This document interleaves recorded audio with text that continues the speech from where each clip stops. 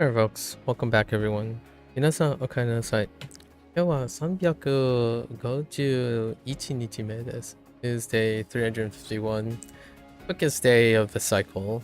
It's day 4. Right. Got our 67 plus 1, whatever that one is. Won't get to it. Yep. So should take less than 10 minutes, right? Pretty quick day. 変装 Oh. 意義 Iggy.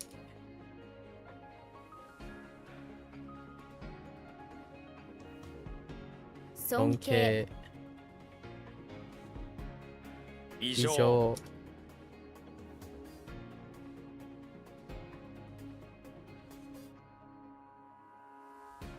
It's supposed to be ab, not add.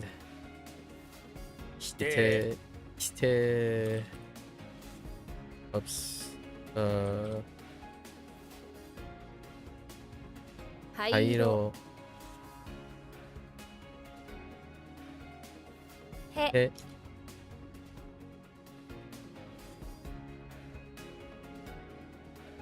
忠充実実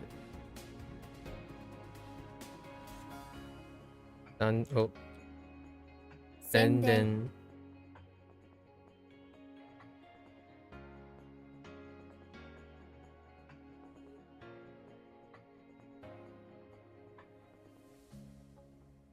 著著しいしい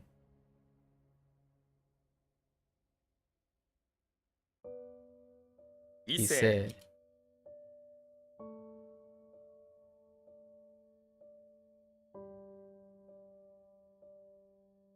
武装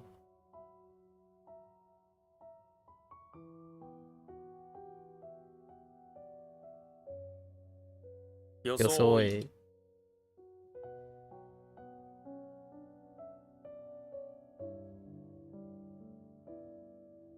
加加藤藤装置装置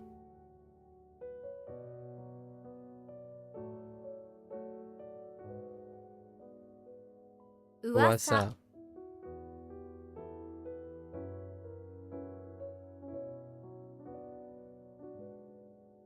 筋筋うん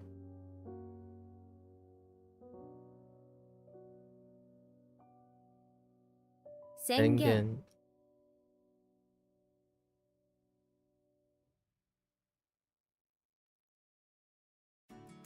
言裏切り裏切り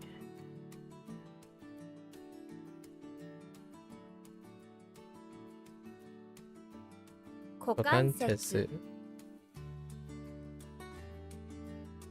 ははいい垂ららすす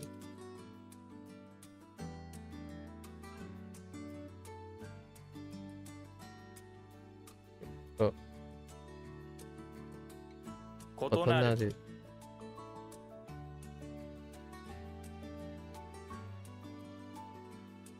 皇皇室室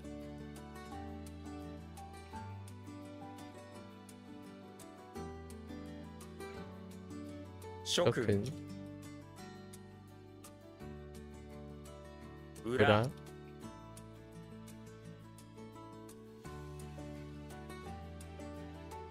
家賃家賃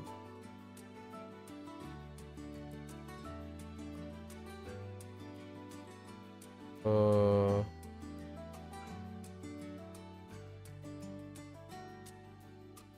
著著作作ははいい窓口窓口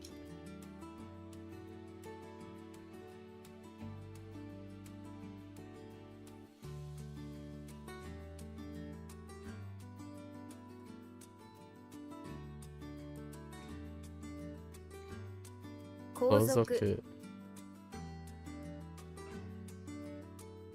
野野暮暮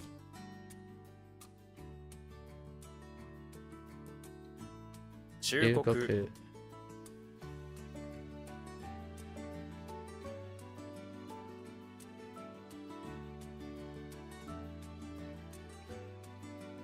裏口口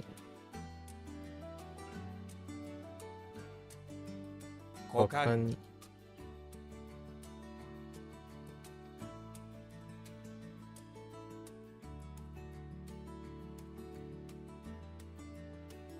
いや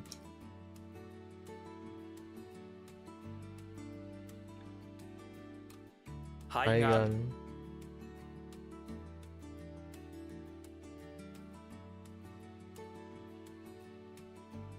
尊い尊い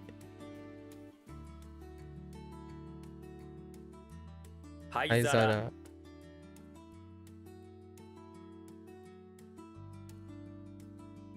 異異常常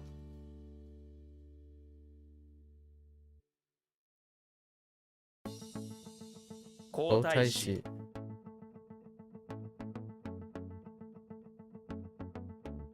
著者著者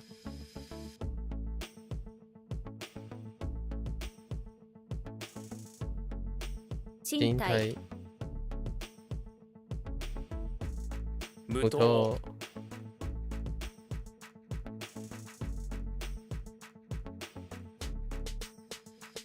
敬語英語砂糖砂糖秘秘訣訣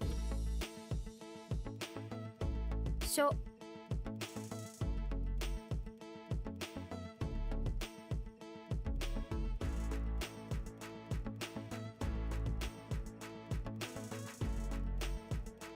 Oops, let's extend. It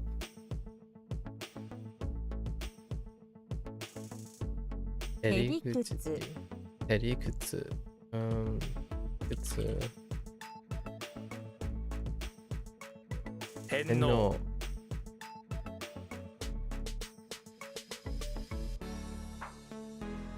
筋筋肉肉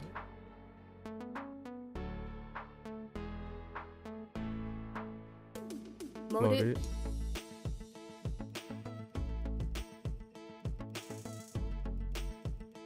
ついお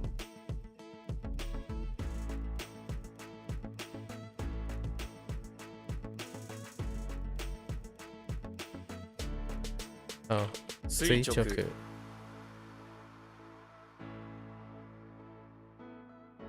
裏切る裏切る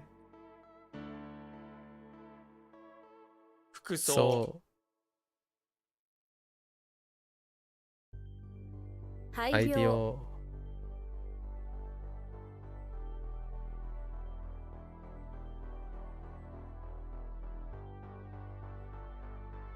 クプララスス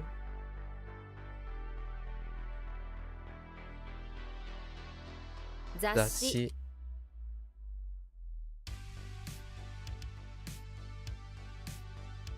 裏通り裏通りうん窓窓 Alright 9 minutes about right roughly like 8 minutes ish actually okay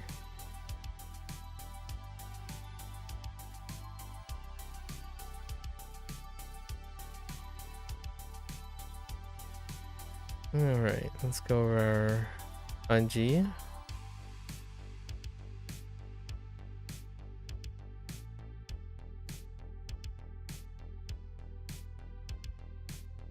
Reads and definition. Oops. Flatulence. Crotch. Han, simplicity. Chi, magazine. Model. Window. No. In, muscle. Sui, angle. Sen, proclamation. Son, revered. Chu, loyal. Taku, extend. Soul, manipulate. Respect. O, livelihood. Ai, ash. Juku, ripen. Eat, differ. Oh, emperor.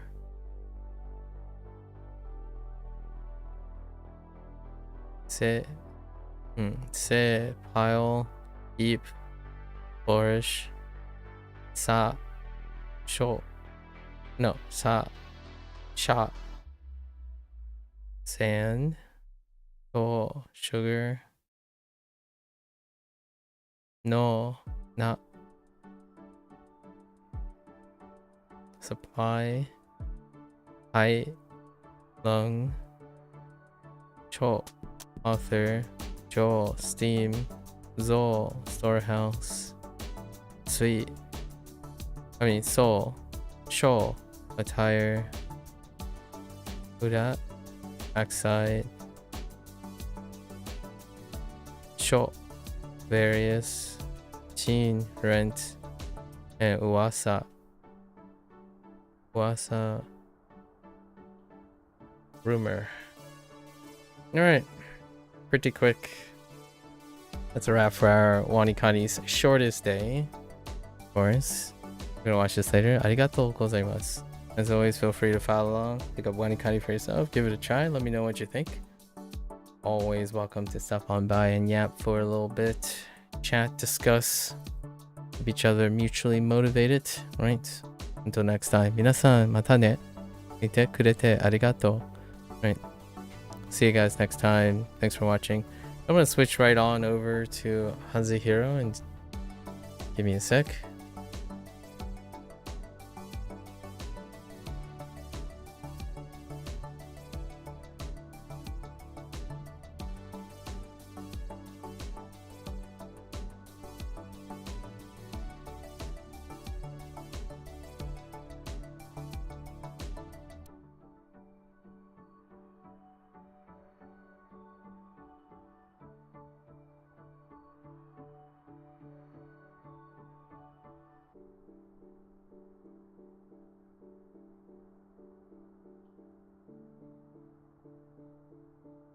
Alright, folks, welcome back, everyone.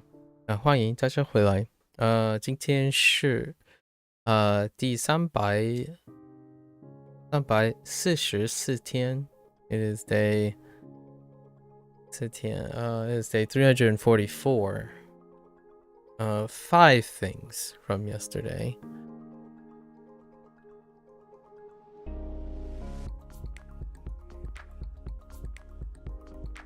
Wobble wobble.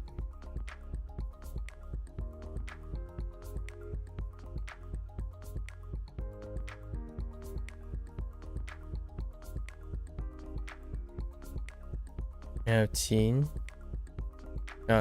Qin. And confirm the main kingdom that you follow in Kingdom, the anime, is actually the Qin Dynasty. Or the Qin Kingdom. Their flag is definitely that.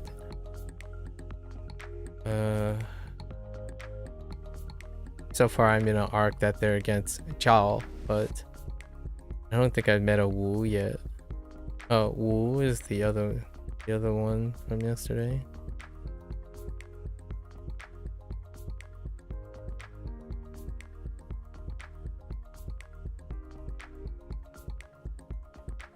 Kind of linked them up with their own thing.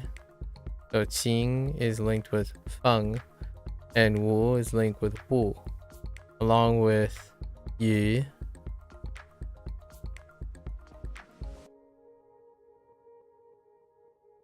And then we have a bunch of... We have 2 related things.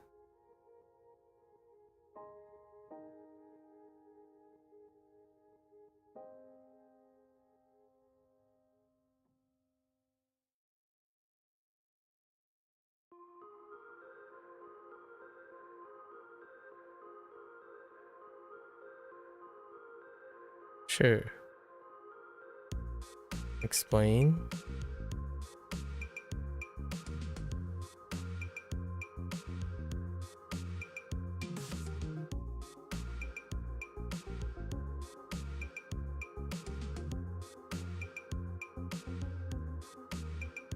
Sure. Or pass away.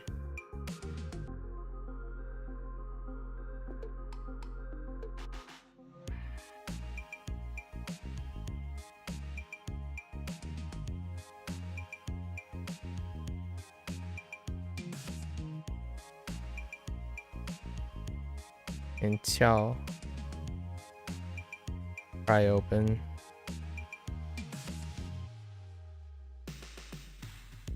Alright. Get into our lessons before I take a short break. 遥控 Yao Kong. Remote Kong control. Remote controlled.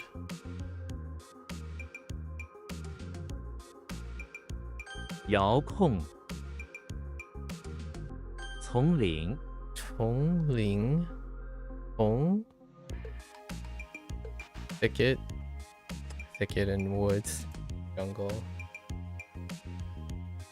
丛林茂密 Mao Mi. This one's kind of a little weird. Right.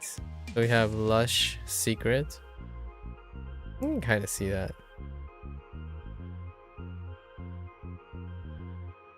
Something that hides it. Lush 茂密 Mi. 姿势 Zi Shi. Zi Shi posture Shi. Force or it's related to standing upright. "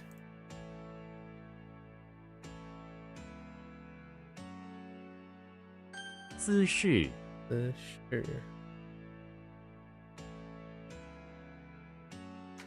Honestly, I don't remember. I guess that's double brick and or is that supposed to be soil? What is that thing? Oh, the whole thing is a crazy pill. Right. Oops. 灯笼 Long. A fire cage or a lamp cage, sure. Or a light cage. Lamp. 灯笼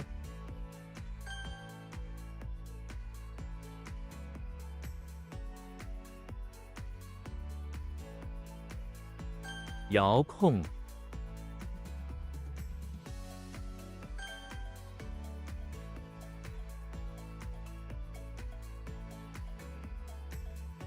丛林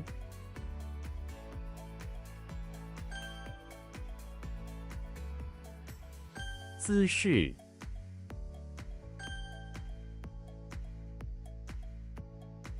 Uh-oh.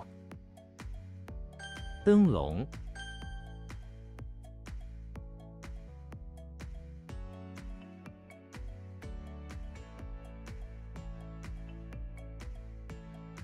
茂密 Miles a little weak. 俄语 Yeah. Russian language. Fair enough. 俄语黎明 Li Ming. Black to bright. Yeah. Yeah, okay. Daybreak. Oh, Daybreak's good. 黎明杨树 Yangshu. Right. Our new one. Our new tree. One of our new trees. 杨树小溪 Now see. Small Creek. Which is a brook. I'm not entirely sure. I'll take word for it. 小溪下棋 Jiaqi. Yes. Kind of like Xia Yi, right? For playing Go. Oh. Wait. 下棋俄语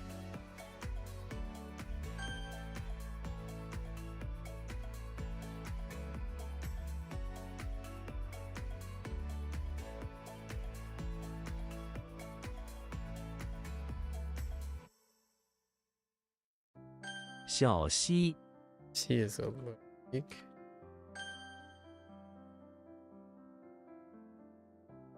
下棋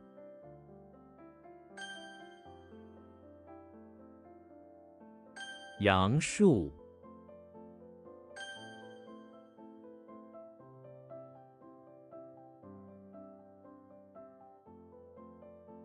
黎明， Alright. 笼子，笼子. That's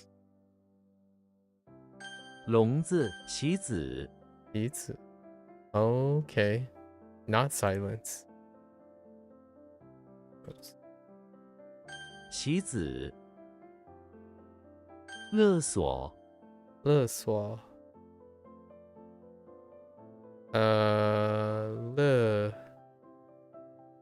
Own rein in rope to extort? Interesting. Fair enough to blackmail. 勒索，翠， Hey. Not quite tray material. The closest is tray. Both trays destroy and urge. There's tool. 2 tools. What kind of tray do we have? Oh, brittle. That's not close. Wonder what our conga line. How's our conga line doing? I don't remember a tray. Just a bunch of sways. No, and tray. Interesting, but there are multiple of this combination.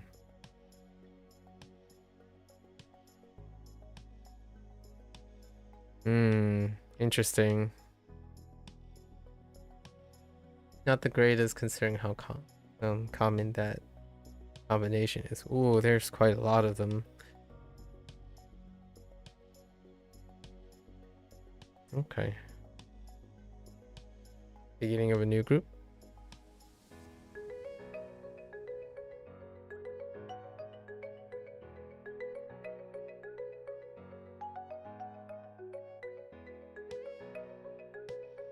Okay. Cupid is in the bathroom of the beach house by the bay, which is all emerald green. Even Cupid himself is wearing some emerald green bathing trunks. He goes over to the toilet and lifts the lid, and a bunch of emerald green feathers come out, forming a conga line as they march around Cupid, who tries to keep them all. Okay. You know, I feel like converting this into the bottom is a crowd. I think crowd works. So no, it's actually soldier. Ugh.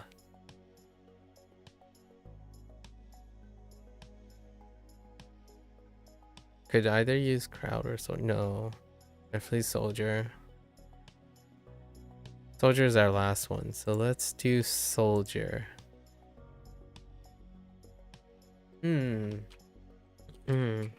Cupid is in bathroom of the beach house, right?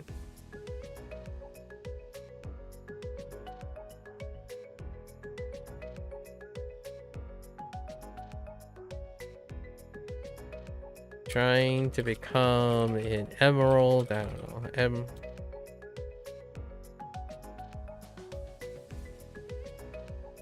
Maybe trying to comfort. Trying to comfort a fellow feathered soldier clad in emerald green armor. Clothing. Good enough. Cui Lu. Makes sense. Combine it with green. 翠，蛙， Wah. Frog. It does look like a wah. I'm okay with that, right? It kind of looks like a fun as well. Fung. That's a compete between Feng and Hua. Even Gui, but Feng won. Yeah, Feng. Oh, Feng's on the left, actually. I thought it was on the right for a moment. I got these two flipped. So Hua it is. Also Jia. Okay. Walter White is in front of the auditorium trying to get rid of all the insects that keep on flying around and annoying the audience members who line up outside. He places down a bunch of bricks and then glues a frog on top of each brick. The frog proceeds to use their tongue to catch the insect that fly around in the air. That's fine, I think. Qinghua. Interesting.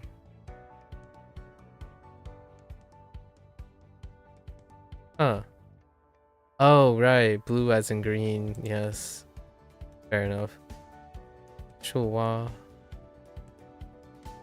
Tree frog. 蛙，笼子，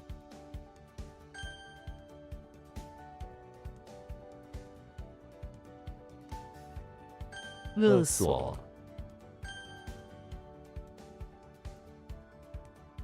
棋子，棋子。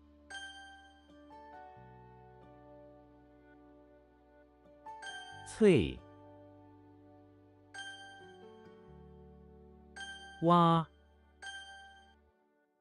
诶，或，Oh, bewildered.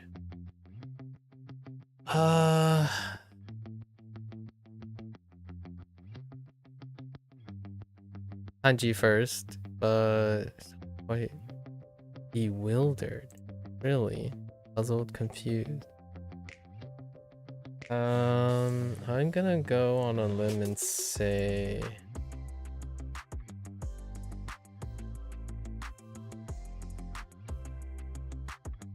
oh, isn't it Wakut? It's part of Wakut. Guile, delusion. Yeah, Wakut. What did the word? What did we? I think it was to mislead or something, or to misguide. To be misguided. And one. Anyways. Yeah. Well. The Hulk is in the bathroom of the office building where he finds a halberd. This does line up with Hua. Hua as in task. Hua. Or oh no, it's not. I'm thinking of something else. Or the ultimatum. Actually, did I ask task? That's why it did. No. Oh, oh, I'm thinking of whoa.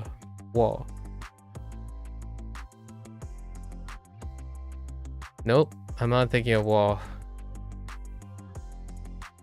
Whoa. Was or okay. All right.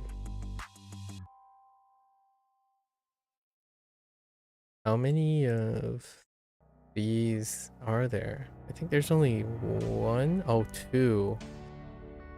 Yeah.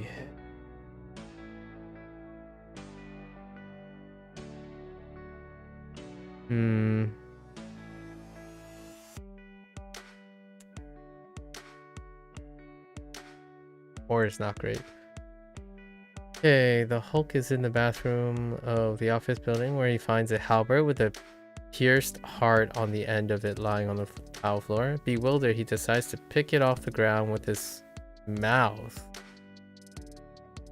For some reason, to move it out of the way. His office colleagues in the bathroom looked at him equally bewildered as to why he's using his mouth instead of his hands to pick. Okay. Hulk's been in different situations before, you know. Hulk's in the bathroom of the office building where he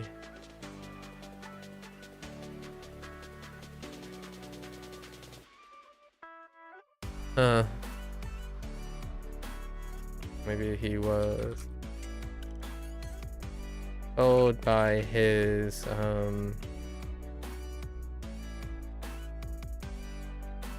superhero contact that I don't know,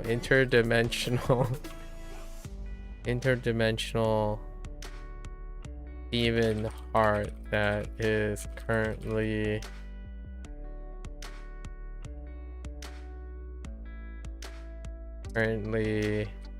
affixed in I don't know, currently sealed by a sacred halberd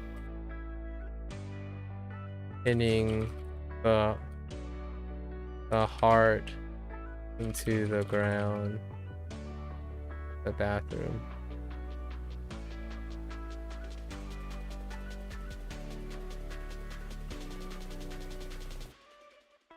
Would you rather have $10 million right now or $5,000 weekly payment for the rest of your life?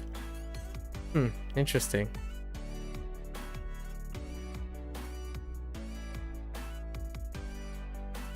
An or. Probably the latter. I can always do some maths.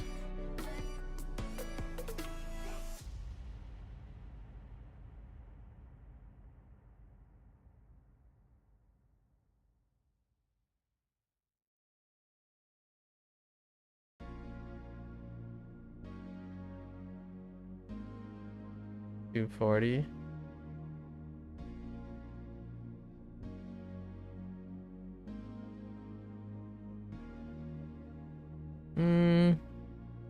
Whichever is fine.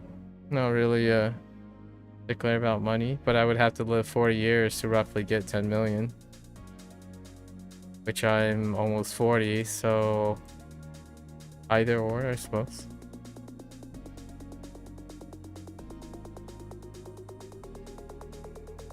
Slightly bewildered. He pulls the halberd with the pierced heart and secures it.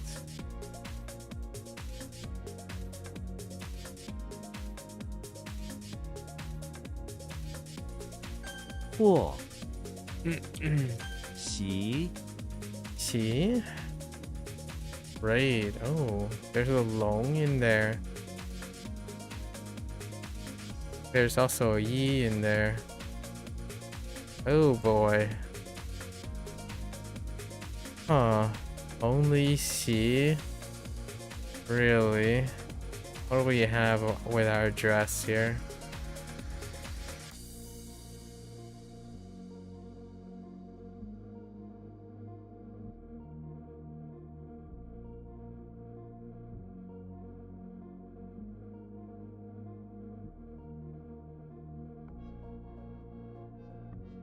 Okay.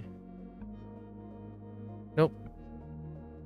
Anomaly it is. Okay, dragon in a dress. Xena's inside the living room of the house.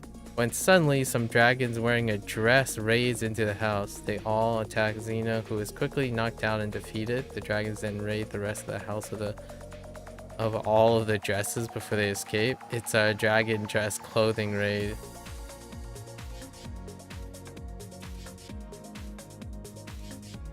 Oh, that's okay. Oh. Xena's inside the house. I kind of remember, maybe it could be a Hercules thing. But, Xena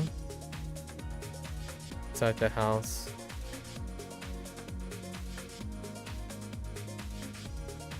Preparing for a raid.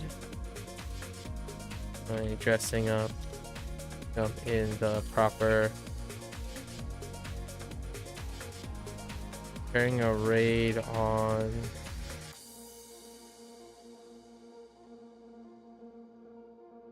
a dragon's den.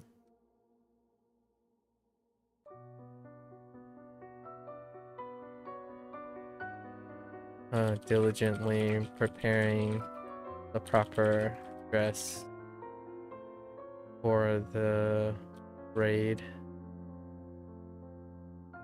Okay. To plagiarize. 抄袭 抄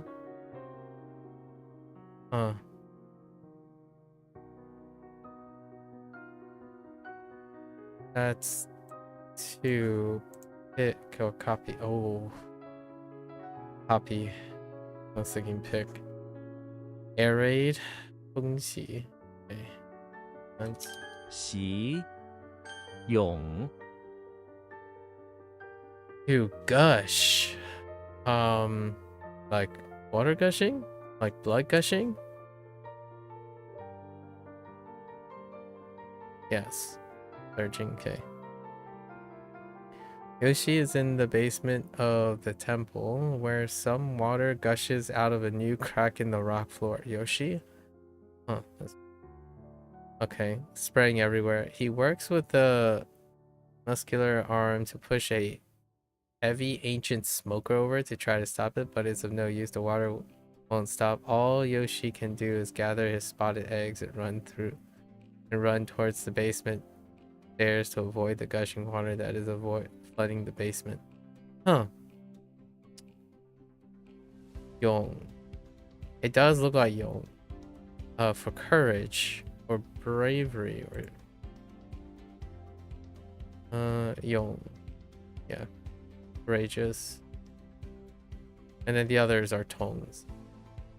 I think it's just split between Yong and Tong. Yes. Okay. I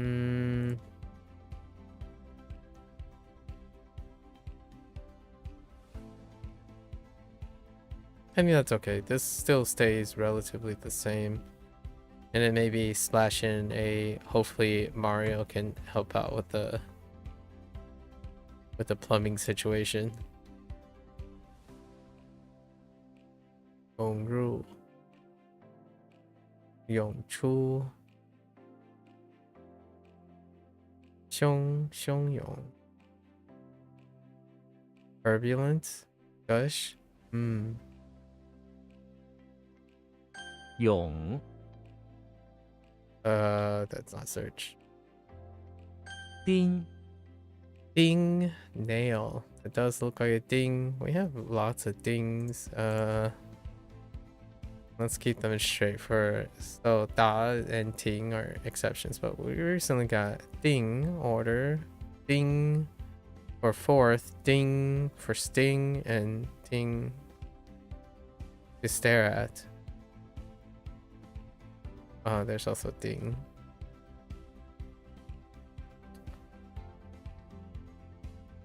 And that's our last one. Okay. A nail. Which is very reminiscent of a needle, which is the cross. Zhen. Okay. Diddy Kong is in front of the English Manor, decorating the brick wall with peanut ornaments. Peanut ornaments. He has a huge metal spike that he is nailing into the brick. In other words, he has huge metal nail that is spiking into the wall. Okay. Okay. And kinda just tells itself. Thing is pretty good. There's some shenanigans from Diddy Kong. Thumbtack. Is that a thumb? Tuding? That's not a thumb.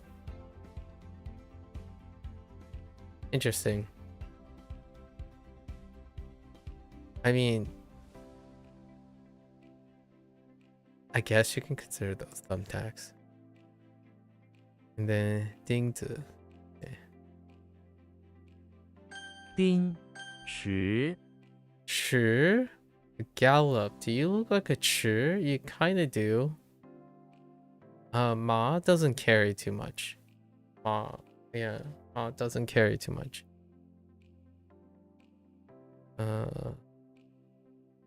It does carry chi for pull. There's pull, and then chi for loosen. Got a couple more, but good enough. A gallop.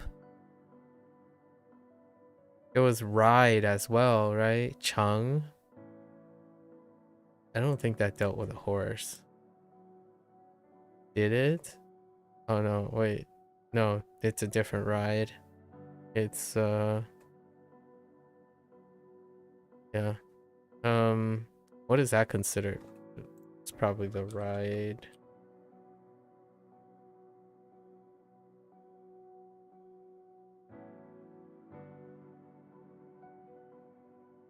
Oh no, that's not considered. Oh yeah, that's right, traditional.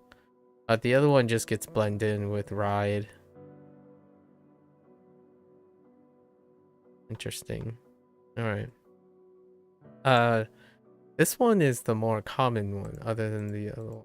Interesting enough for me. So this is like Chima or oh no, no Chima. 背道而驰.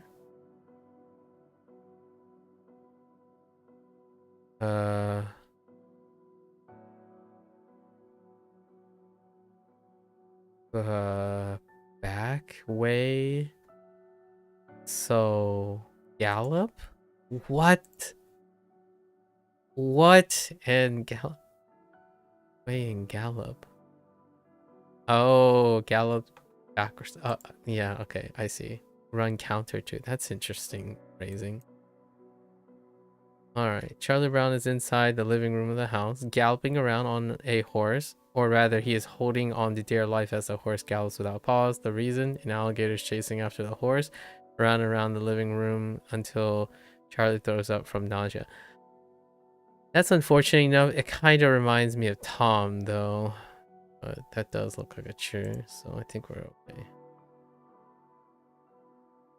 迟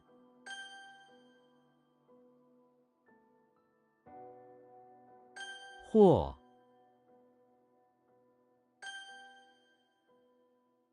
勇 Uh-oh, all I can think about is leak, which is not it.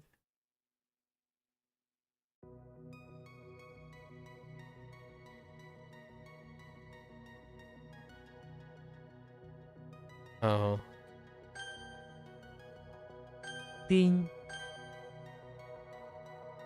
迟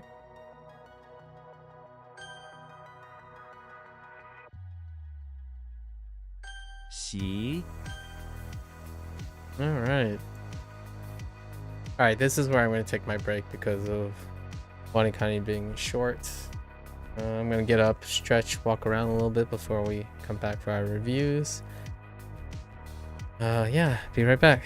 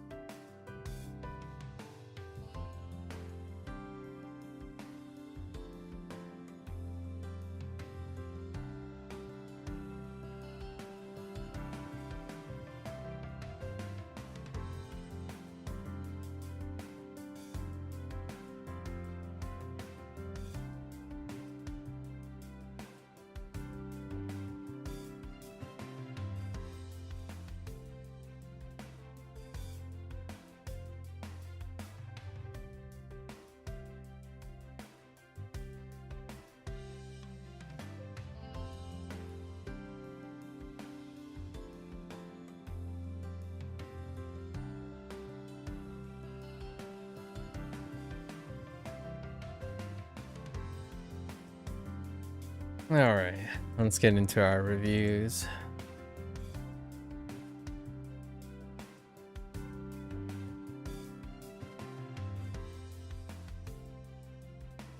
Oh boy.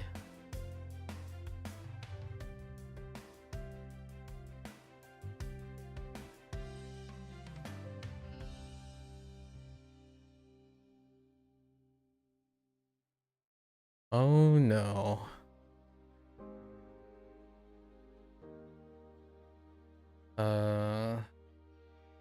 A woman,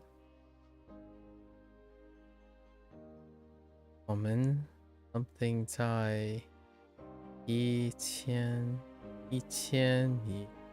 米的海 something 像 feature.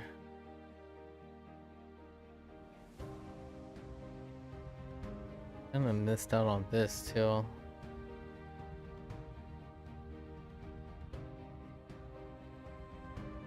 The position? Oh, 这样. Oh. X, alright.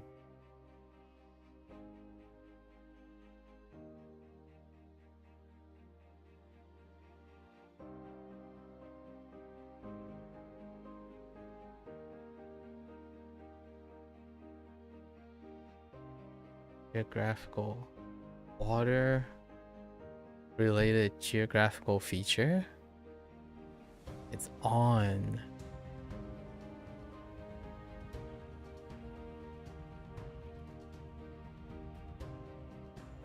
Pop-up. Not that.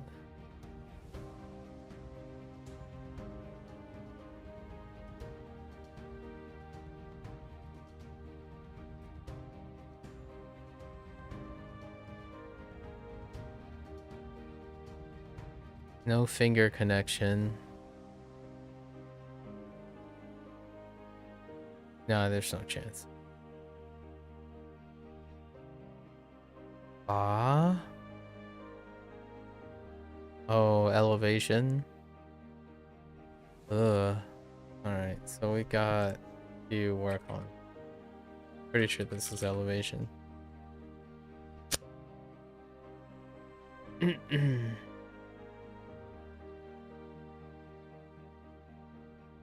左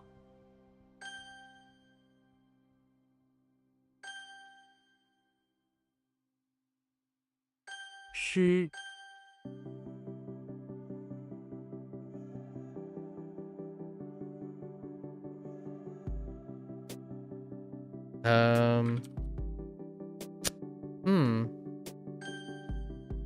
Had two thoughts there.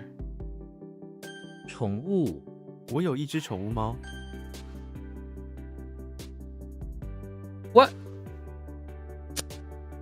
Oh. Typo.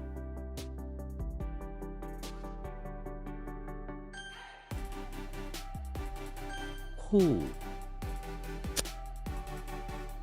That is hard.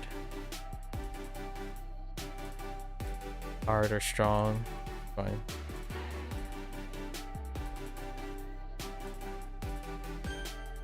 Okay. Young.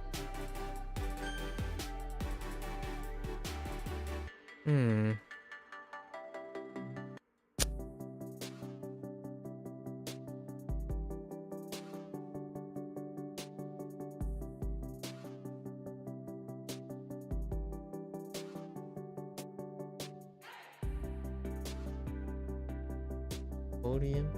Go. Hmm.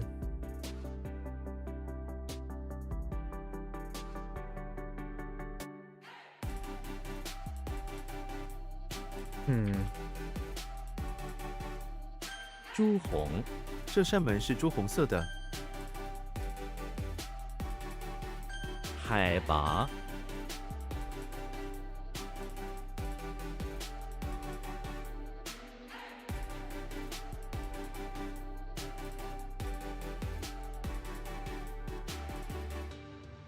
稍后，他稍后会到。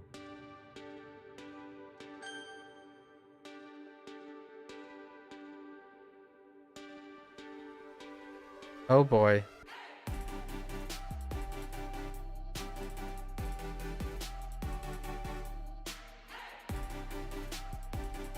I'm just gonna go throw out a limb here.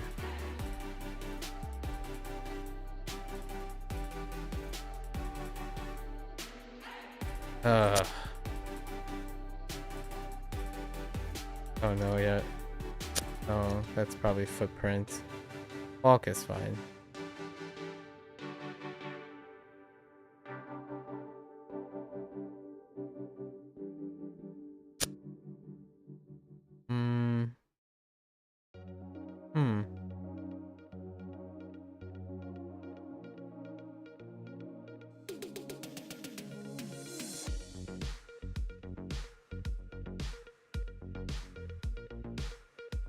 I'm just gonna go on a limb. Oh no. That's not good. Oh no. Not good either. Okay, let's think about this one.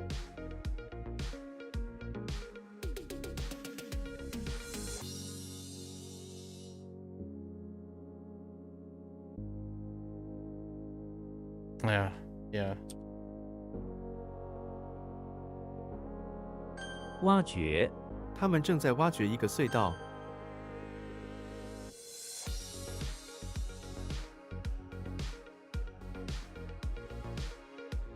Oh, 换墙。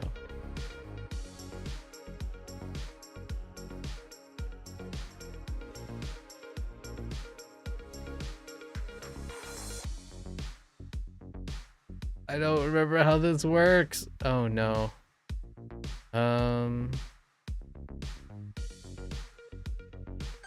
Hung, Heck.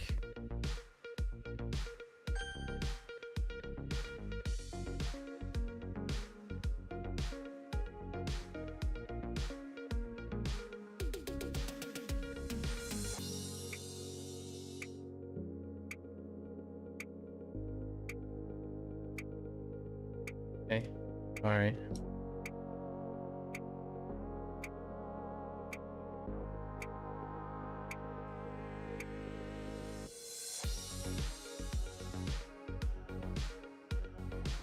What?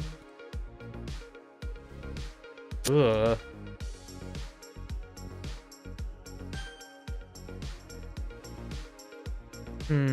I feel like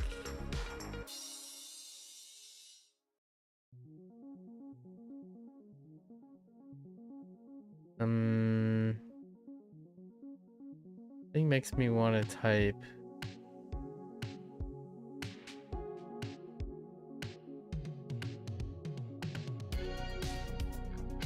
no.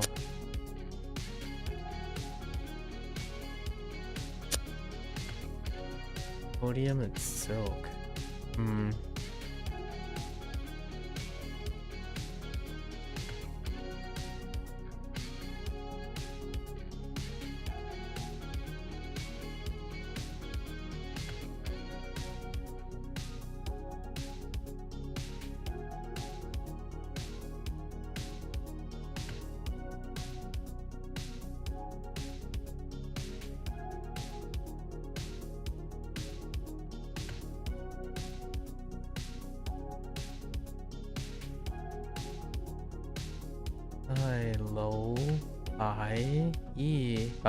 年前，最近绝了，绝了。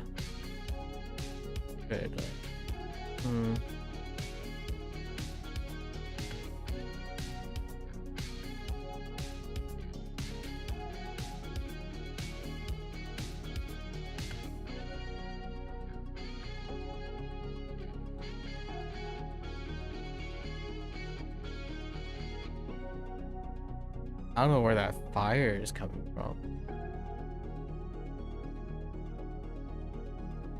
Oh.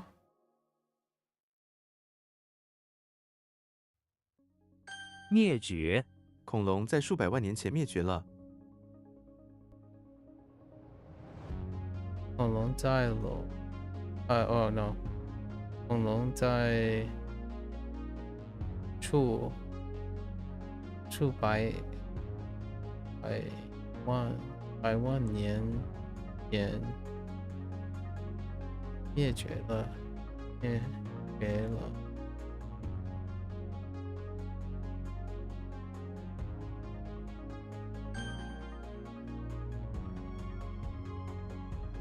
无语。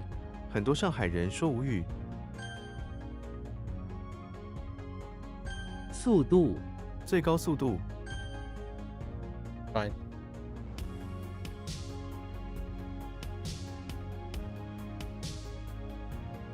哎，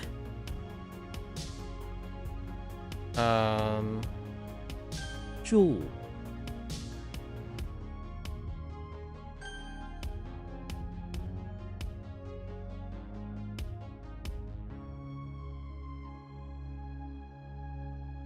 What？ 厌食哦，厌食症。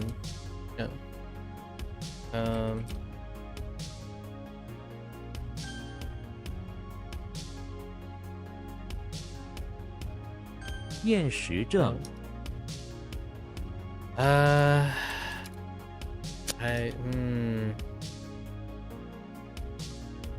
幻想。他的幻想很有创意。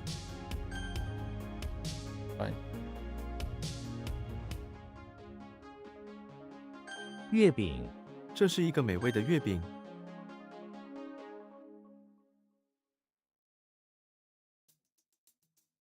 无可奉告。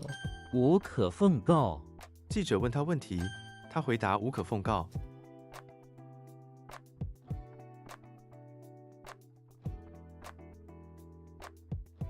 清洁工。清洁工。清洁工收集了很多垃圾。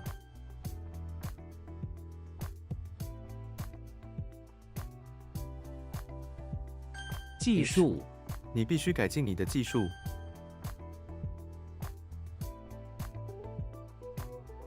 军。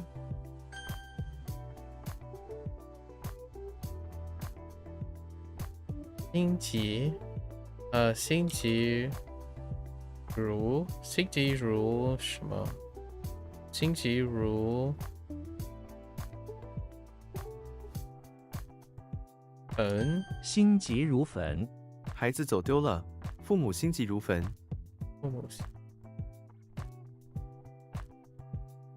Or like just really worried, burning with anxiety. Okay, all right. Elegant way of saying really worried.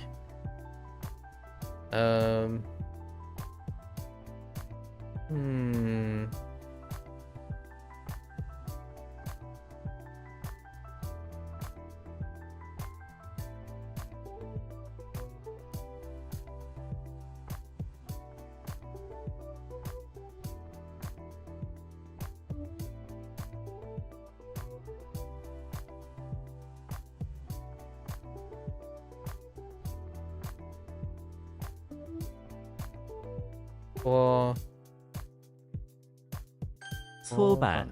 奶奶用搓板洗衣服。Oh. Wait, what the heck is a 搓板？发霉。发霉的食物不能吃。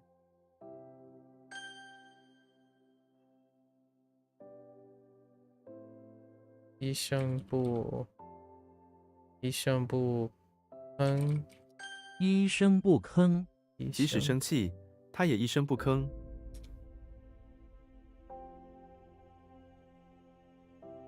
Like not utter.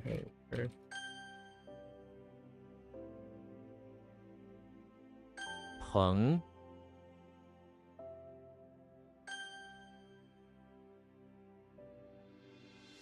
Heck! I went for it and it failed. Oh, I went for that too and it failed. Man.掺。Mix is rough.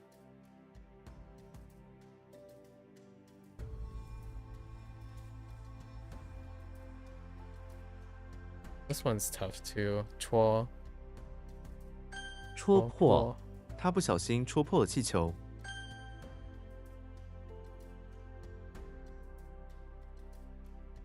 What?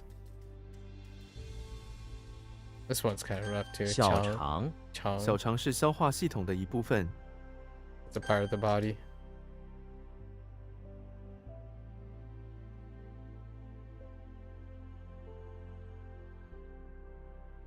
Oh, I totally typed the wrong thing. 听，咕， That one's rough. You know, dang it. Hey, I don't know what's going on. I'm just dropping the ball on that one. This one too.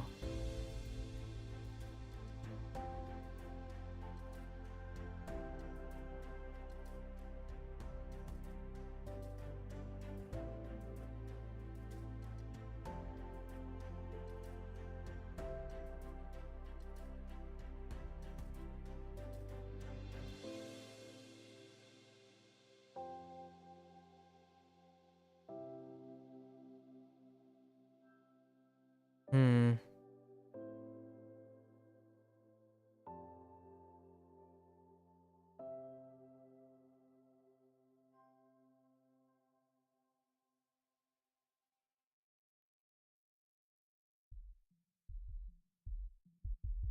Makes me think of some sort of water.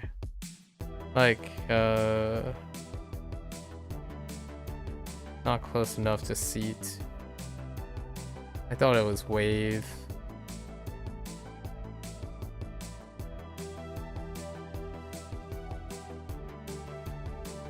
Yort is so much stronger. A shack and a bucket, not so much.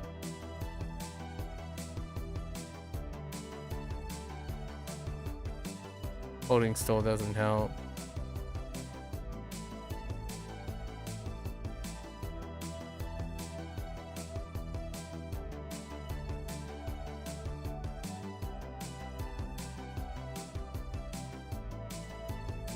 Yeah, where's the wave? Oh, maybe it's 度，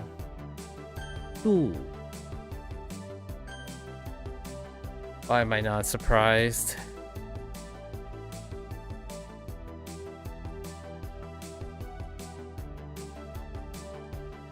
逞能，你不必逞能，这不是比赛。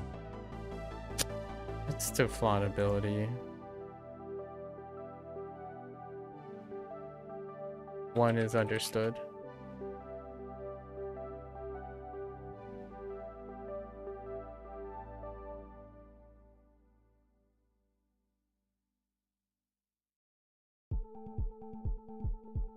沃土”，这片沃土是农村最大的财富。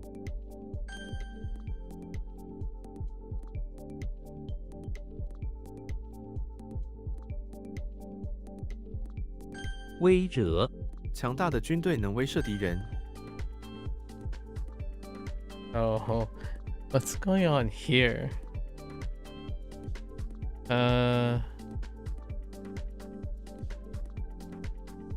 I really thought it was like...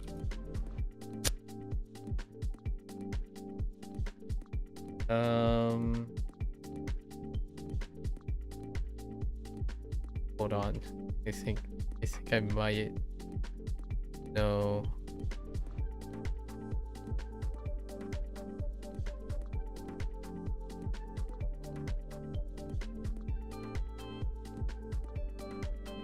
I lost it. Oh no. Oh no. Oh no, I think I'm okay.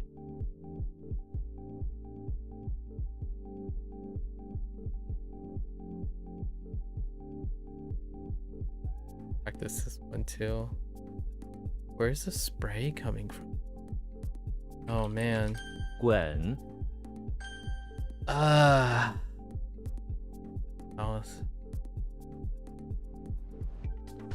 Not sure how well that's gonna hold up.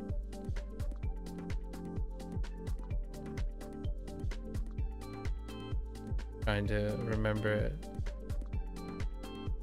法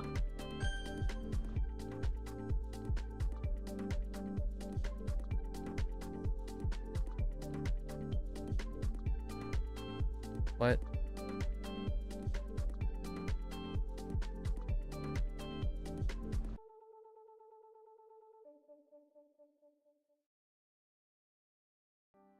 对峙两军对峙，两军对峙。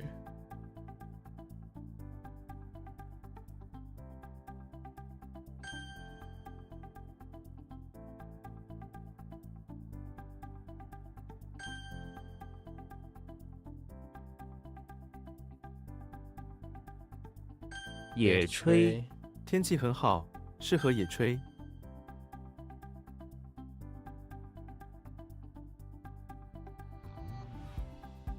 军官那名军官很严格。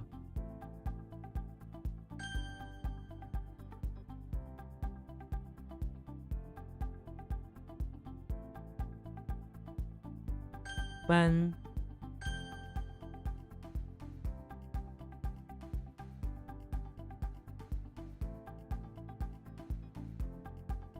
费劲爬山对我来说太费劲了。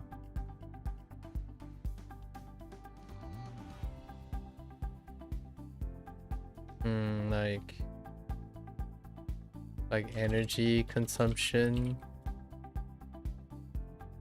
Like it's very consuming of energy or tiring or strenuous, requiring great efforts.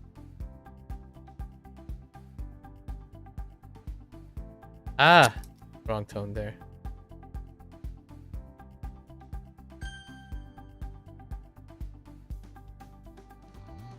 Oh. The one, it makes me want to flip a table. I think that's yeah.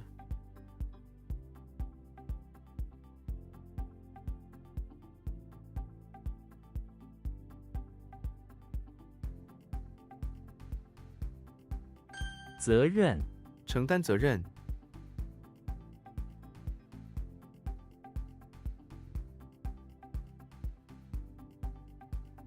Kind of like a point or responsibilities. It's fine. Like an appointment. Not that type of appointment, but an appointment of duty.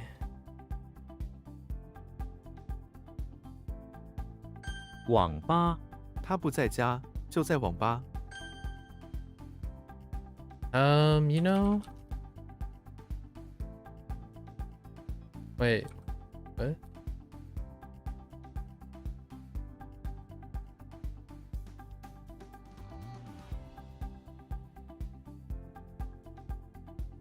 Heck!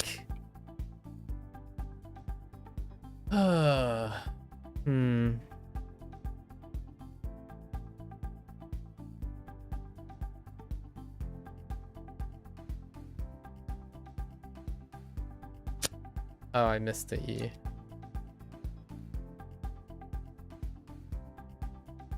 骑马他骑马上班。 Or ride a horse or horseback riding. Fine.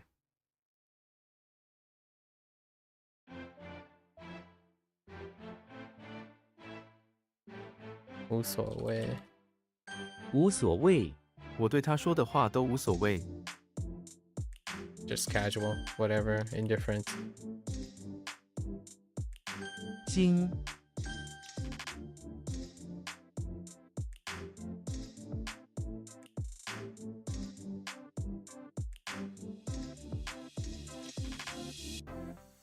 邮票我收集邮票。 Postage stamp?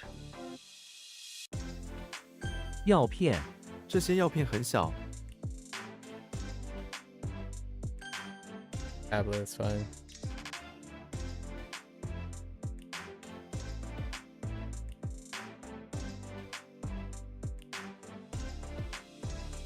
问号打个问号。 What? Yo. Why? What? The heck is that?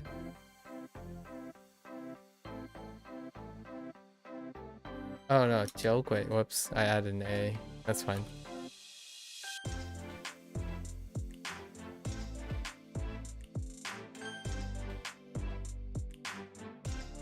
员工，我们公司对员工很好。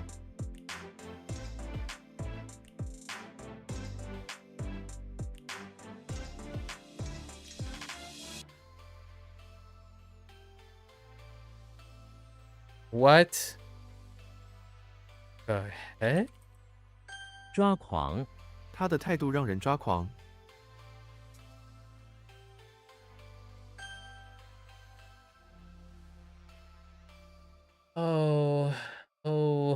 Oh, dearie me.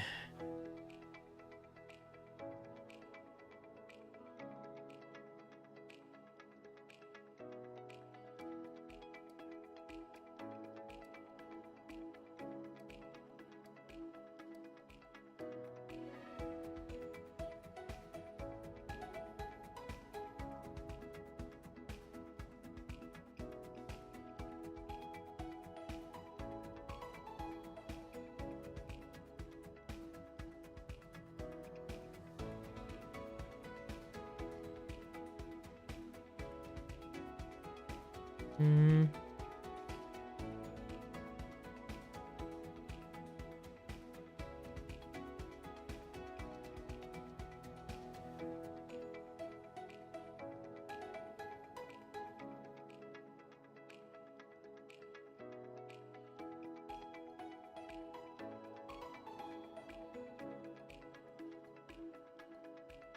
I thought I typed Lua. Oh, I think I typed Lua.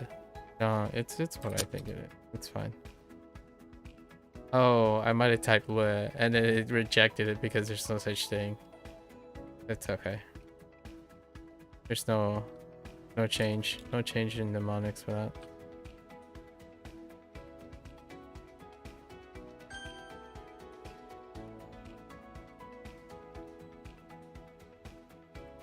What the?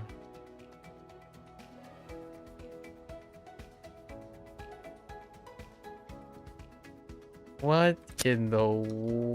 Hmm. 会议，我有3个会议。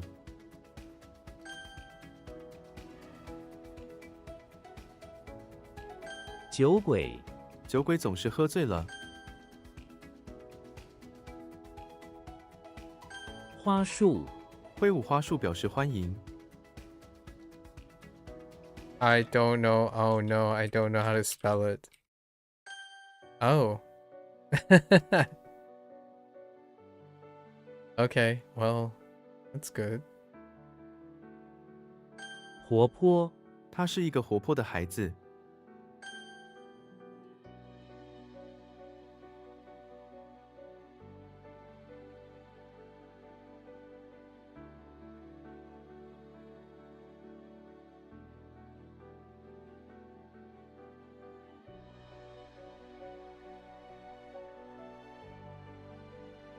I really thought it was.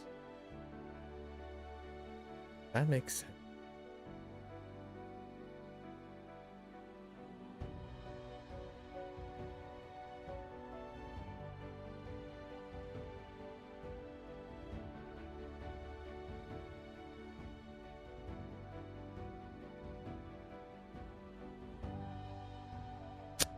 Huh.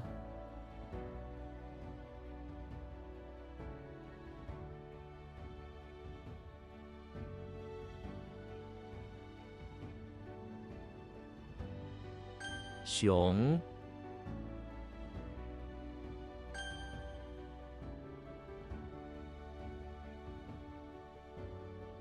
互助，学习互助组。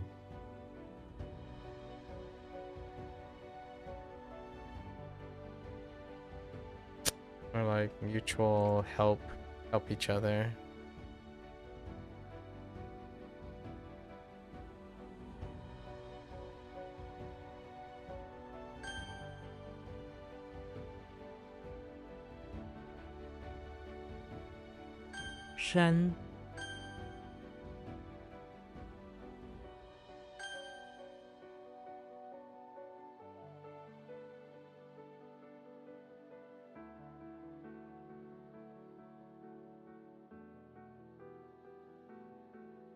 Dang it.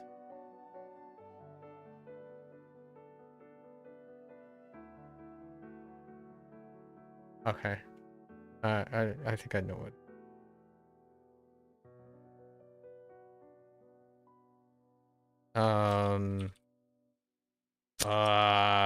Oh no.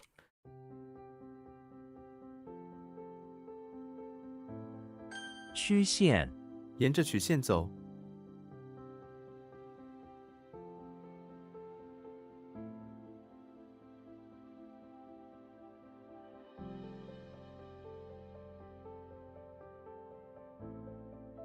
What?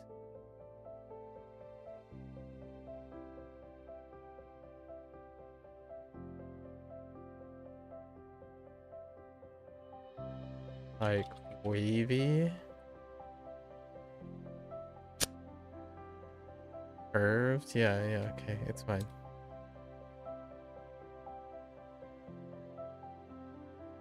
Oh no, not it.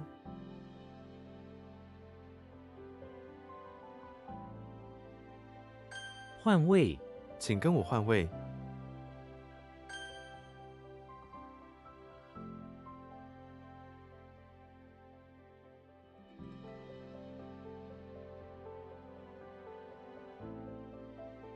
搓手，老人坐在炉火旁搓手取暖。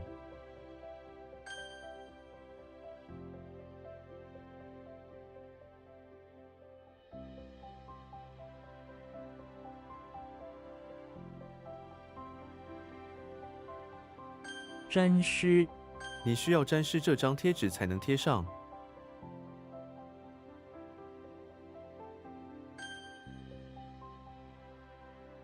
赠， Heck! Just went with it and it didn't work.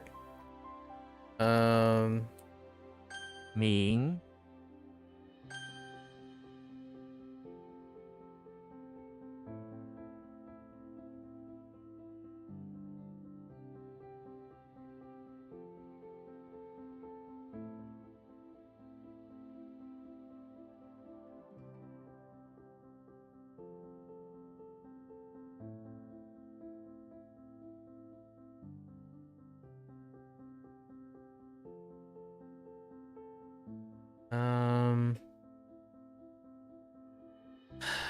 公司想要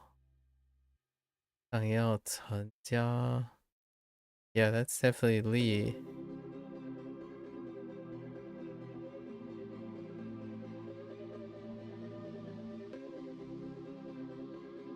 I don't know. I'm pretty sure that's Lee. And then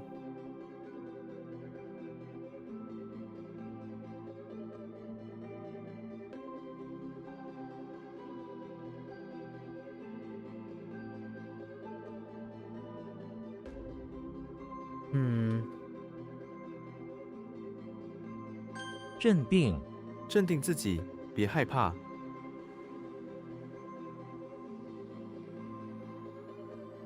Or just like calm your yes.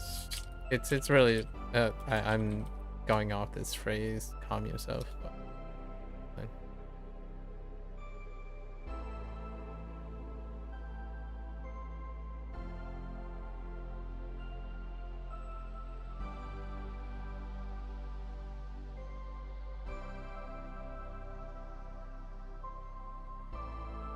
懒，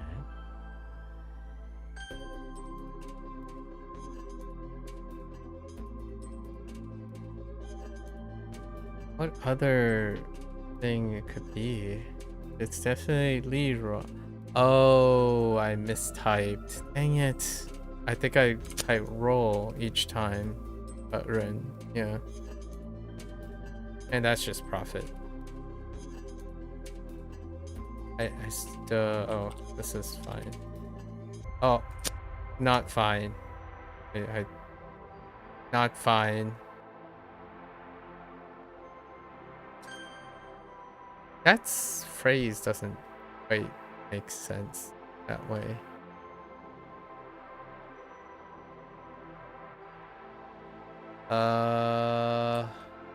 Yellow. Nope. I don't know what that is yet. Hoang. What?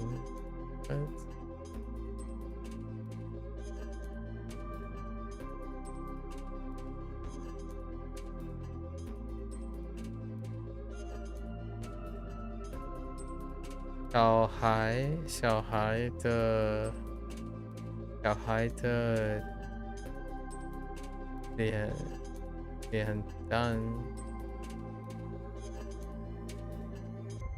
蛋红扑扑。红扑扑，小孩的脸蛋红扑扑的。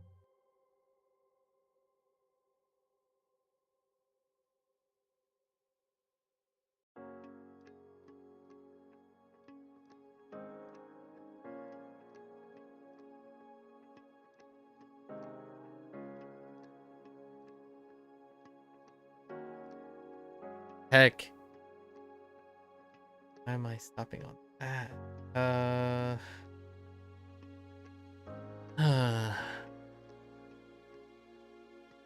他带了一些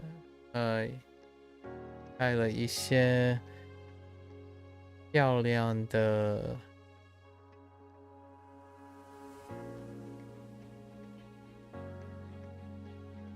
I want to type no, that doesn't make any sense.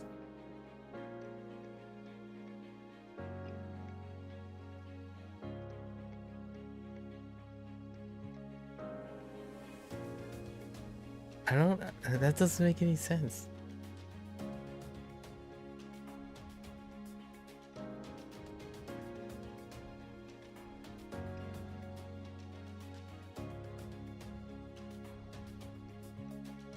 I'm getting stuck on the right hand thing.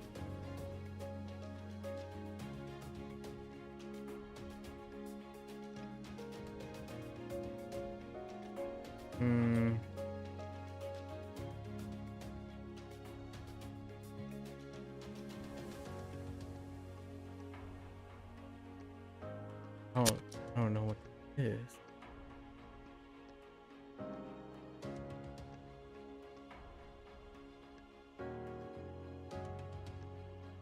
Oh.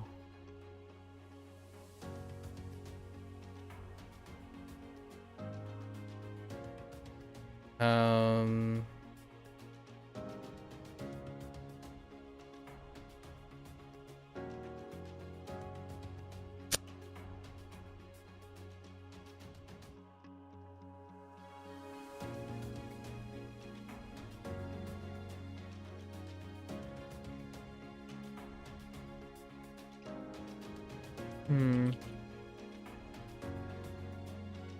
仲夏，我们在仲夏节庆祝。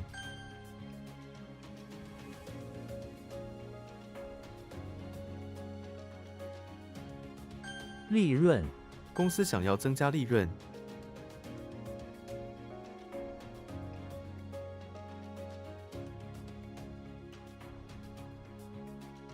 洞穴，探险队在山里发现了一个洞穴。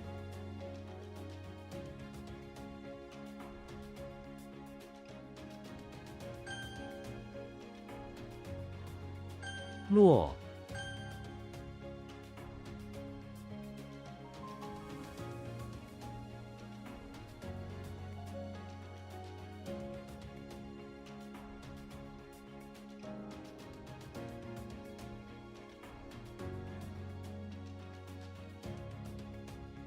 炒饭，这家餐厅的炒饭很出名。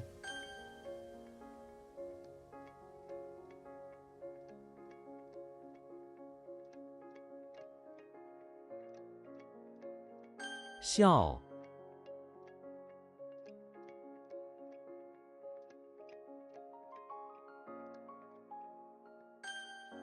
Dude, resemble is awful.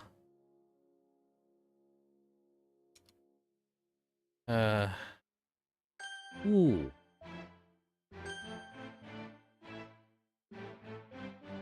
多，是，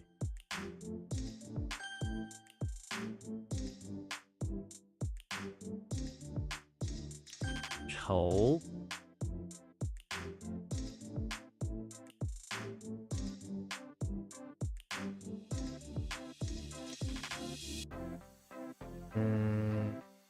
Kind of just bad. I think we're gonna write revenge, animosity. 炒 Oops. Let's stir fry.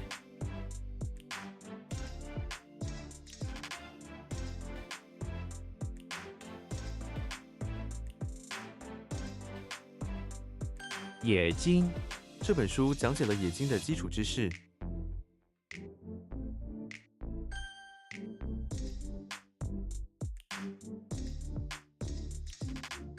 挥霍 他在挥霍家里的财产。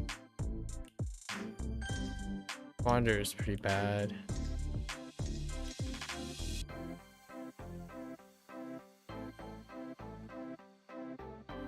错 The range is really weak.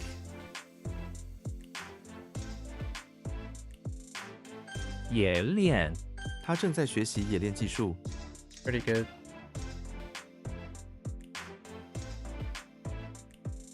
Pretty sure that's Jing. And it's like a scar. Show shirt. Oh no, it's shirt. Ah man. Ornament.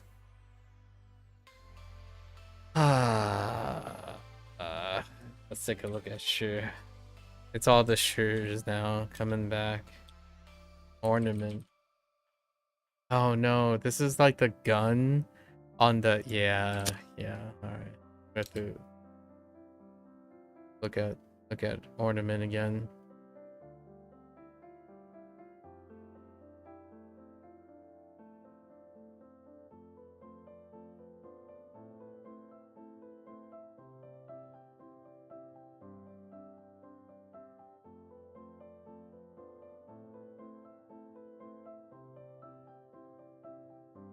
《萌芽》春天时萌芽的植物很美丽。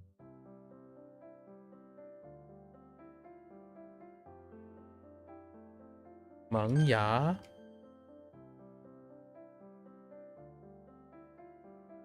海峡 他们乘船穿越了海峡。 伦理 我正在研究伦理的历史。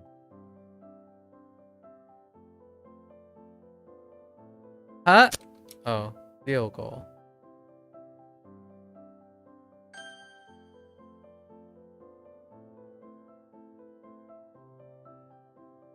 我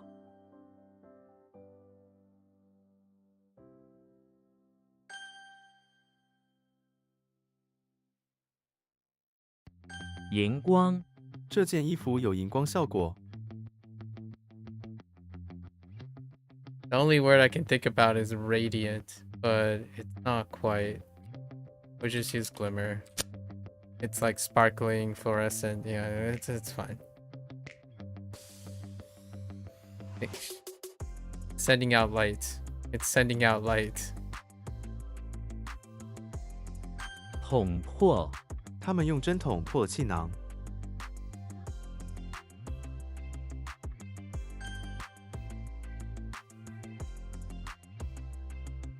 Oh, got a problem with this. So weak. 砍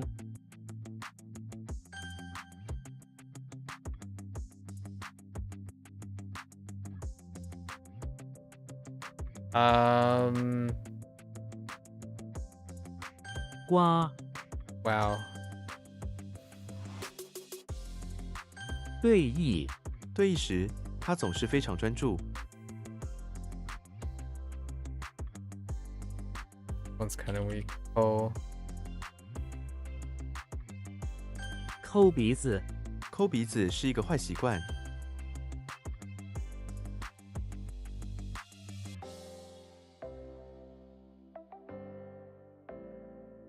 Oh.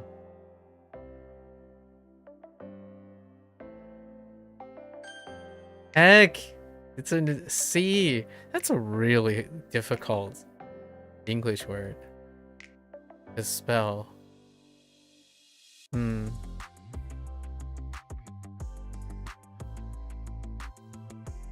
The heck? Oh no. Okay, that's not it. Oh, 荷花.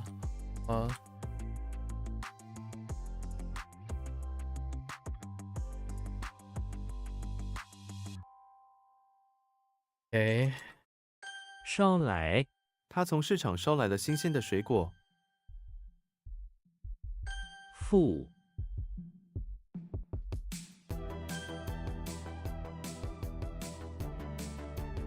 荷叶，荷叶上有一滴水。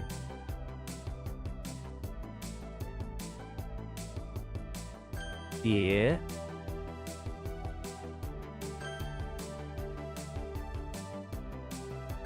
荷花，池塘里开满了荷花。绝伦，他的才华真是绝伦。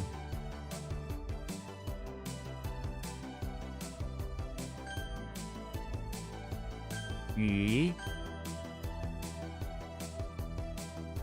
首饰，他戴了一些漂亮的首饰。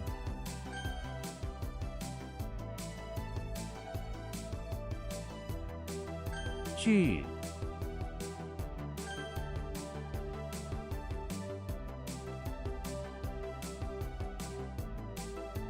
节，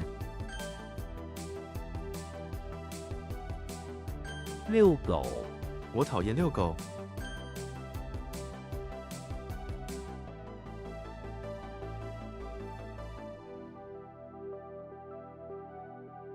酒，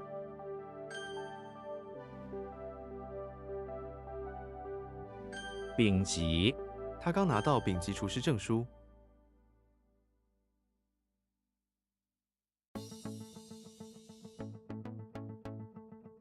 爷，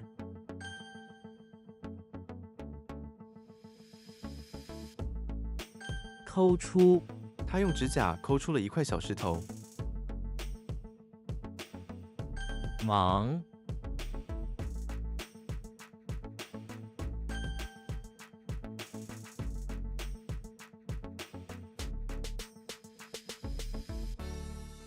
，Oh, what?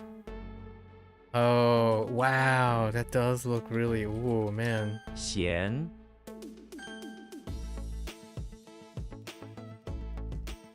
公函，我收到了一封公函。Fine.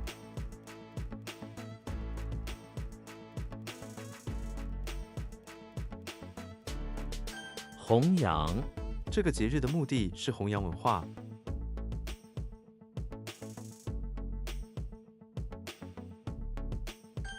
The carry forward, press forward. 垒， That's fine. 盐，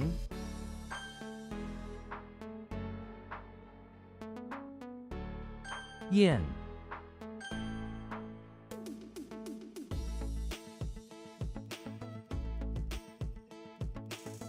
阁楼，我们的阁楼很大。国，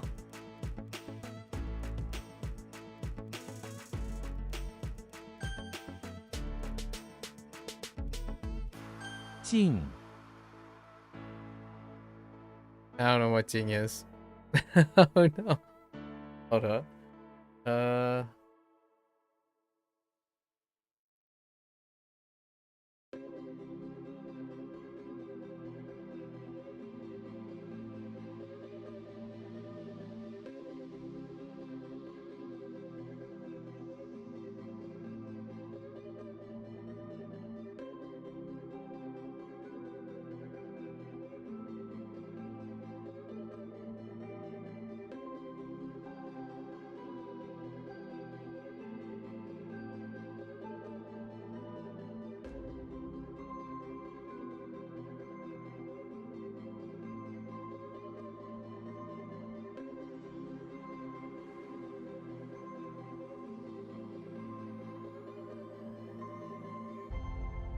Wait. Oh.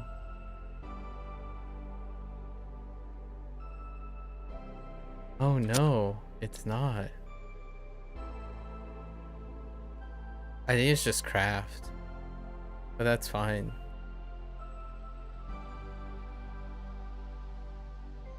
木 Moo is not great. Or a recent one. 胜仗 每一场胜仗都需要付出努力。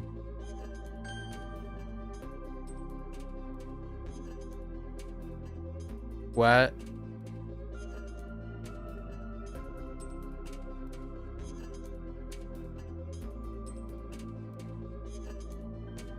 凄凉 他一个人坐在凄凉的公园里， What? It's like promote. Pass. That's a pass. Wait. Maybe not. I can think of something. It's no problem in the vocabulary where standalone character is kind of weird.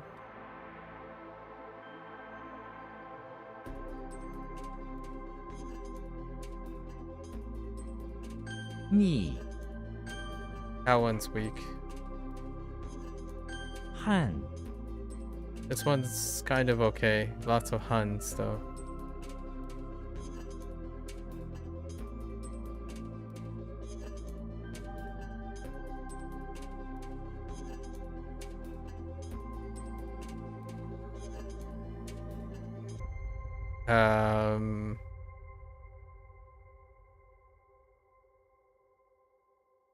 Oh, what? Wait. Oh, that's a typo. It's fine.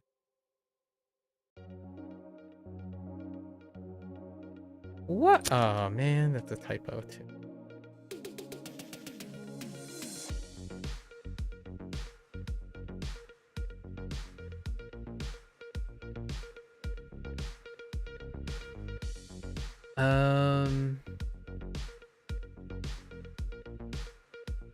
Why do I want to type this? Because it's not correct. 拘留 他因为违法被警察拘留了。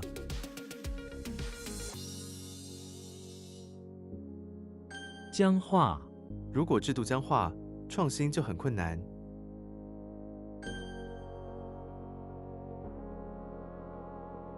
西 Oh, what? Oh, I didn't read that correctly. 小卒 那名小卒逃离了军队。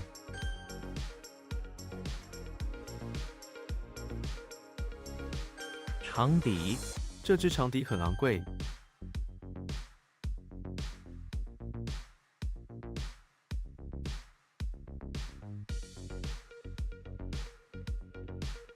Never mind. Hang on.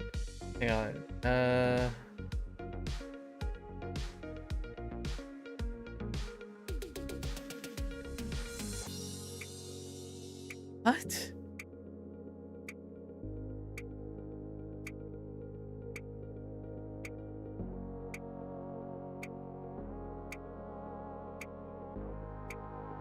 Am I just a pep?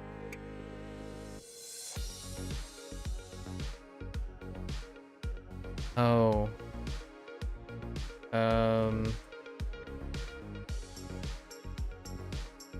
Oh no.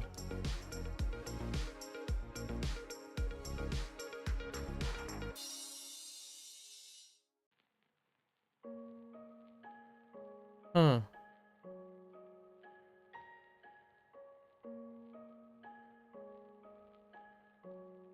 Oh, whoops. 将造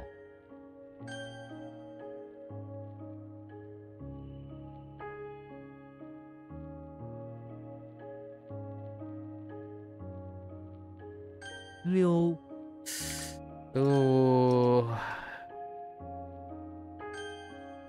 Hmm.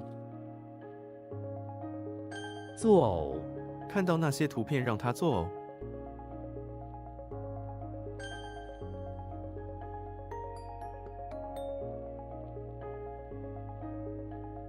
What? Oh no, Kanjo. Wait. Yeah, Yang? No.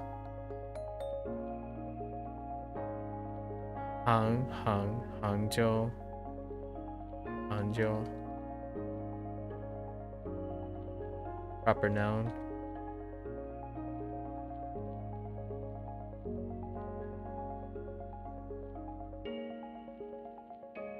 What?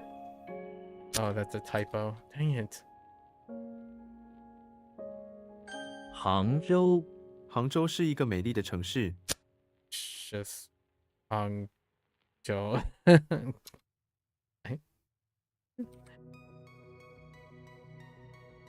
气喘 春天的花粉可能引发气喘。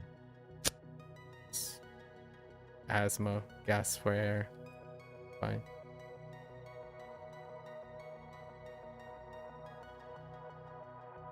浸泡 种子要先浸泡1夜才能发芽。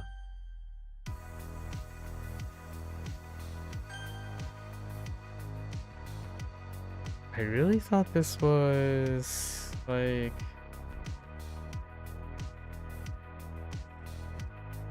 Am I losing it?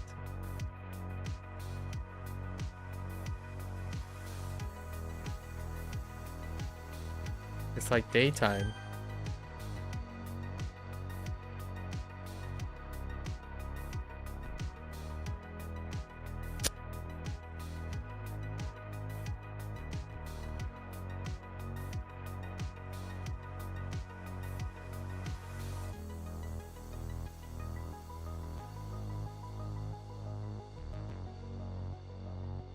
What?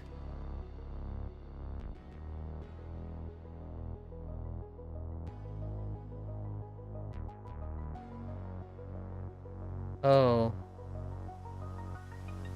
Hang on. I think I might.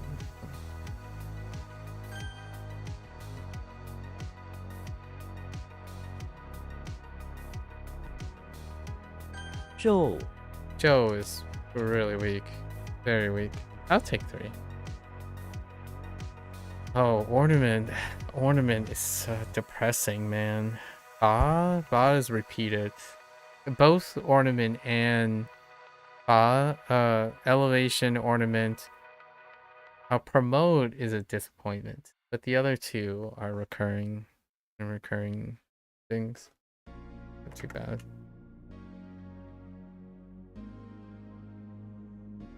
Good morning, Xing Xing.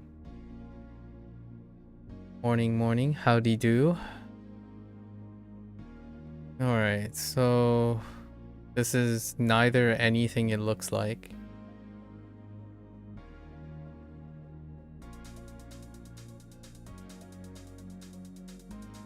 Che. This looks... this one's okay. Wa.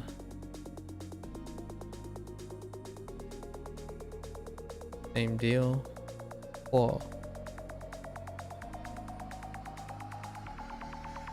Yong. Ding. Chi. This doesn't look like what it's supposed to be. See? Not yet, anyway. It's kind of humorous. I read like 5 of the 7 and I didn't even know what they meant until after. Interesting.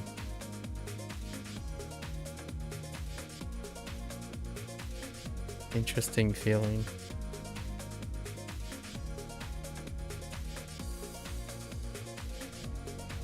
Sure.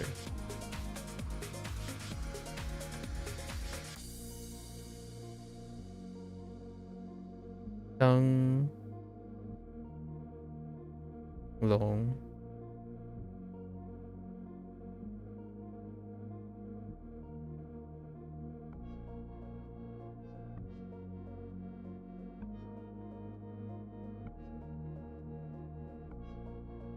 Mao Mi.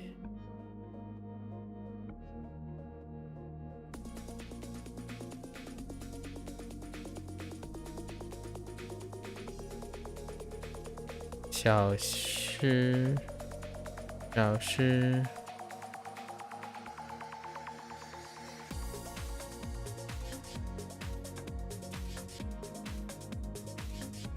How does that work?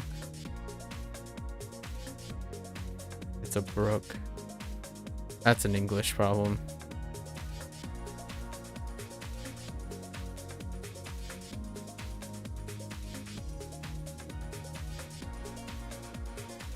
Tongling.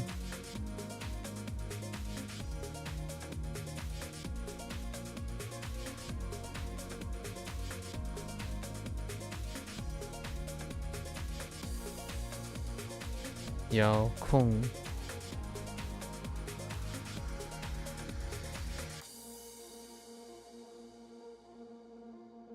Ye.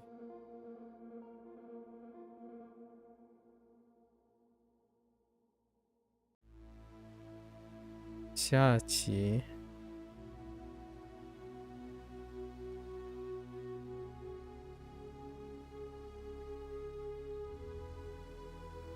Yang Shu.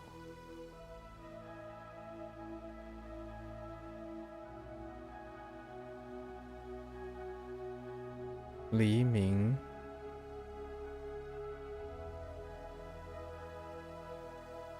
Long Zi. Long Zi. Long Zi. Wait, Long Zi. No. Long Zi.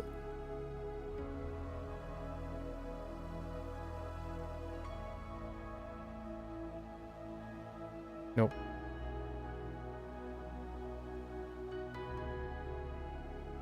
Le Suo. That's probably the toughest one. Qi Zi. Okay.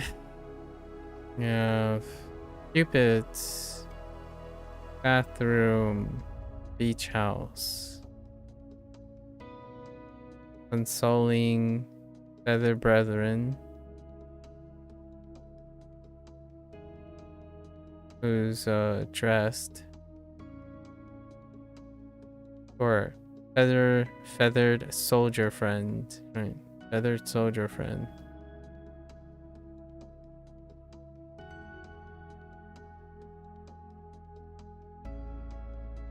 Who's dressed in emerald green.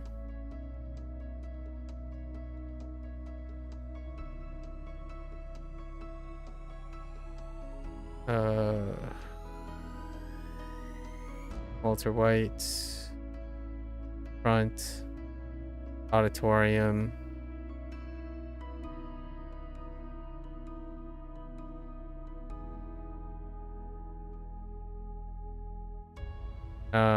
Bunch of bugs bothering the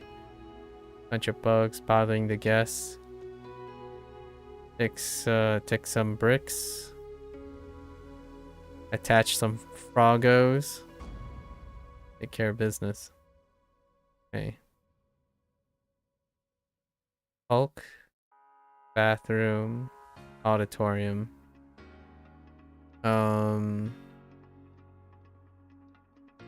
Got a bewildering call from his superhero buddies. Right. And there's a demon's heart. Oops, that's wrong. Demon's heart being sealed. Whoops. Sealed by a halberd in the bathroom. He's there to retrieve it. Okay. We have Yoshi, bathroom, temple. Or not bathroom, basement, temple. Lots of spraying and gushing from a leak. Mario's not around, so he and another muscular monk decided it'd be a great idea to place a gigantic smoker on top. Didn't work. Basement floods. Diddy Kong in front of English Manor. English Manor? Okay. Yeah, and monkeying around. Took some spikes some metal spikes. This one's self-explanatory. Some metal spikes and nail it into the wall. Those metal spikes are nails. Oh, okay. Now we have Charlie Brown in the house. Poor Charlie Brown. Somehow he's on a horse, and the horse is manically galloping around because there's an alligator chasing him. Don't ask. Xena. Xena in the house. Getting ready for a...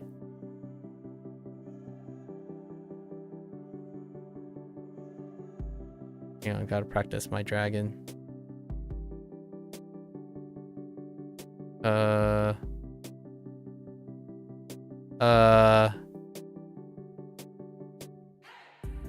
I screwed it up. Oh no, wait. Oh no, it's fine. I just didn't pause well enough here.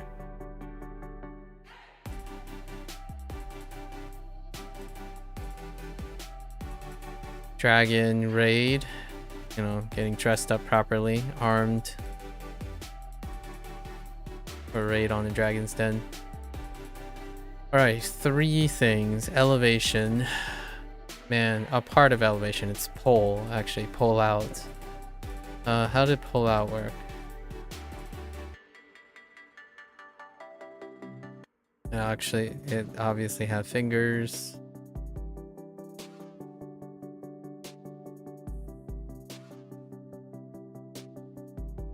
Somehow, I think it's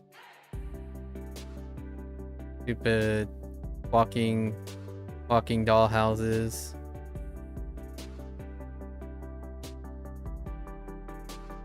And I'm missing something. Dang it. Oh no, it's not. It's the armpit thing. Okay, we really need to work on this. Armpit with an X. Yeah, we need to work on that.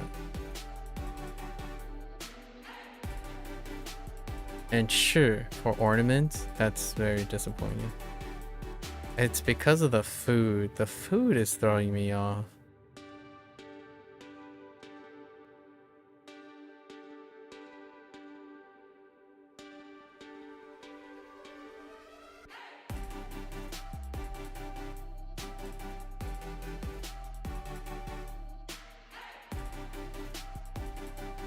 Oh, no, wait. No, yeah, it's fine.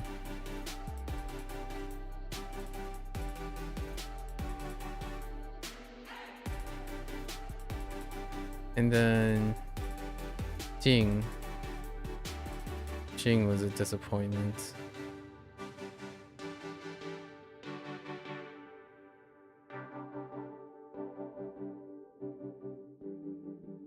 Was there a cap?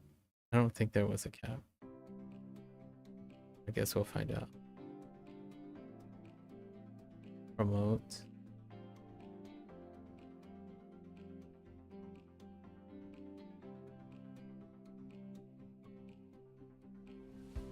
No, we're good. Okie dokie.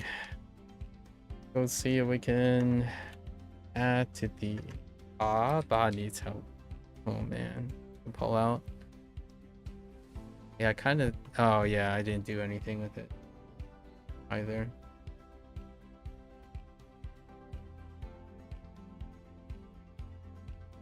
No, yeah, that's not even... actually. Bart Simpson is inside the auditorium.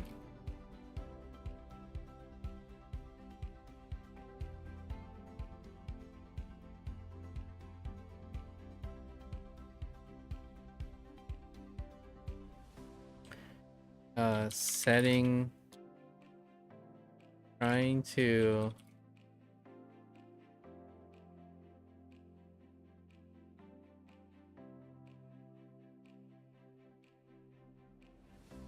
hold up, trying to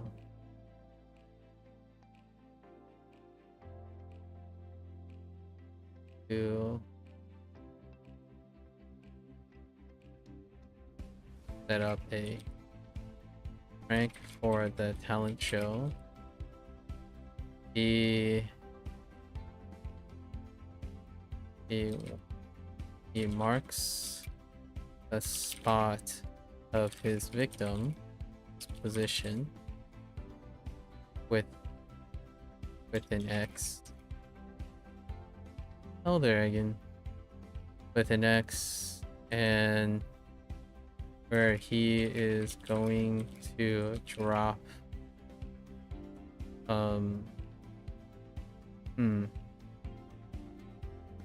drop some water balloons.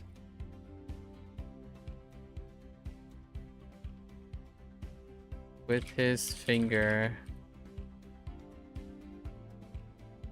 and rope wrapped around his armpits, he pulls up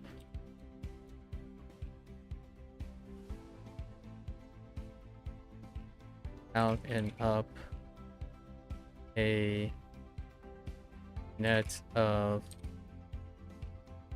water balloons above the X and waits for the show to begin. Okay. That's okay. Sure. Ornaments. We tried on the because he was celebrating his victory, and then it was a towel.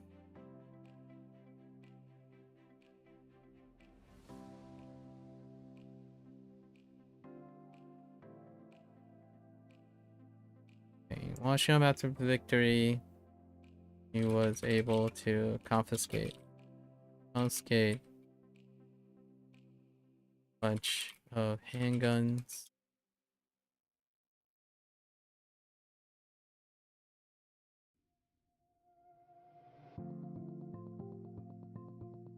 Washing up after some food and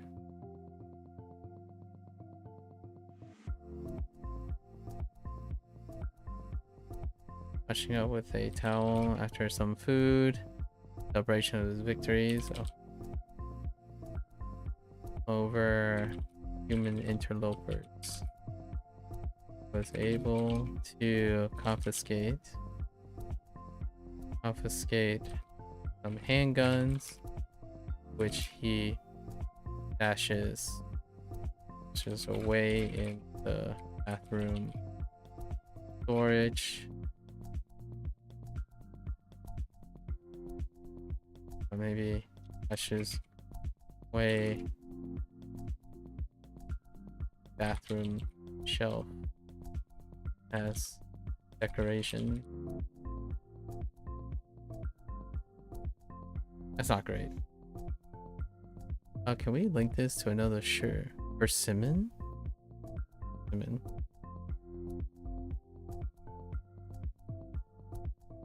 Almost a year, 351 day. Great result. Thanks.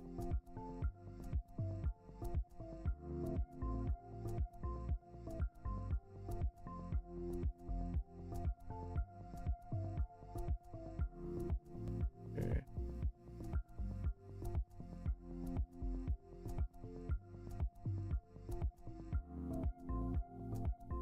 No, it doesn't. You have persimmon.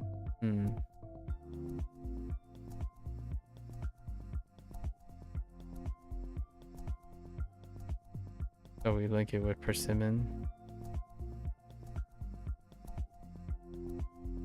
Or market. Oh, no, wait. Oh, did I? Hold up.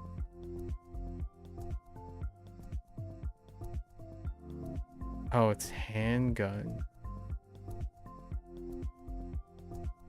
That's actually incorrect on my part. So there is a handgun.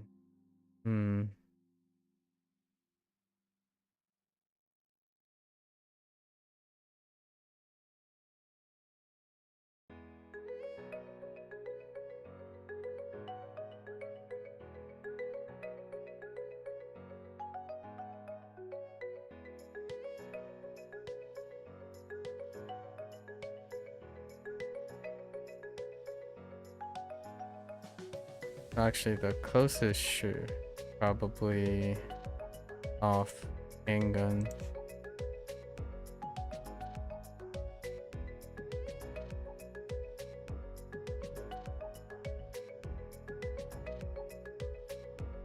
Oh, no, it isn't.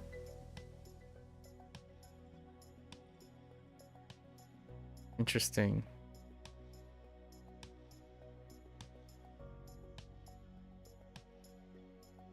So the handgun is the ornament. That's probably what we're gonna have to do to differentiate. All the other ones are not. They're off market.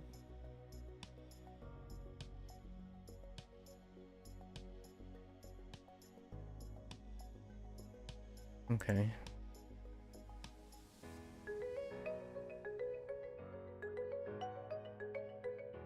Oh, no, I didn't miss a stroke. Okay. So, like the miracle cure thing.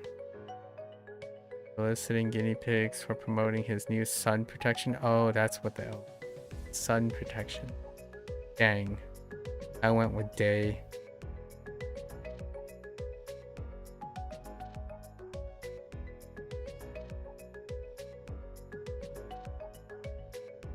Maybe something as outrageous as for a day he was soliciting guinea pigs to promote his sun protection solution for people's elbows. It's so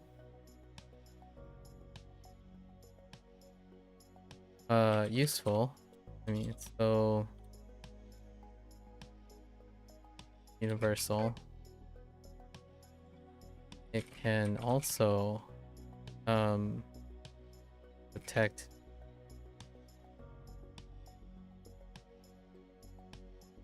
so useful. He promoted that it can also protect any surfaces like the ground from harmful sun rays. A little better for the ground part.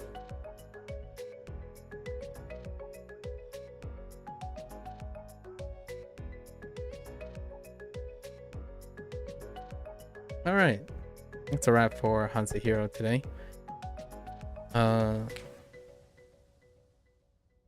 If you're gonna watch this later, as always, feel free to follow along, pick up HanziHero for yourself, give it a try. Let me know what you think. You're always free to come on by, change some stories, yap a little, right? Keep each other mutually interested, right? Motivated. Active discussion promotes critical thinking, problem solving skills, as usual. Until next time, for those who are only interested in HanziHero, 大家下次见，感谢观看. Right, thanks for watching. I'll see you guys next time. I want to get up, stretch, walk around a little bit, and I'll be back for week 5 reset on Neverwinter Online. Thank you.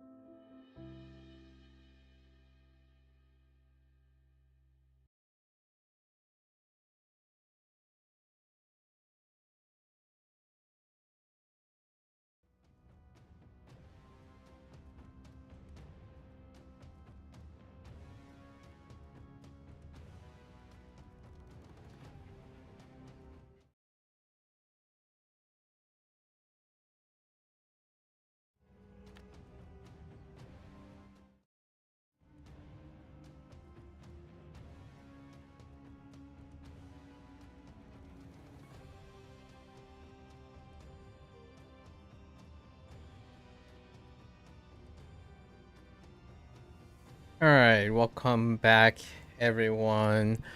It is fifth week resets, local time. Right, Monday once again, and today we get to see, technically, it's the 4th milestone. It is triggered and opened on the 4th week of every module. Again, I disagree with the idea of putting the milestones at the end of the weekly haul, meaning that the currency are all overflow if you don't wait. So we wait. I typically wait. So today we'll technically see the conclusion. Usually on the 4th week, which is the 3rd milestone. Right, so it's every other week. The 3rd milestone is the conclusion, so to speak, that leads up to the Soul Harvest Part 2, or technically just the Soul Harvest. Right, this is the Red Harvest, sorry. Red Harvest Part 2. It leads up to the Soul Harvest with Zastam and whatever Mako's and Zuna has up their sleeves in deciphering and executing. I'm trying to disrupt Zastam's, I guess, ascension at this point. One thing to say is last time, actually the last 2 times, right, the last 2 streams, we were covering a bit of a comment, video comment thing, and since then there hasn't been any other video comment other than the one that I'm gonna cover at the end of the stream, just to spice things up and to talk about things. It'll provide a wonderful segue to some of the observations about Neverwinter Online that we'll probably yap about for the next there are 5 more weeks, right? 5 more weeks. I have been doing a little bit of background research because that video comment, which will come up in a bit, regarding like the nature or what my collective reflection of the person, you know, is convinced that I don't self-reflect or anything like that. But I did take the last week or 2 to gather my bearings on what the current trends are, like things dealing with the quote-unquote MMO space. So I'm gonna maybe proliferate a lot of these Neverwinter like biannual time with playing or upkeeping Neverwinter Online, dealing with MMO stuff, right? Given that it's a very excellent platform to chit and chat, you know, chatter about random things while we go through this. Again, Neverwinter Online is a live service game, so I treat live service games very differently from my other projects. Live service games are ongoing things, not that much unlike my language learning stuff now, the Japanese and Chinese. Usually, though in Chinese and Japanese, periodically we'd be learning something. Neverwinter, not so much, so to speak, but it is kind of every time we're doing something, it's an exposure, right, to whatever the module is, and try to grasp at the tenuous associations with the greater D&D universe, as well as occasionally participate in new trials and dungeons to acquire more mechanical exposure, I suppose. I don't necessarily think anything nowadays have any like novelty. They are remixing and mix and matching different trial progressions and how far they can push, I suppose, the existing community in terms of applying the existing mechanics in this game.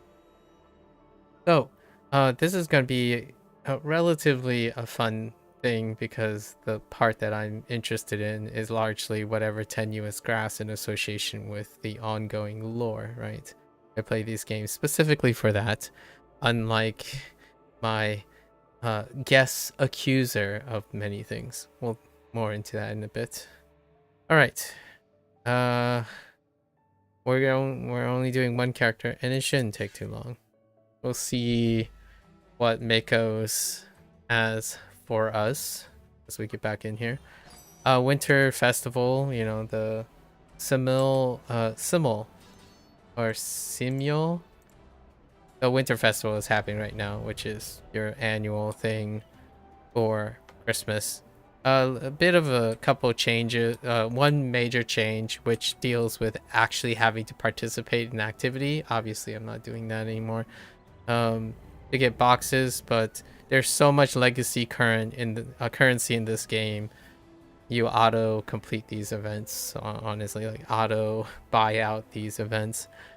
There's a bit of patches. A few patches here and there regarding the current part 2, and they largely center around rewards, and I don't really go into that much rewards.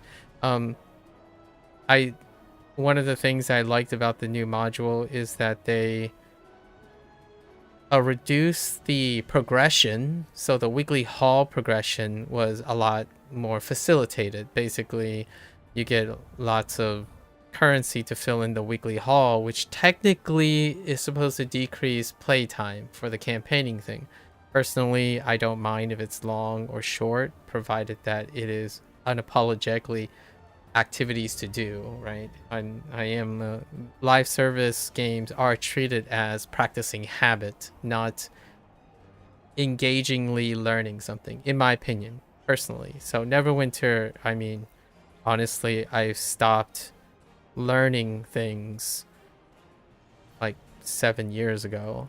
So it's more live action. The way I treat live services, it's very meditative, you know, kind of like enjoying your cup of coffee or your standard cup of coffee, the thing that you've habitually, like going on a walk and looking at the sun. It's the same sun, but you might have different reflections and stuff along the way. That's how I treat live service. I wanted to make this clear because later when we talk about that, the end to that quote-unquote video comment that guy made, projection, too much projection. For myself, live service is like doing a morning routine, like brushing your teeth kind of thing. It's like, oh, it feels kind of nice. At least I remind myself that this game still exists. PSO2 NGS is treated the same way. Hearthstone is also treated the same way, although Hearthstone is a little bit more dynamic than that. And you revisit things, right?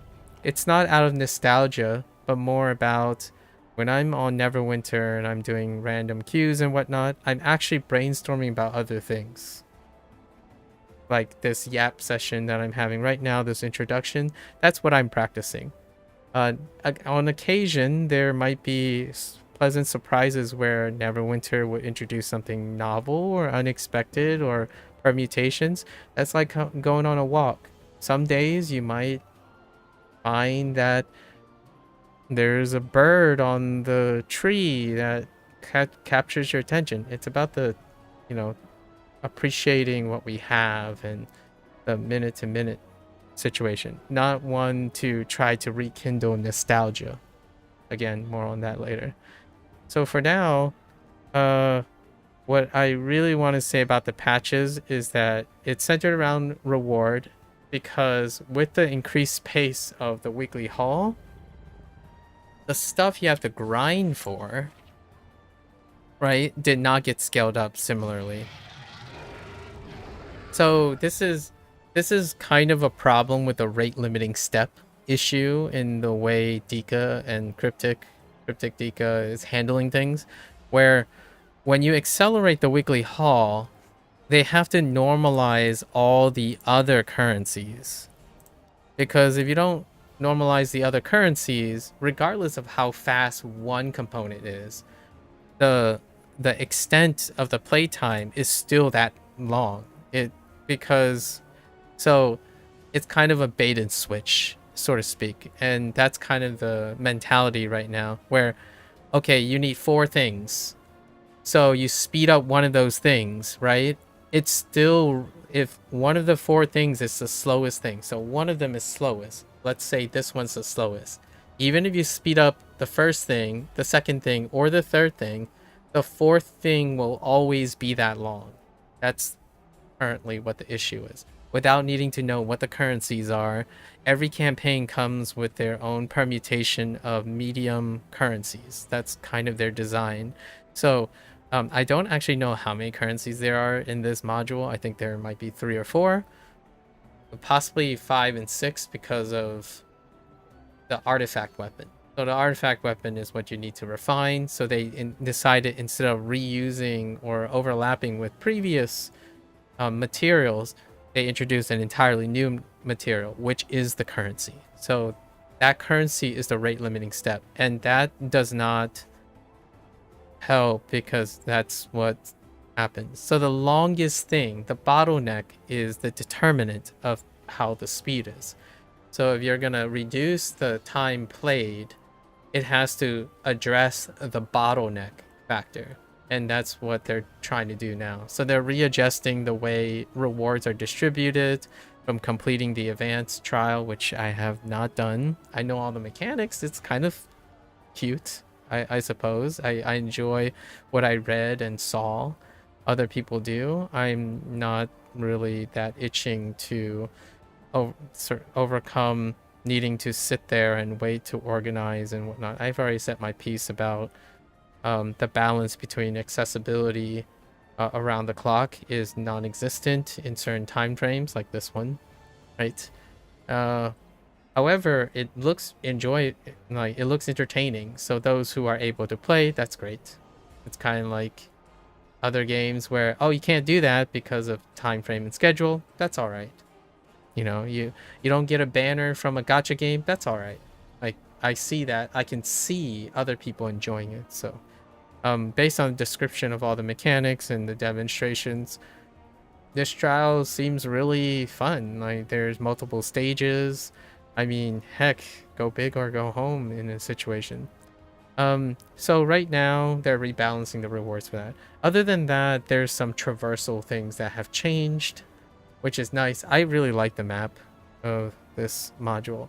Anyways, we'll see how long this takes. It shouldn't take more than 15 minutes, and then we'll catch up on close the chapter on like the last 2 discussions about this particular video comment. I don't get a lot of video comments, so it's fun to make and appreciate what there is, right?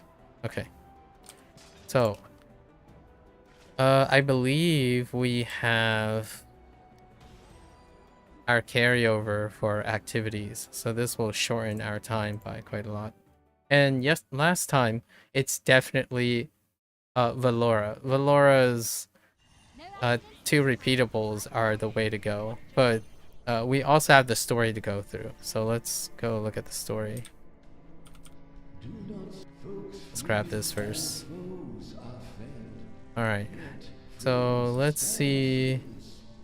Are we looking? All right, here we go. Let's get them done. Let's go over the details, shall we? The real Harper Tesser is dead. Right. It has been for some time.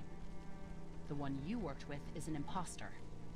He deliberately sought you out and duped you into helping him. Working with him, you got in contact with the Resistance, earned their trust, and placed scrying stones around the city. That's how Tam was able to find out about the Resistance and start his purge. Now, I'm not blaming you for this. Tesser was a great guy, a real Harper. He had this disarming friendliness to him. The imposter likely knew about this and how to mimic it. I've been talking to your Red Wizard friend. She has traced some kind of astral signature, concomitant with an arcane object the false Tesser had in his possession. It appears to be located in an old laboratory, not too far from here, still in use, so be careful. That's our next step. Get in there and see what you can find. Yes, so it was revealed in the last milestone that all the acts of Red Harvest Part 1, when you were in Karate,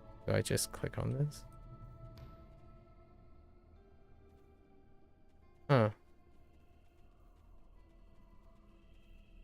Go back the other way, I suppose?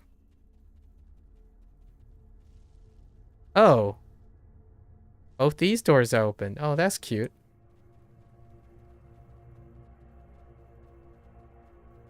Ominous. What?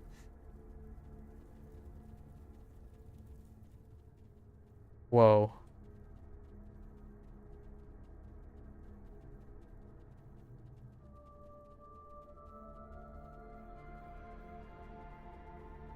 Succubus vault.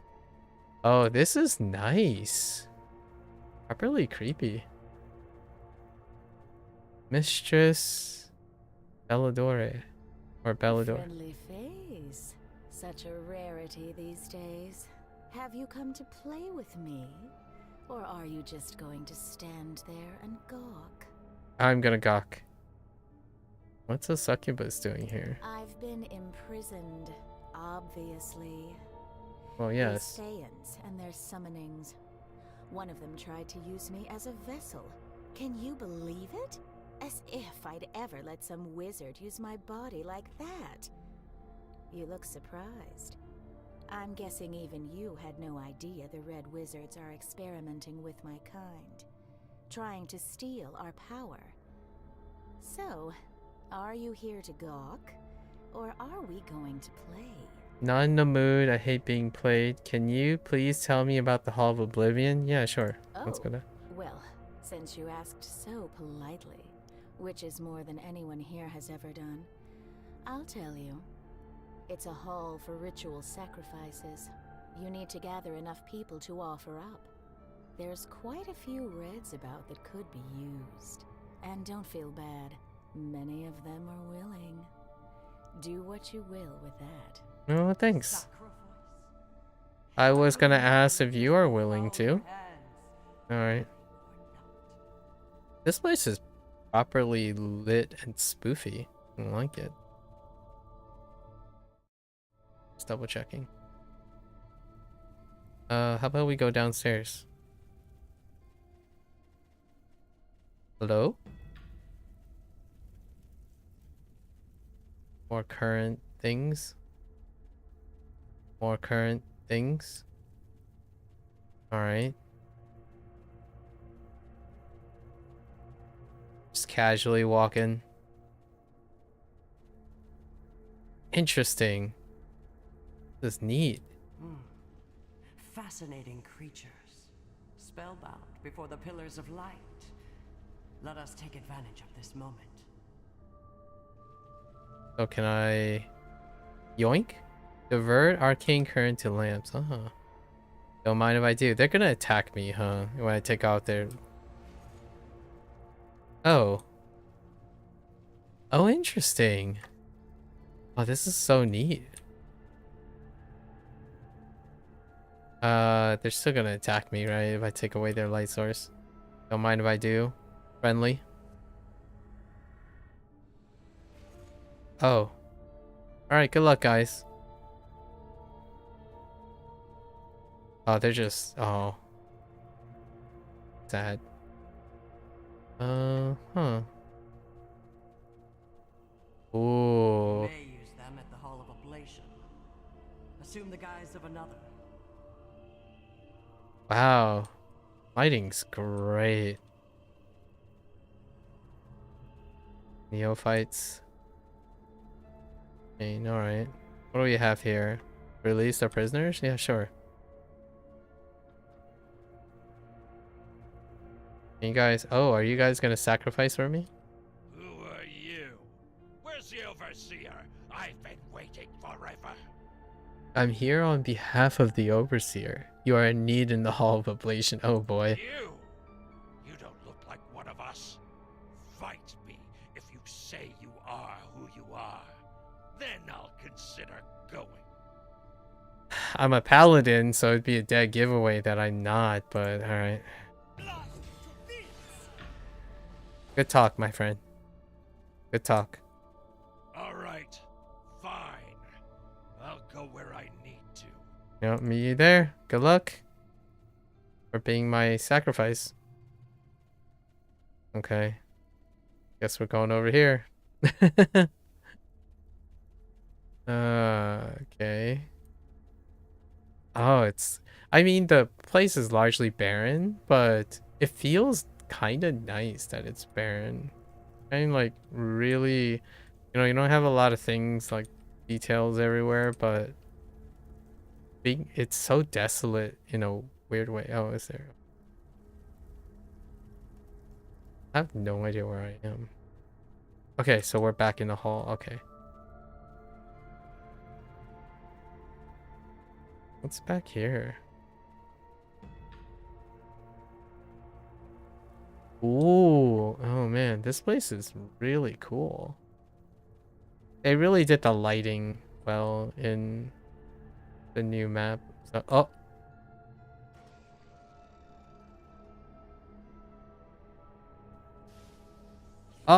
Oh. Interesting. This place holds nothing of value. We should move on. All right, there's poison somewhere.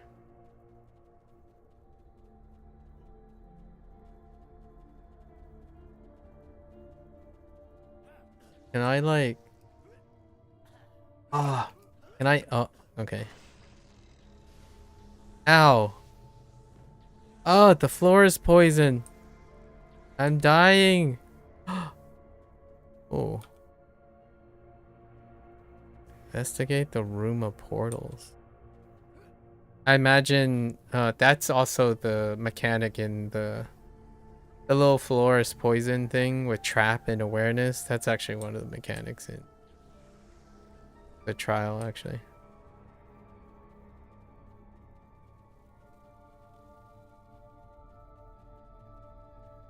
Okay.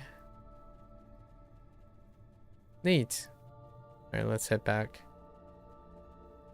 So that's the door that we want to get through. Now we're back here. Oh, okay. So it looped back around. I guess we already found the guys, right? So let's go and walk in here. Where are those potatoes? There they are.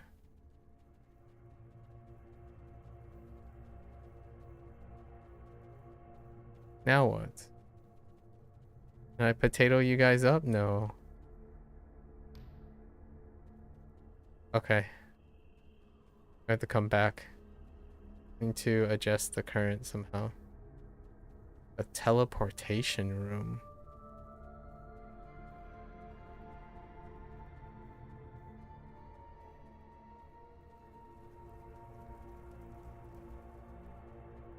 Didn't go over here. Are there any false floors? We're not gonna get false floored, right?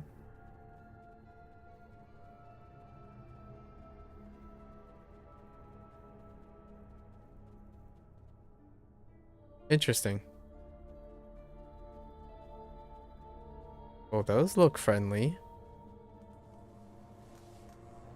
Room of Souls. We are listless, floating, fate undefined. We yearn for freedom, rest. Pray, aid us, end our suffering. A ritual, ingredients in the halls, a place tinted red, green, and purple. Make haste. Oh, we got the purple one. I don't remember a green or... But we got a purple one though, or something like that. Interesting. Alright. Yeah, we got 1 of 3. Investigate, lure rust monsters to the Hall of Ablation. Oh! Oh, that's what they're... Oh, okay, okay. We'll have to go back. Oh, right. The lust monsters are the... That was the other colored thing. Okay. So that's the succubus. Right. So we need to go back there. Can we go over here? Moseying around.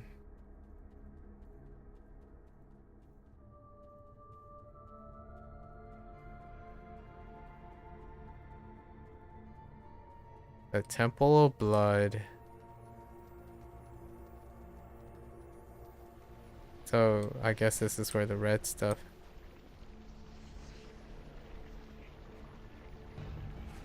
Really? Gargoyles?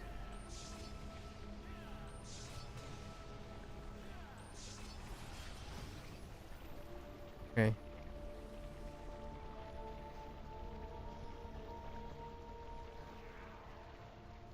Nothing. Oh, gather bones from the temple. Okay. So this must be some of the ingredients.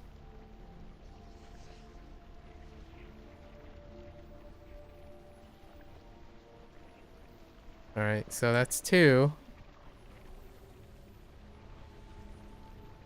Neat. Alright. Just checking. We're meandering.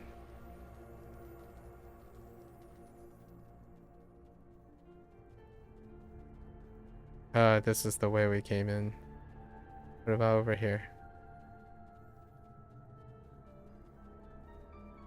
I see colors. I see beholders. Friendly? Can I collect? Oh, this must be the yellow stuff. Ash from beholders. Okay. Don't mind if I do.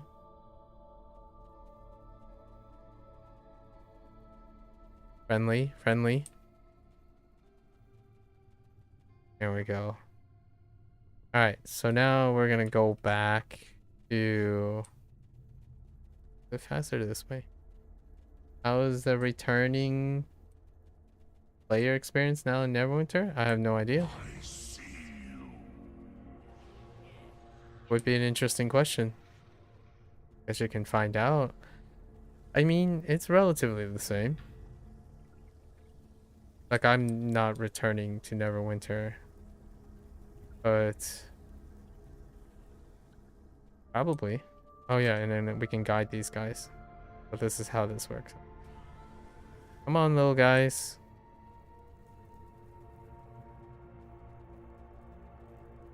Can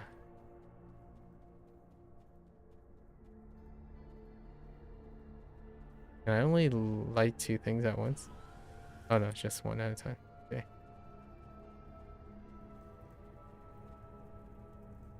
Come on, buddies.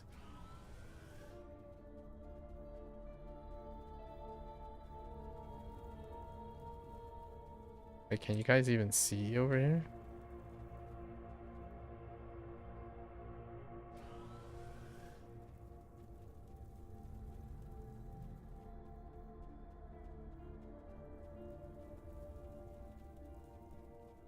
Okay.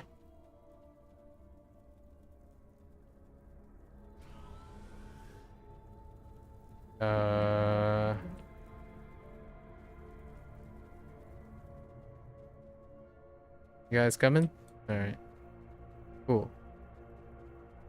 Oh, meanwhile, we'll let them chill there. We're gonna drop in the soul stuff. About these souls.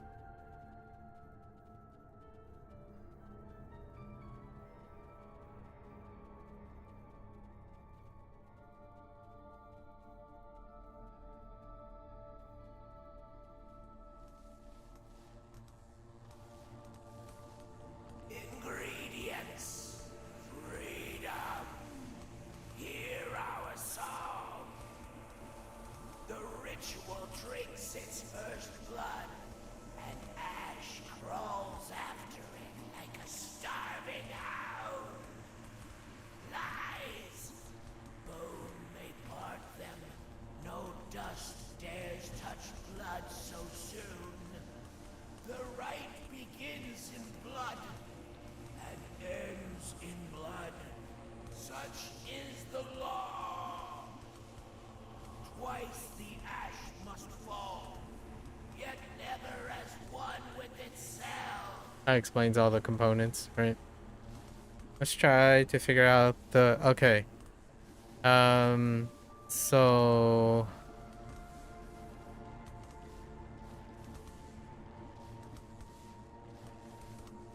Okay. Okay. So we do... Oh no!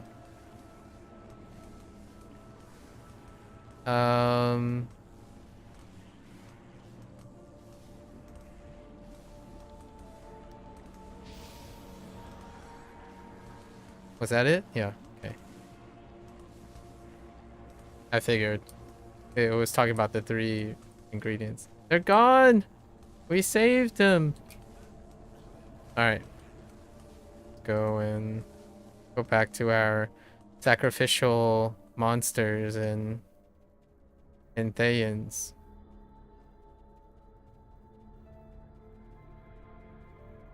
Very neat. Very neat. Alright, little guys. You little goobers.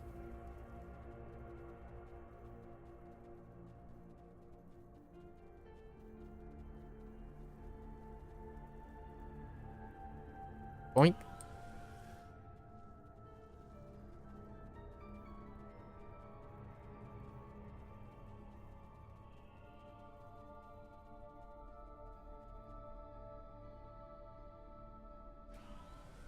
Neat. Interact with the magic door. We are ready for this sacrifice. 1, 2. Where are the other 2 goobers?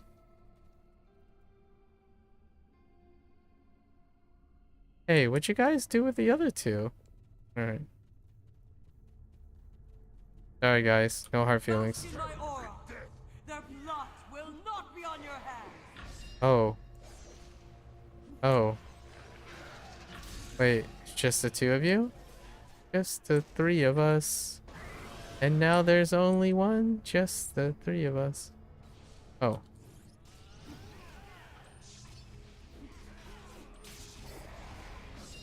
What is this goober? Can you not? Oh, we're just gonna take all of them out. Oh, we need to collect these things? Can you give me a sec? I want to pick up the stuff. Oh, there we go. I didn't need all of you guys. Wait. Or maybe I do.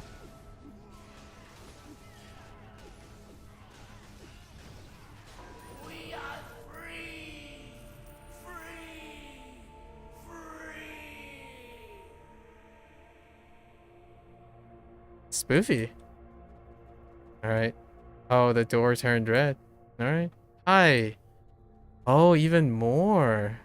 Intriguing. Checking conjures. No hard feelings, guys.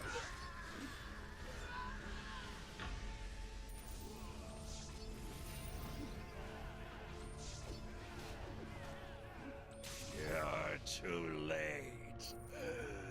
You've meddled in affairs that you should have left alone. Oh, is that Tesser?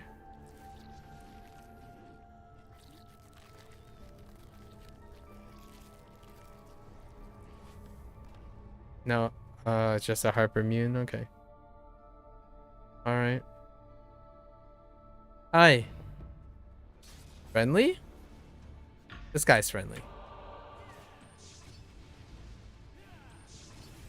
Rooted them out, scried them out. All you Oh, I think we're gonna go through all the, maybe all 3 of the little guys. On your hands. Maybe. My lord, I did as you asked. I was loyal. Forever loyal. Why? Why did you do this to me? Take the repository. He has forsaken me.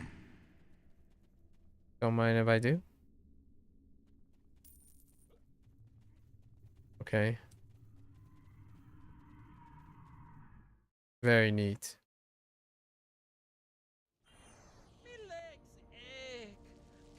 Alright, we're back out. We gotta bring the amulet back to Mako's. Oh no. Then help. Separate. Okay. I wonder if that's considered a weekly thing. That's probably the weekly. Well, I've got something important for you. Interesting. It appears to be a highly specialized artifact designed with a very specific purpose in mind. Gathering souls. Naturally. No, it's not the soul collector.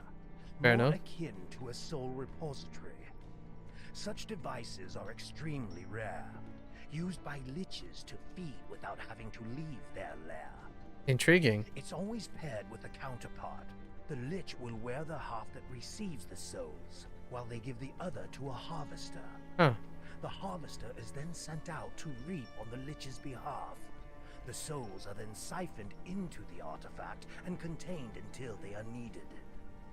I wonder where the other half is. You mean this? Oh, we have the amulet of illusion.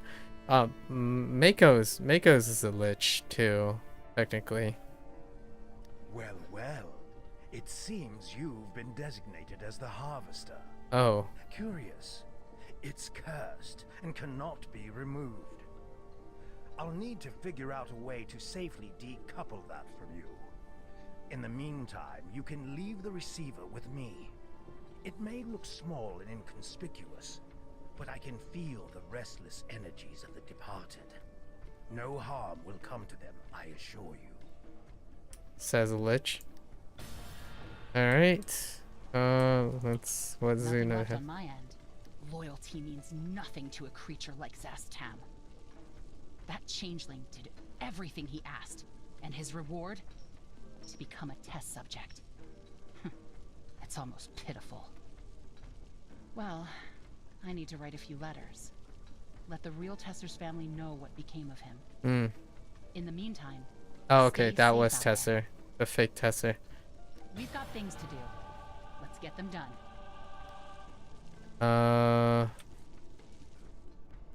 Mako's? You got more? Oh, is that... Is it the angel again? The celestial? Your aid is required. Of course. Another restless spirit lingers within these gods' forsaken halls. A being of innocence who should never have been here. Child. They are bound here by an heirloom. I will grant you sight to see what others cannot. Find the heirloom. Set the child. Okay, so this is probably part of the what you call it, phase 2 mechanics of Soul Harvest. It's probably dealing with the 2 souls, right? The soul of the innocent, probably the green one as opposed to the blue one. We'll see. It's trying to create the thematic thing of the Soul Harvest. You actually interact with the 2 souls that are involved in the trial. If I had to take a guess. That's how the mechanics tie into that place that we were at. Had invisible traps, poison traps. Those things like wreck you pretty hard. Part of the maze portion of the trial.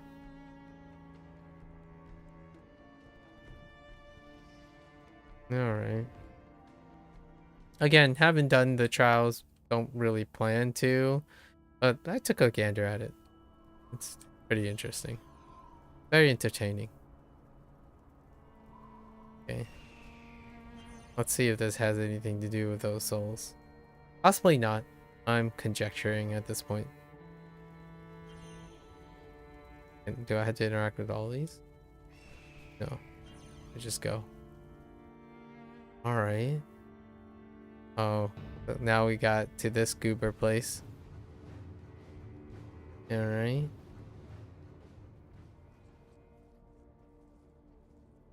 The trail went cold. Where do be the trail? Oh. That was overcommit right there.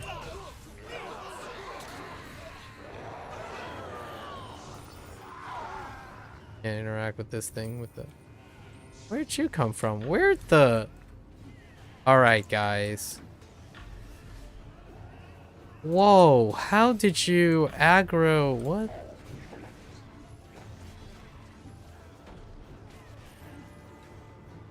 What the heck?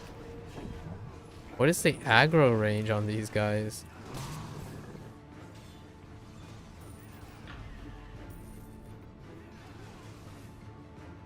Very sensitive.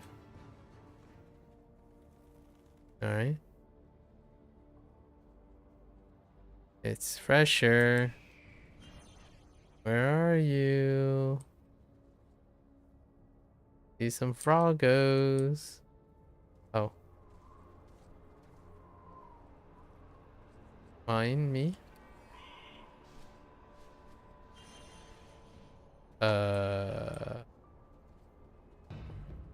Oh, there it is.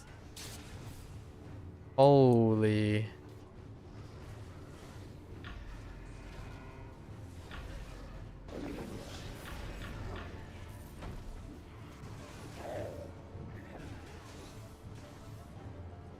Hello? Can you get over here, please?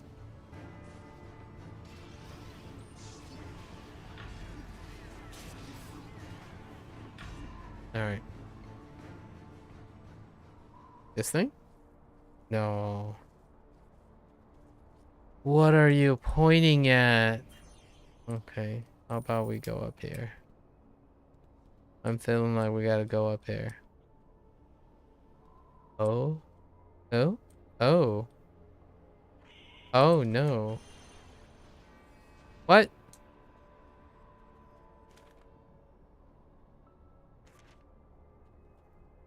What? Hold up.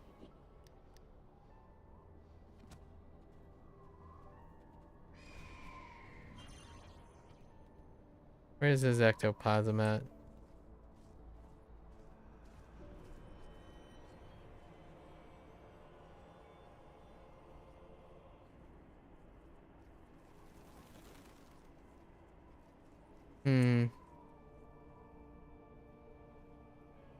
Friendly.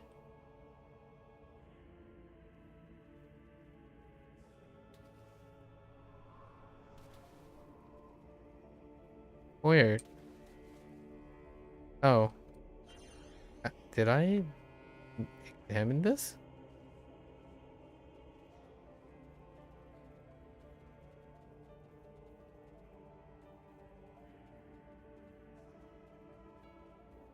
Oh.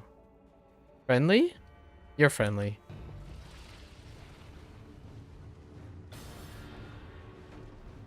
Off we go. Oh, we just have to collect the... Alright. Don't worry, that guy's friendly. Just... friendly. No? He was attacking me. Fine. Alright, here you go. Here's the trapped innocents. Are you not needed out? They are at peace. Thank you, hero. If ever you require my aid, I will come. Oh wait. Oh yeah. Yeah, Valcario is the last person. Like in the trial you run to her and she ends up whispering you away. So it's a really weird pigeonhole of a celestial, but that's fine. You done? Nice. Somewhere in this dungeon there is a soul crucible. Uh-huh. From what I was able to decipher from these notes, the souls of the dead are siphoned into this contraption and warped into malevolent spirits. Sure. The purpose of this experiment is unclear to me. Seems a waste of a perfectly good soul. Nevertheless, this needs to be investigated. You would know something about that, Makos. You would. Oh, okay.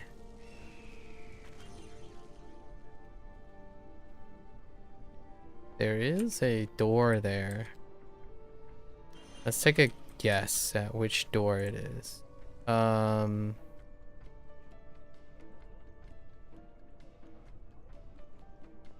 Dragon. No. Which door is this?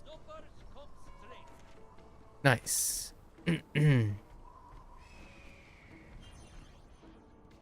This map is fantastic, man. Excuse me? Oh. Well, I'm not parkouring up there. Hi.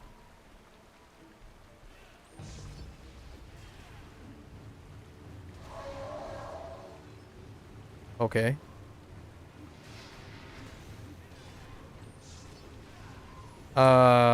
Goodbye? Well, that's awkward.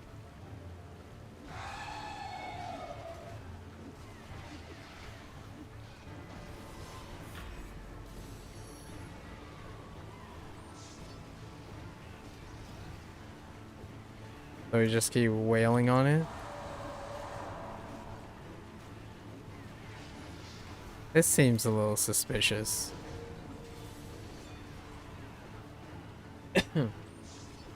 Well.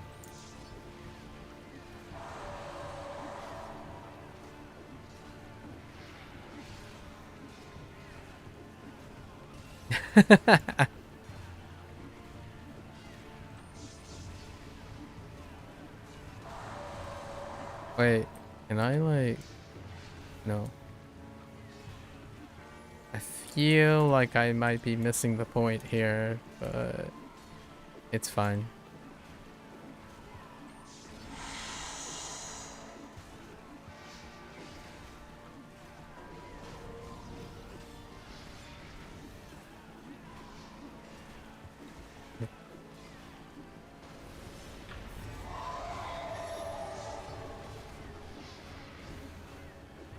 It says deactivate it. I guess this is one way to deactivate it.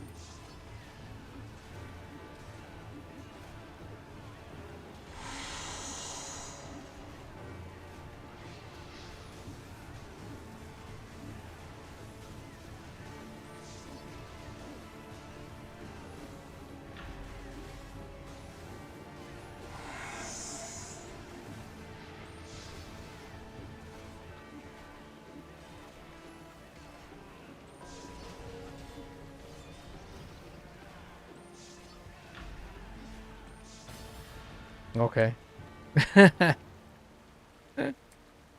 Alright. That was a little uneventful. Alright.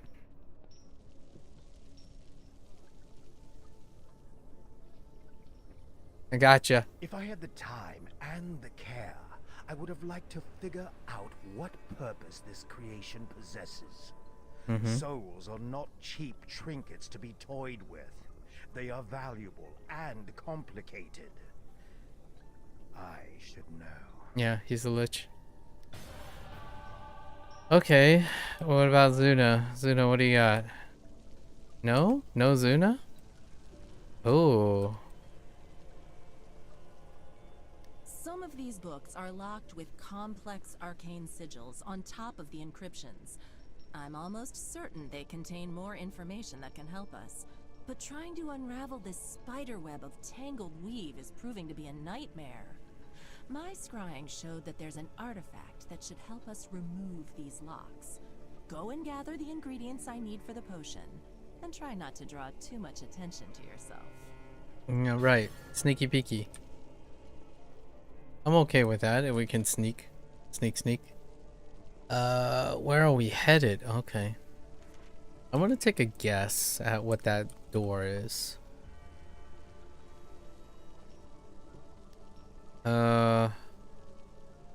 Our courtyard, probably.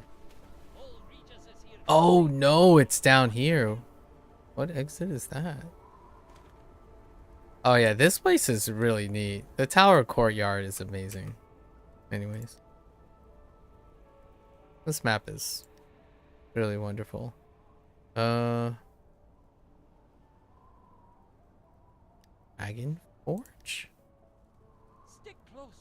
Can we exit out here? Oh, okay. Alright, we got a sneaky beaky these ingredients. Friendly?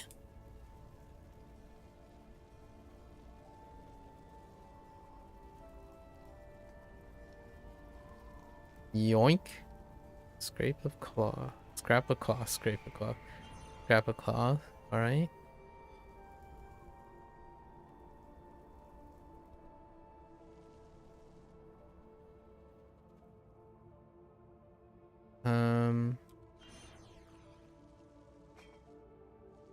A moon mirror water.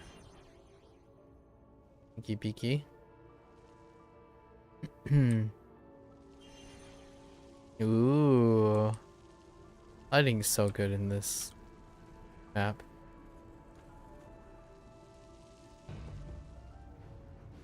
Can you not, please?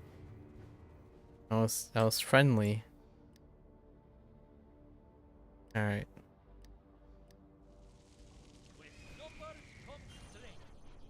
Go back to Koraya. Okay. That's everything I need. Just give me a moment. This should help you sneak past danger and get what we need quickly and quietly.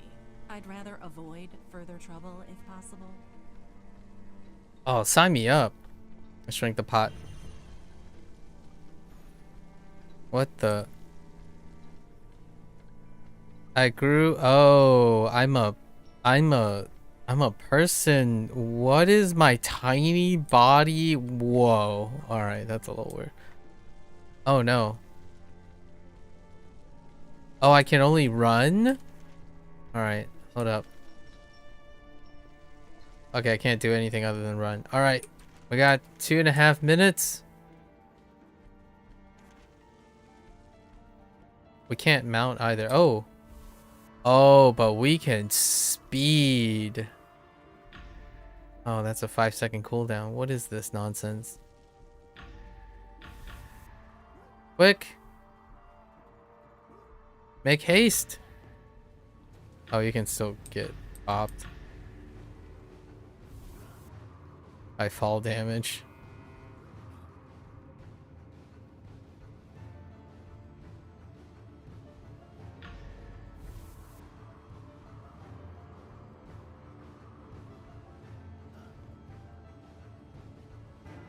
Oh, you don't recover either.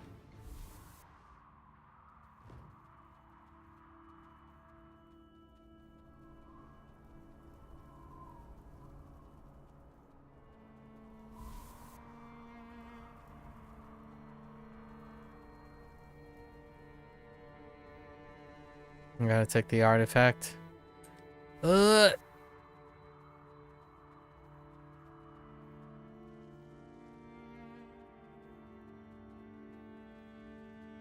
What?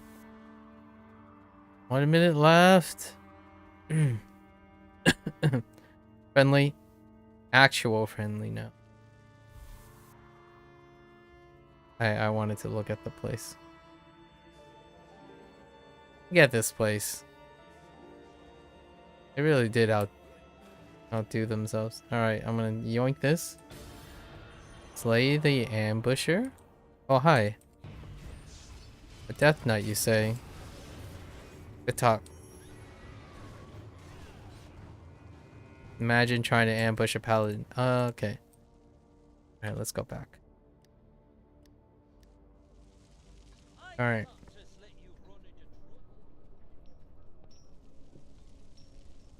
I'm back. Hello. I said quickly and quietly. Emphasis on quietly. At least you brought me the correct artifact. Let's just hope nothing followed you back. Nothing is good enough for you. Makos? Are we going back to Makos? Wait, what's going on? Zuna? The Red Wizards have created golems to serve as security for the parts of the vault that are still in use. Compared to thralls and the undead, they can be recycled easily, using normal materials. We need to strike at the workshops to cripple their production. We still want to try and keep a low profile, so see if you can find a way to make it look like one of their own malfunctioned. Intriguing. Kill Golem blueprint. Or up here. Okay.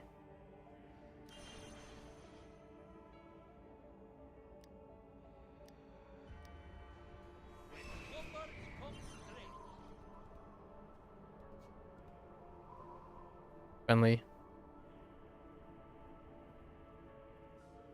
Ooh. Dingo here. That's neat. Oh. Very neat. Friendly? You're friendly. I'll just take this. No worries. Why is it taking so long? Nailed it. All the instructions in my inventory? Oh, okay. What up?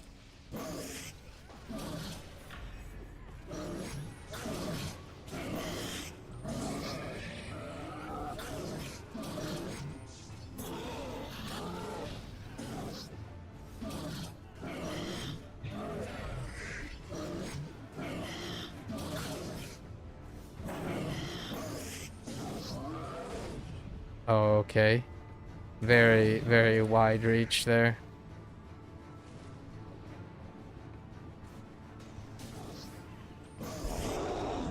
Alright. Follow instructions. Okay.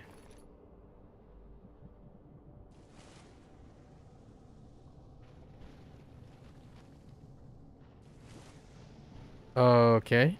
Sure.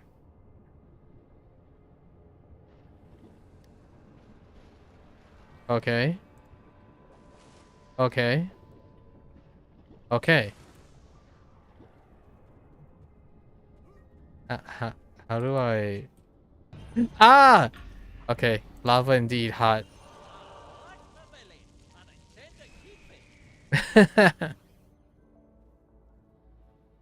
Okay.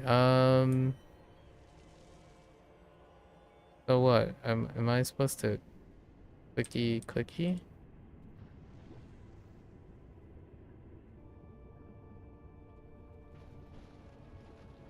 And pick up the stuff. Instructions unclear. Yeah, I mean, I see that. Uh-huh. Uh-huh. Yeah.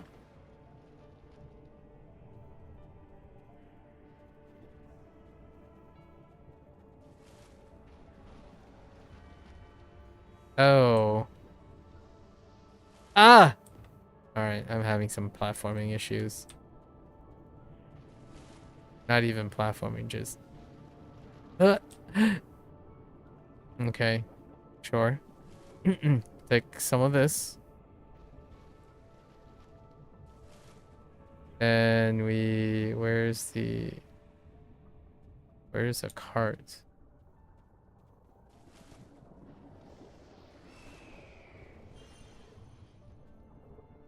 The other room? What's over here? Nope.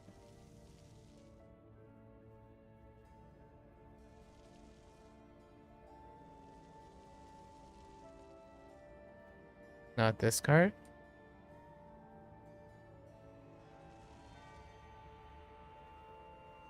What, the cart?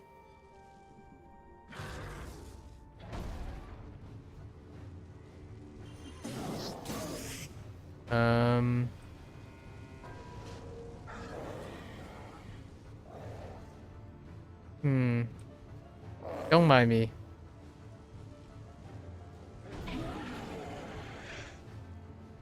Just looking.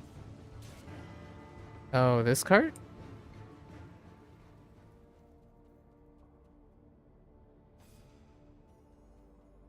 What's over here? Lore? Lore.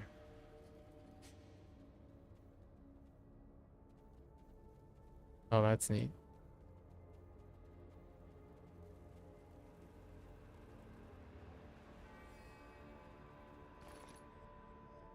Okay.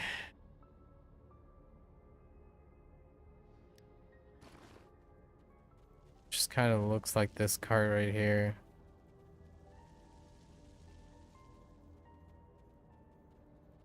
Or not. What's up here? Why would you play something?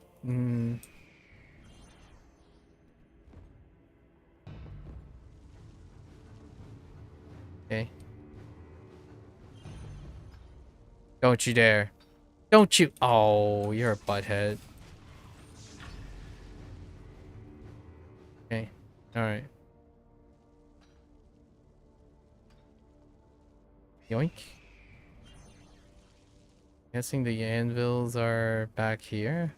I mean, I saw a couple of.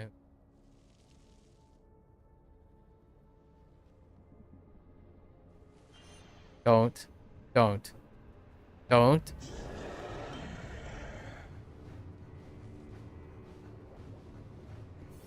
Oops.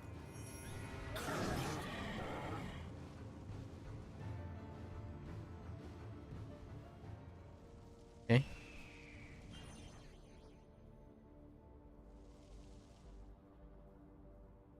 There you go.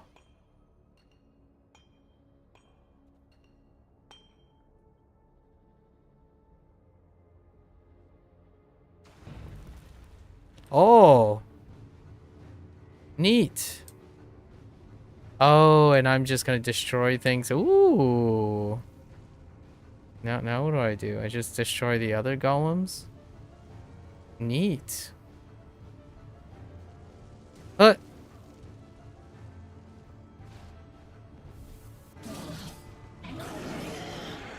Oh, it instantly? Oh, that's kind of weird. Aha! All sorts of golems.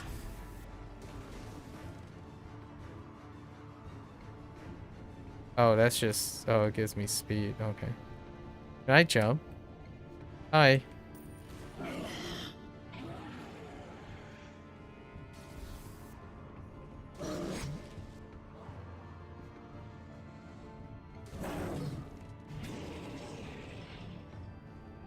I don't know, golem in here.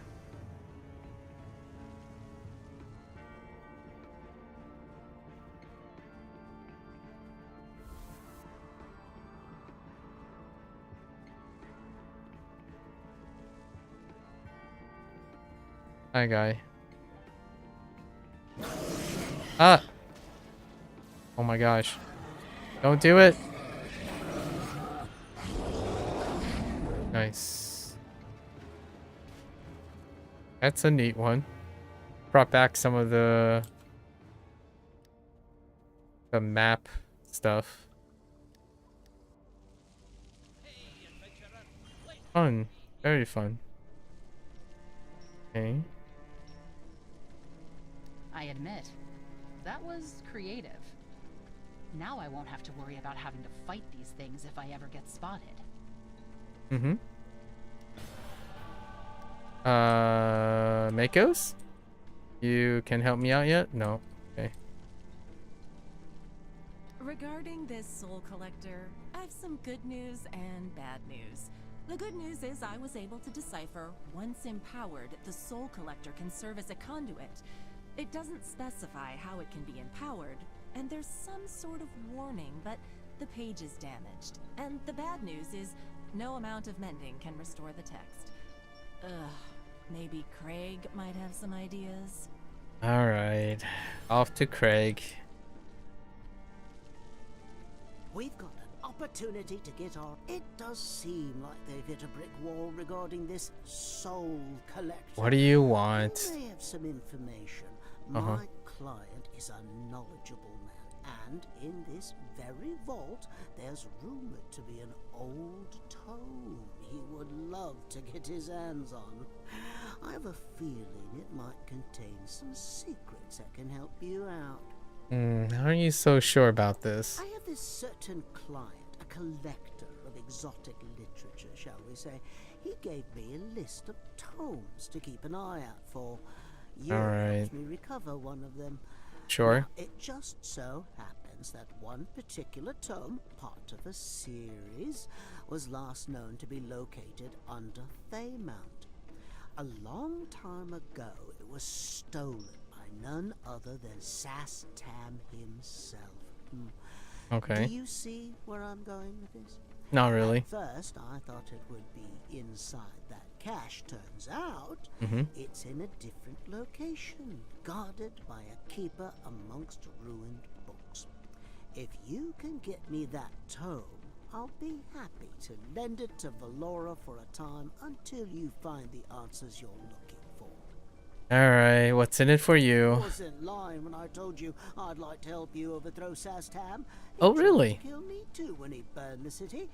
I might not look like it, but I'm a big fan of vengeance. Besides, that tome pays for itself. Fair enough. Get the tome. Draw out the bookkeeper. Where are we going for the books? The bookery. The booksicle. Here? Off to the forge we go.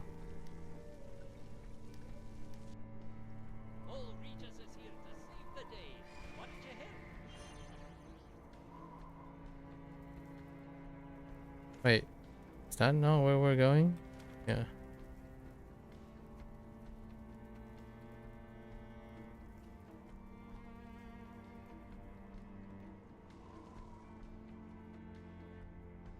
Okay. The bookkeeper, you say?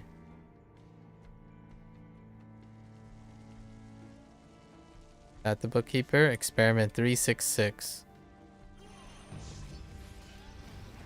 I wonder if there's a significance behind that number 366. Too uncultured for that. Oh, we just burned the book? Get the book? What happened? Friendly. Don't attack, please. Oh, there he is.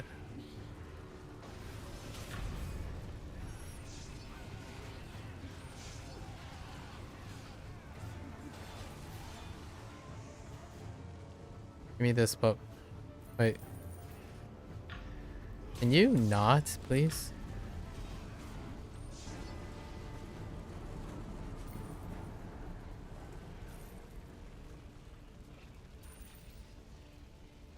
Oh.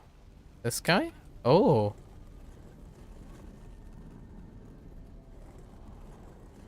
Don't mind if I do.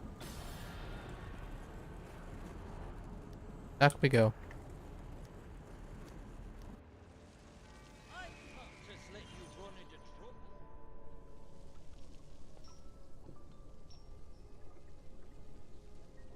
Craig sent you after another book? All right, let's see it then. Get to reading. This is it. This is it! Just give me a moment. It's a little cryptic. Oh, yes. It says here that the Soul Collector will be discovered in the ashes of... Ugh, can't make that part out.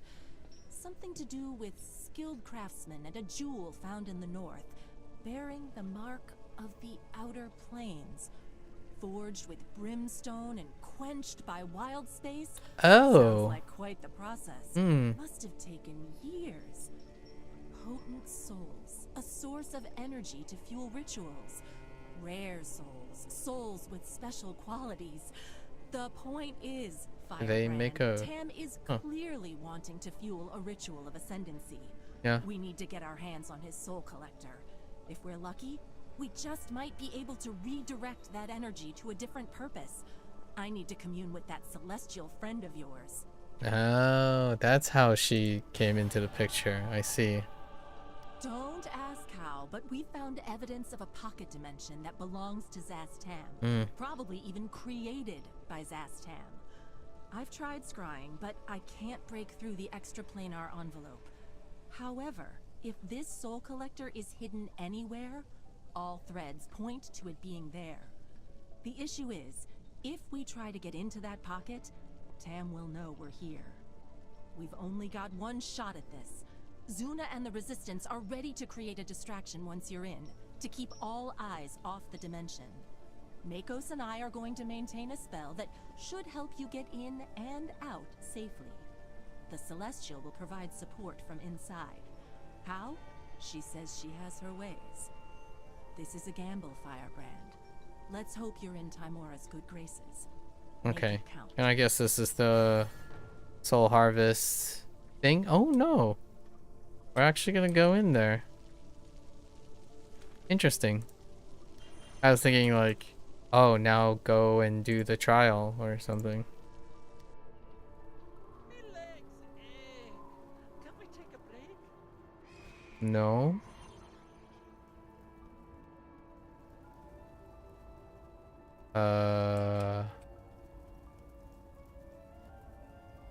What?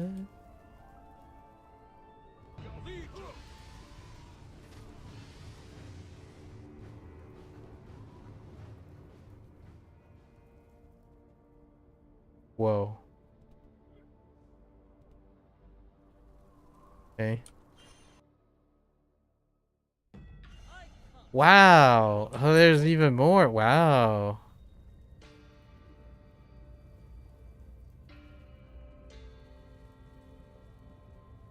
Are they really... This is great. They really outdone themselves. More of this, please.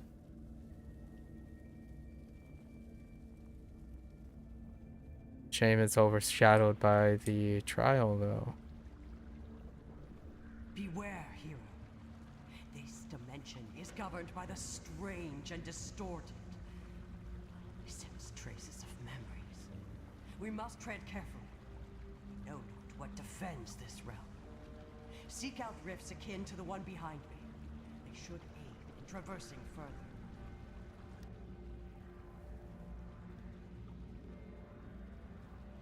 Very neat. Look at that thing. Huh.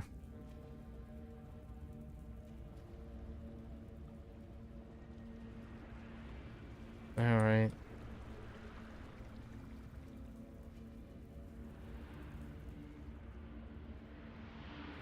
Love the vibes. Can I... Oh. Neat. Oh man, this is starting... Oh.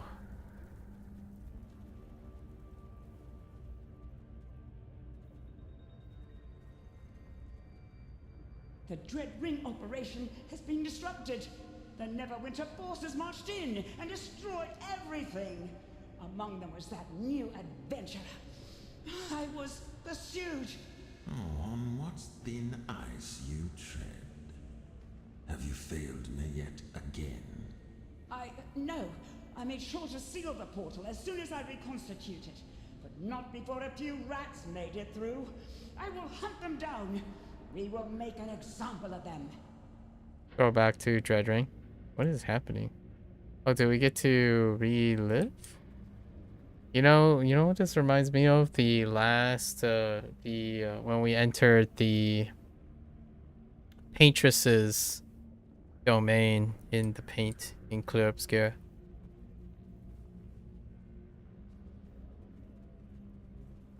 Friendly? You're not friendly. You lose.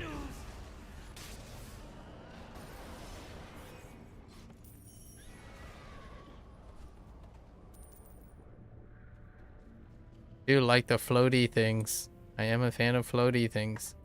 Just very distorted surrealism. Yoink. And we still got also the grappling hook, of course.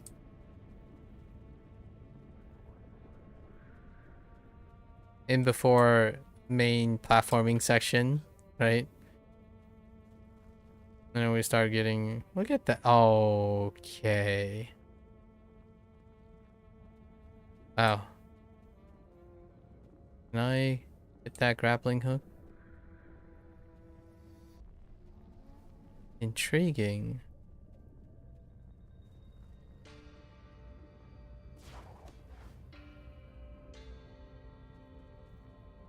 Oh, that's neat.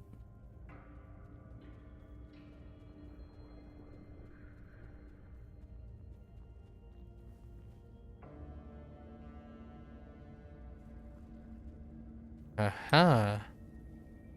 Oh, that's just a chest. Dang it. Normal chest. Feels bad, man. That's probably one of the downsides of this. Random chest. Oh, that's not illusionary. Oh, it's a one-way door. Oh. Oh, is it because... Oh, I see.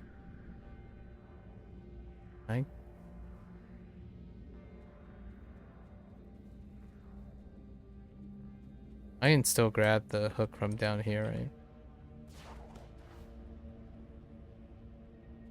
Okay.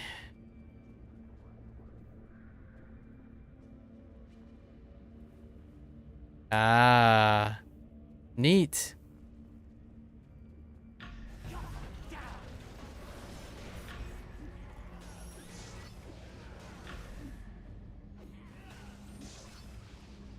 Okay.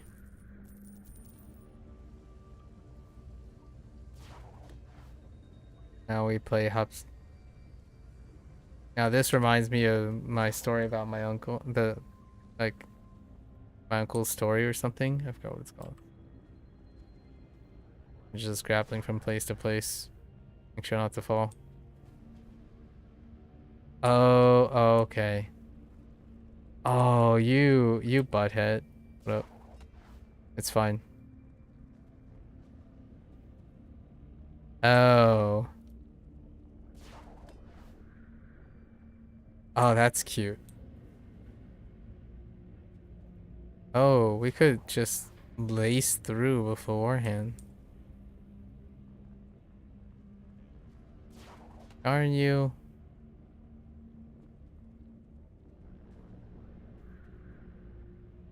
Heck. Just having fun.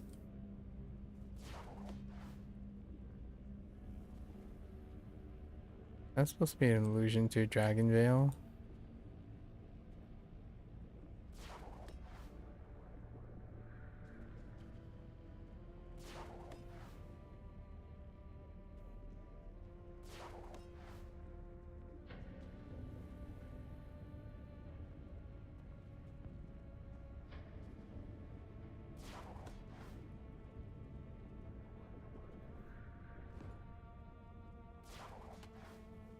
Or guessing.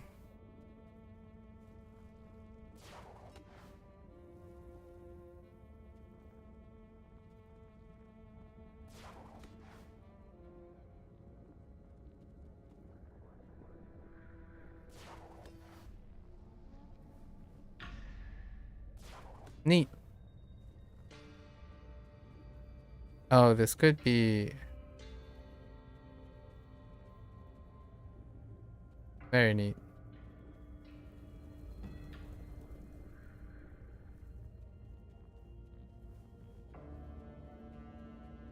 No, it's Dreadring Willandros. Our agent Zagnera was killed, but I was able to recover what I could. And the curse is no more. Did you find it? Yes, we found the remains of a Serek's work. The soulmonger may not function as it should, but it can still serve as a blueprint. Yeah, If only the we had soulmonger. caught him there before that damnable adventurer. It's like the great Repeat of the greatest hit. A soulmonger. Okay.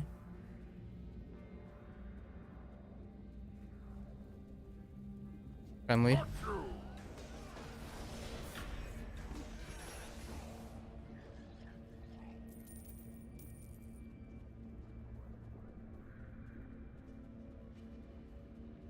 Memories taken form. Not just Sass Tam's, but yours as well. Should be careful.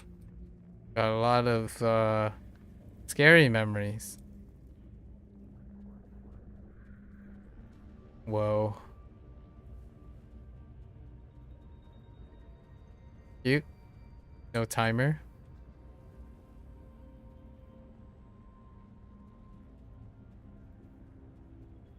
This is so neat. Man, they really ah! That was a false floor. Do I have to activate these? No.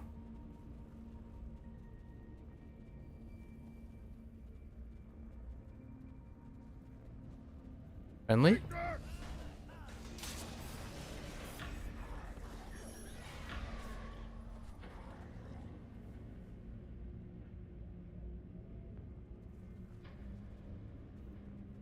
Whoa.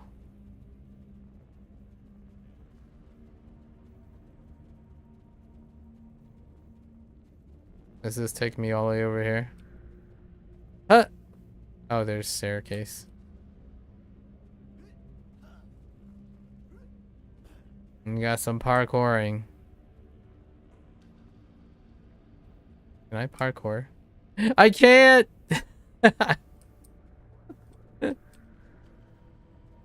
Alright.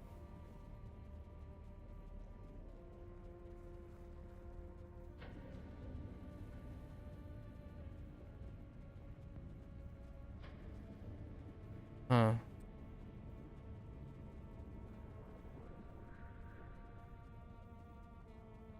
Spoofy. It's just another chest. I don't think these things ever carry anything.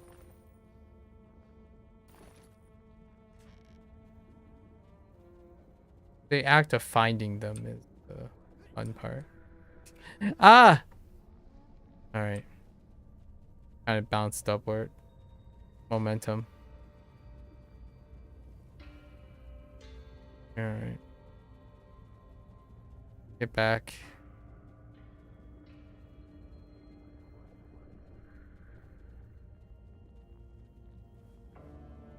Axe.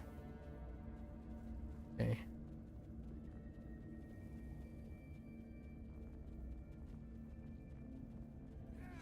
Oops.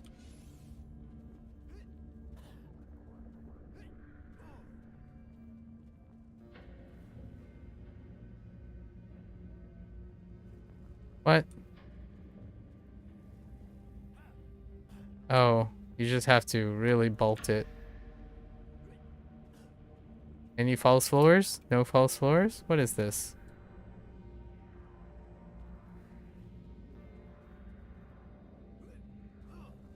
What?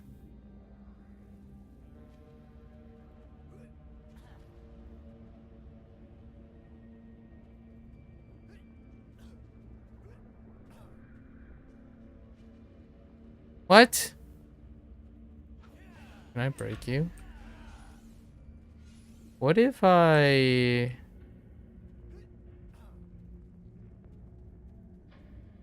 They're like a secret... Oh, what if I... Just kidding. Alright.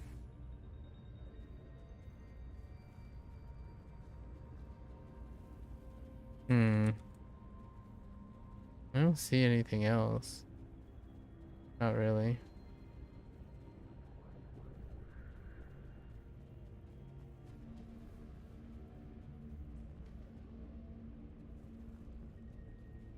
That's just a box.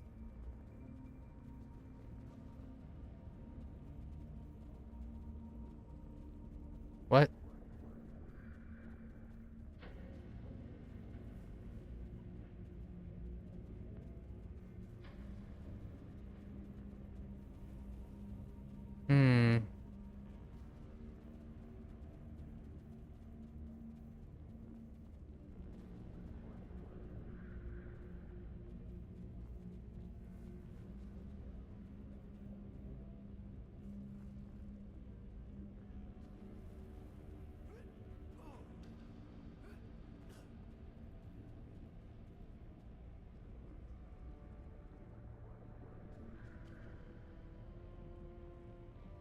Oh, this is probably, yep.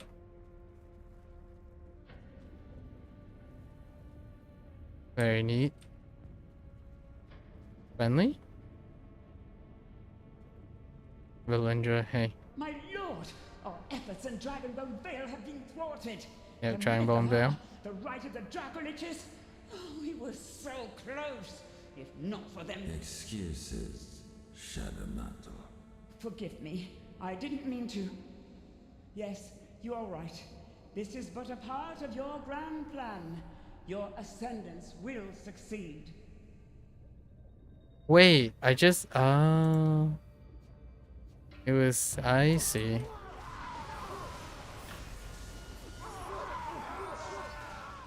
It's kind of a neat way that they're connected.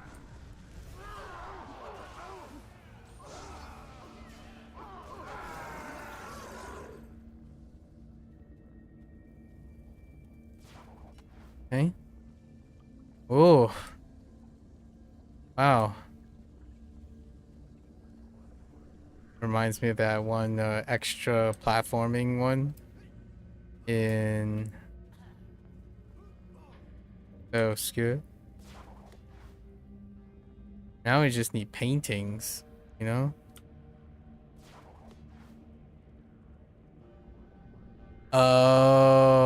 Oh, that is a cute. I was wondering if they are centered or not. Cute. Very cute. Okay.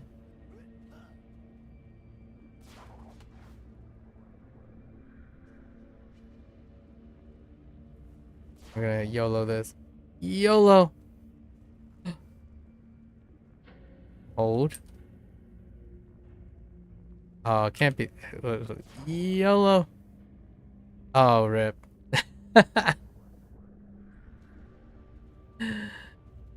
Alright.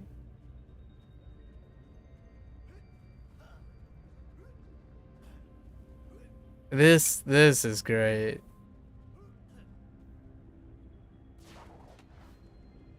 We're okay with these two.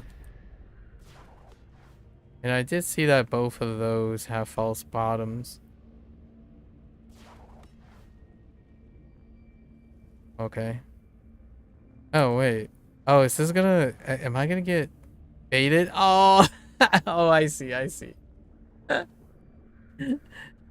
That's hilarious. Alright, alright. It's fair enough. It makes sense. The ones that... Very neat. Alright, I'm having a parkour fail here. Okay.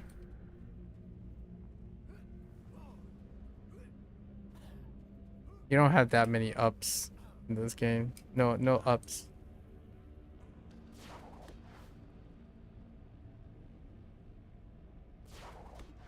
Yeah, I see. Fair enough.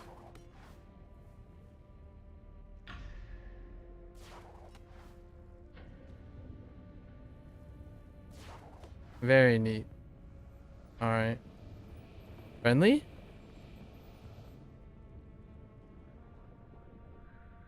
Dang. I don't want to talk about it.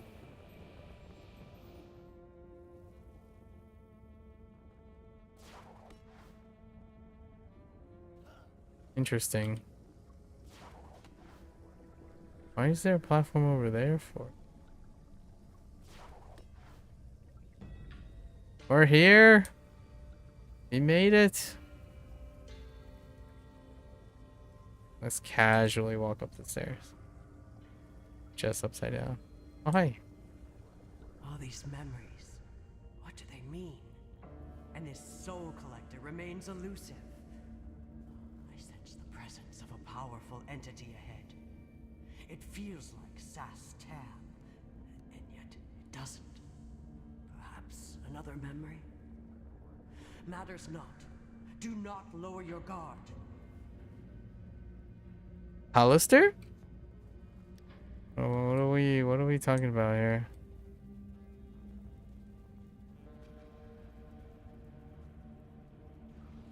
Another entity. My lord, with everything that has happened, I fear... Do you not trust in my vision? Do you doubt me? I am merely concerned. The prophecy was accurate. It has crossed numerous planes, empowered by countless souls. And the Celestial, my lord, what if it's too much? Too much? As was envisioned. For every plan it thwarted, it only empowered itself to better serve my needs. And this hero has played its part perfectly. The conduit for my ascension. Oh. I see. The people needed you, and you left them. My people's blood are on your hands. I trusted you. You couldn't save us. I thought you were a hero. Yet you couldn't even tell lies from truth. Maybe a different Zastam? You should not be here yet. Interesting. Well, that was wild. Very elaborate. Love it. Okay. You think a sealed dungeon owned by... I'm back. Did you find it? Please tell me you found it. Yeah, I'm the soul collector. What? I'm the soul collector. Maybe... Okay. It took a combined effort of everyone here, but we found him. Alright. Zastam is hiding in his new playground. A pocket dimension within a pocket dimension. A place where he can scheme to his heart's content. We can't defeat him, but we can possibly use his domain against him. Makos and the Celestial have a plan on how this might work. You can find out more from them. Oh, and Hero, you're his downfall. Remember that. I see. That explains the last run to Vicario, where you have to have enough souls alive, like people to make it to the end, so Vicario can use it. And probably seal Zastam in the pocket dimension. What is this? Hey, are we pulling an MCU or something? All right, and that's probably the last. Oh no, that isn't. We get to play it out, maybe? Well, I've got something. This additional pocket dimension houses powerful foes. Their souls twisted and corrupted beyond recognition. Their shapes stolen from beyond. With your half of the soul repository, we can harness their essences to seal the dimension. Yep, makes sense. You are to defeat them. Then the Celestial can open a way for you to makes escape. sense. The wizard and I will then initiate a ritual and turn Tam's own creation and machinations against him. Fueled by the souls you were meant to collect for him. Be assured, I know a way to extract the energy without harming any pure souls that might be in the mix.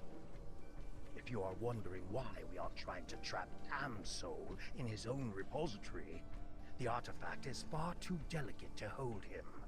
Better a prison of his own making. Once you succeed, the sounds about right. Placed on the heart you're wearing will break. And of course, Mako knows all of this because a well-seasoned lich. That you're not. I don't think the hero is supposed to be aware. I don't know. I don't know if the hero that you play is supposed to be aware. Mako's reveals this to only a select few people about his lich, like that his lich status. That's probably what when Zuna, you know, earlier during the second milestone when Zuna said that, oh, you can go now, and Zuna had something private to say to Makos. That's probably regarding the lich revelation, because Mako has a long convoluted history, but you do play through it. Like in Chult, during the Chult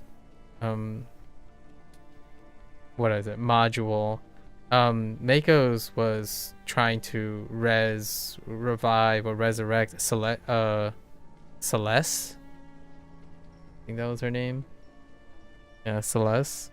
And Celeste was created as an undead, and then Celeste basically, and then he tried again, or he tried to res Celeste before Celeste fell to an evildoer, and then she was res as an undead, but then the whole thing at Chult, he tried to return her to like a different state. Not quite sure if he succeeded, but he has a long history of betraying the trust of like Zuna and all the others because he's technically a lich.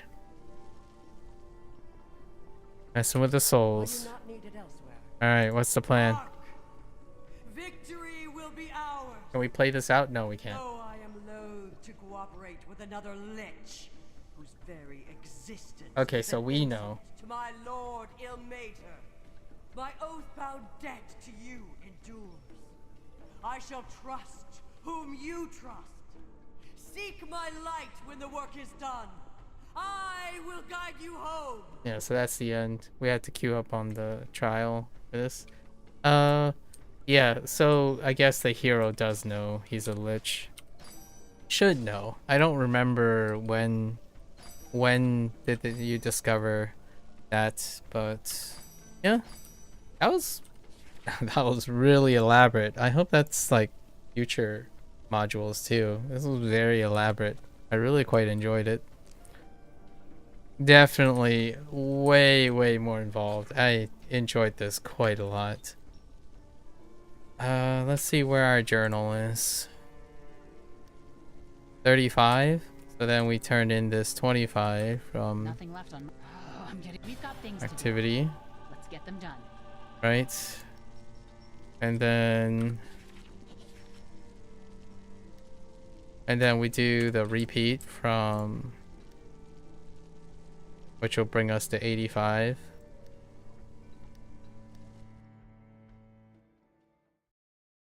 Wow, that was really neat. The last two areas, super cool.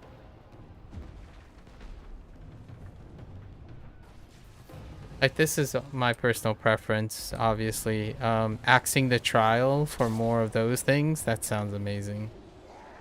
I'm quite invested in seeing more creative work like that. Run! Everyone run! We can't fight it! It has a death aura! To the gate, quickly! Yes.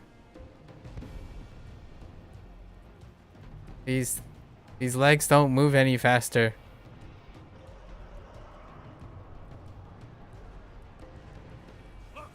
Wait! No! Oh, damn these red wizards! They're killing their own people!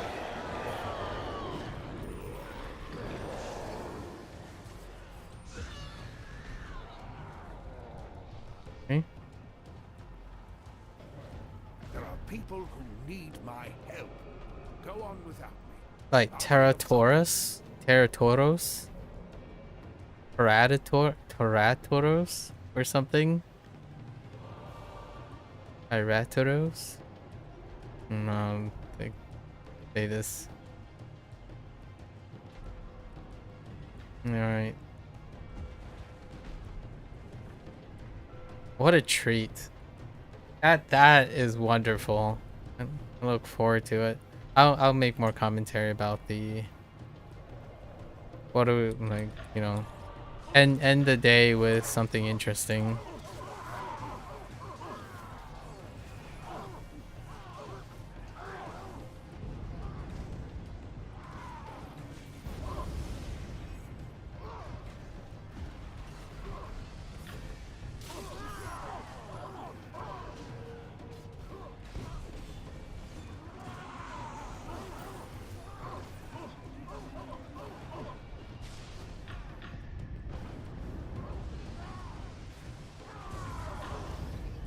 Nope, that was too soon.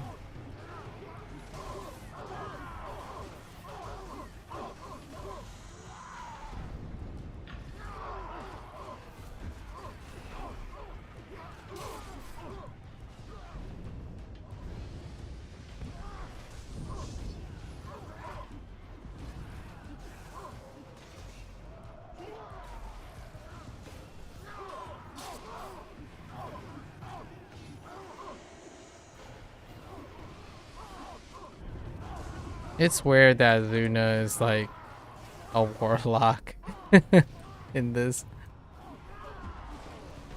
encounter.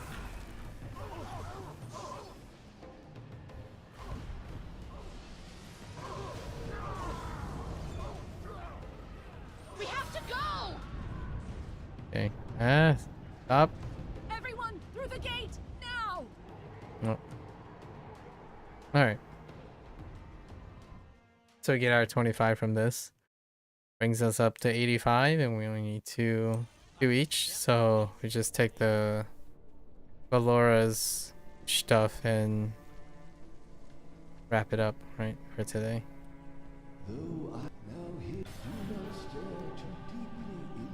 So that's we need 13, right? So we take these two and then double back for half. Something strange. That talking mirror. Yeah. So disturbance, pretty quick. Right here. And then mirror is right across. Super quick.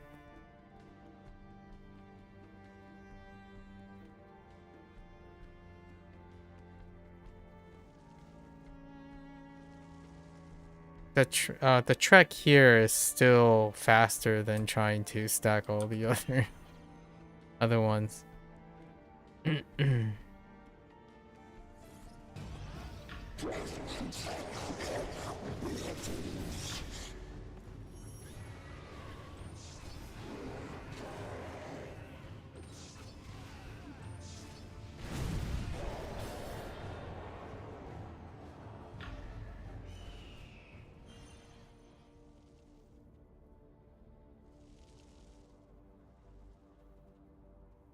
Man, they really outdone themselves. I have a personal bias. Like, I can do without dungeons or trials. If that's more of that, is great. Personal bias, of course. More on that in a little bit. I'm getting close.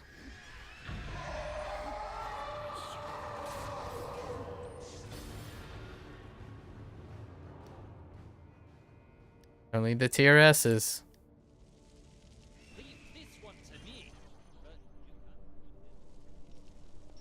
Like Valora has all the S's.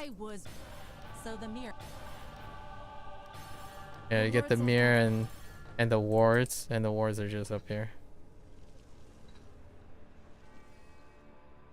You only have to tag one, and then they all come to you.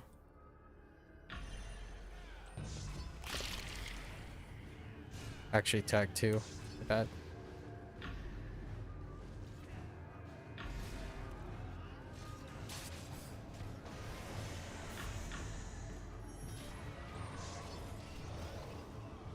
Then you can grab all 5 of the seals. Really, really fast. S tier, S tier.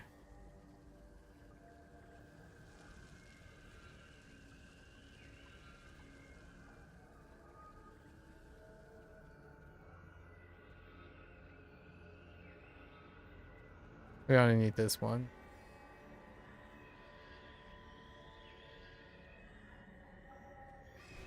I'm probably not gonna farm anything from this module though.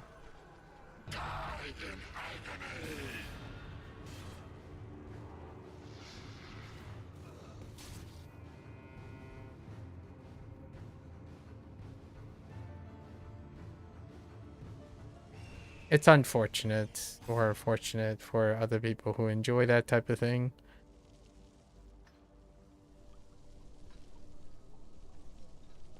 I could. Hey, there it is.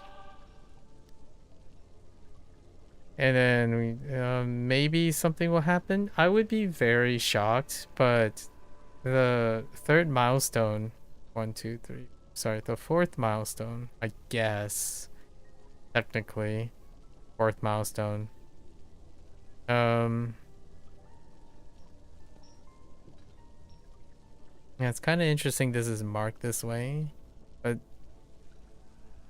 nothing actually happened in one. So, I would be very surprised if 6 and 8 have something. Sometimes they did though. It was more like, oh, well, let's keep up with our defenses and make sure everything's tidy or help out. So there is a chance that this person gets more stuff, maybe like that. All right. So let's bring us back to the Protector's Enclave. Or no, you know what? We can stay back there. The brooding ambiance is pretty.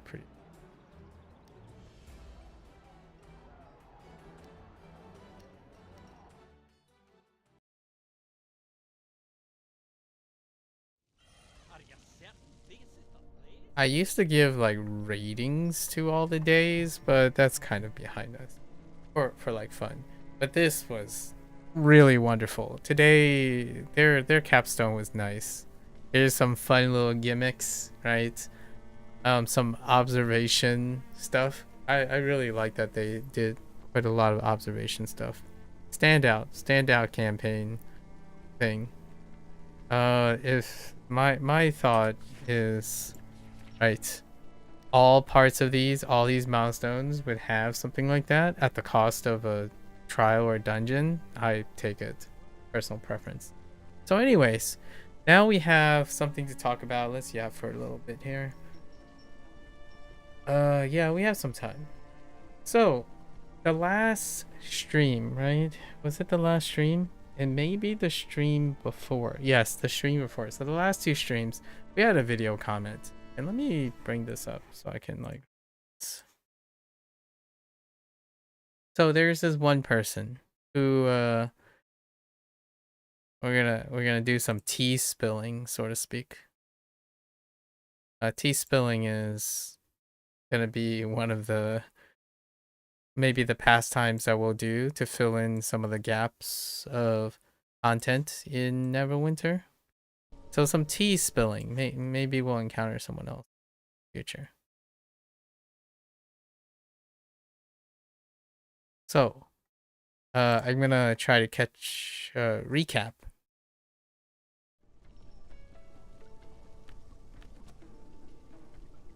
So the recap is 2 weeks ago, right? 2 weeks ago, I put up a it was our week 3 video.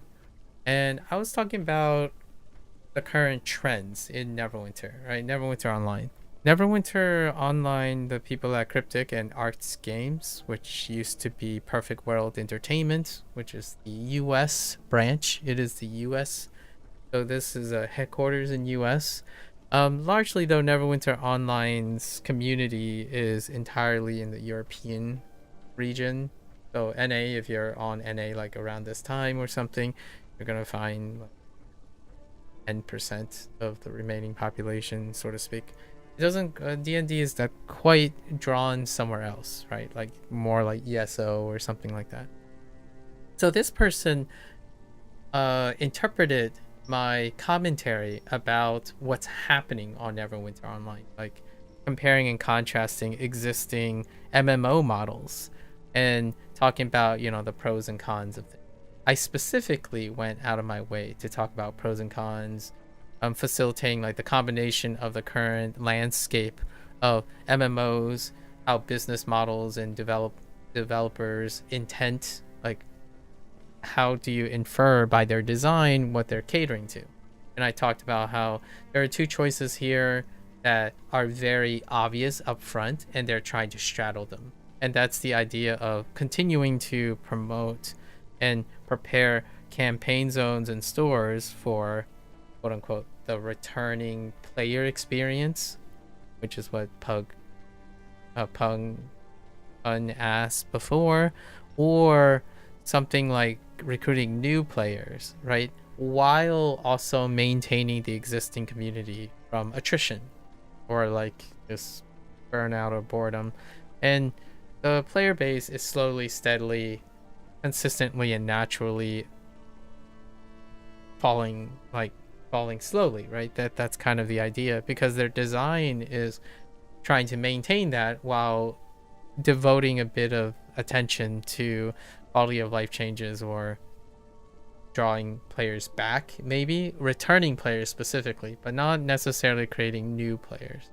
And this has been a long going error, like long going attempt by many studios, many developers and publishers to trying to either create a new pocket, which is to pull non-existing MMO players into a universe that's either already established or create the pocket, right?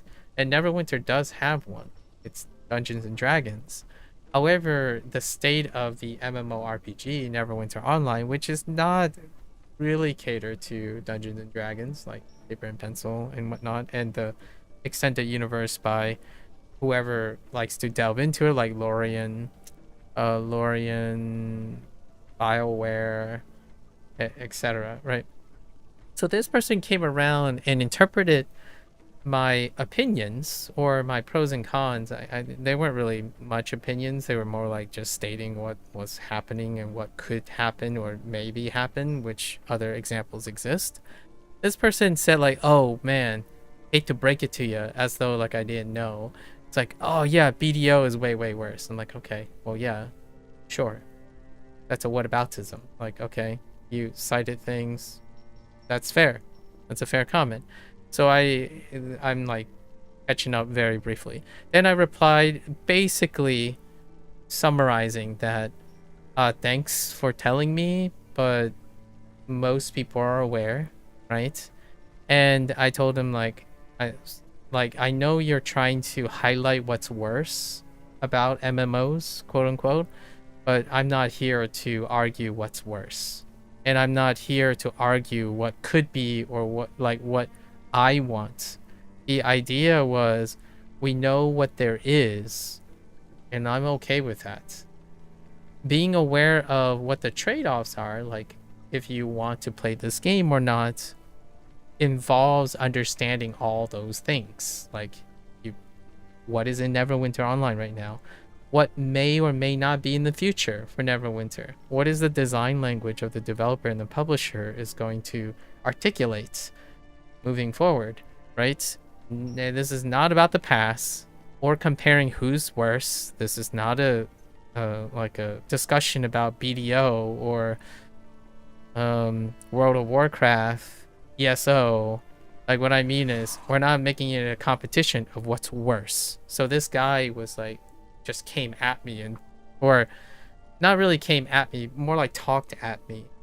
They weren't like talking with me. Like there's no like critique. He's not, that person's barely critiquing anything. They just wanted to express how discontent or like jaded and cynical they could be.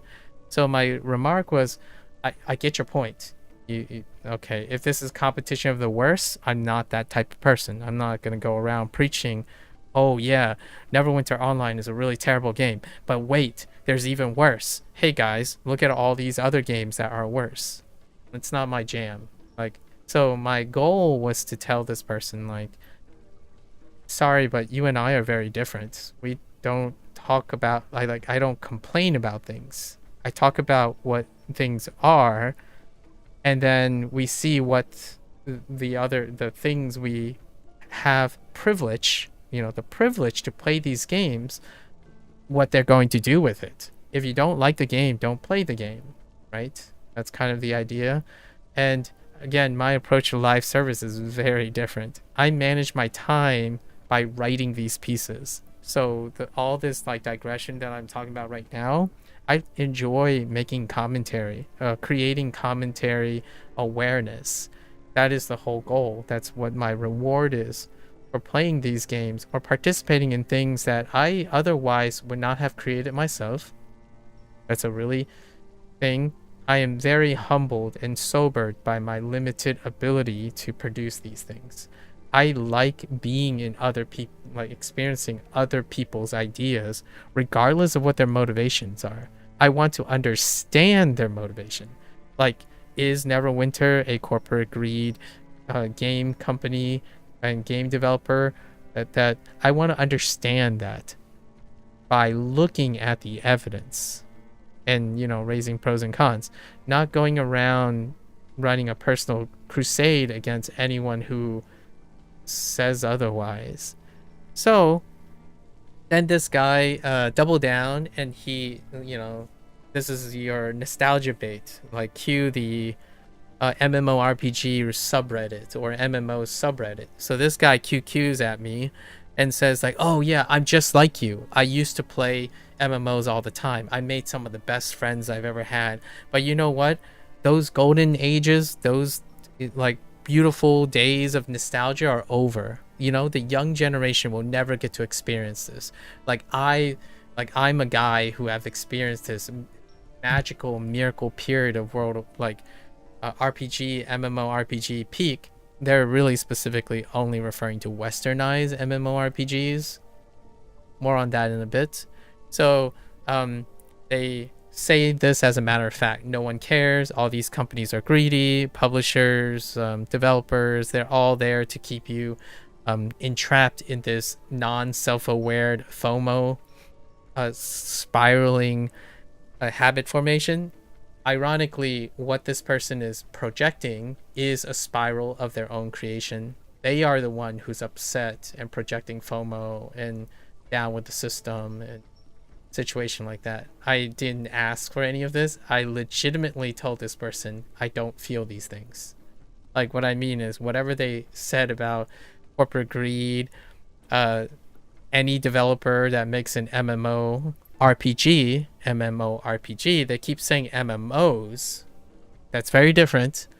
But they keep saying MMORPGs. None of these developers and companies ever care for your time. They try to habitually milk you and starve you of resources and whatnot. That's fair. That's one way to interpret the evidence. I don't empathize with this person though. Trying to see the worst and cynicism in everything, that's a competition this person likes to participate in. I'm not a person who participates in that competition. If someone is truly and honestly irredeemable, I will still try to find the goodness in that person.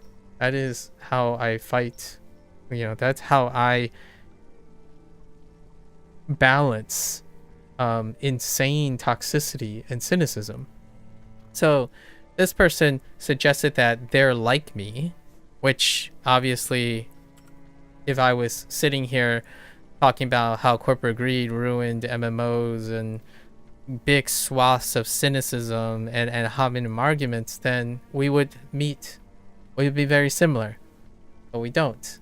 And based on how this guy talked about nostalgia of the 2000s, I in World of Warcraft, RuneScape, stuff like that, I would say we might be relatively around similar age, possibly. I would reckon I'm a bit older, slightly older, so to speak, but maybe not. Roughly similar gaming age, I suppose. So I went back and I responded. This is from my last, now we're not 2 weeks away, now we're last week.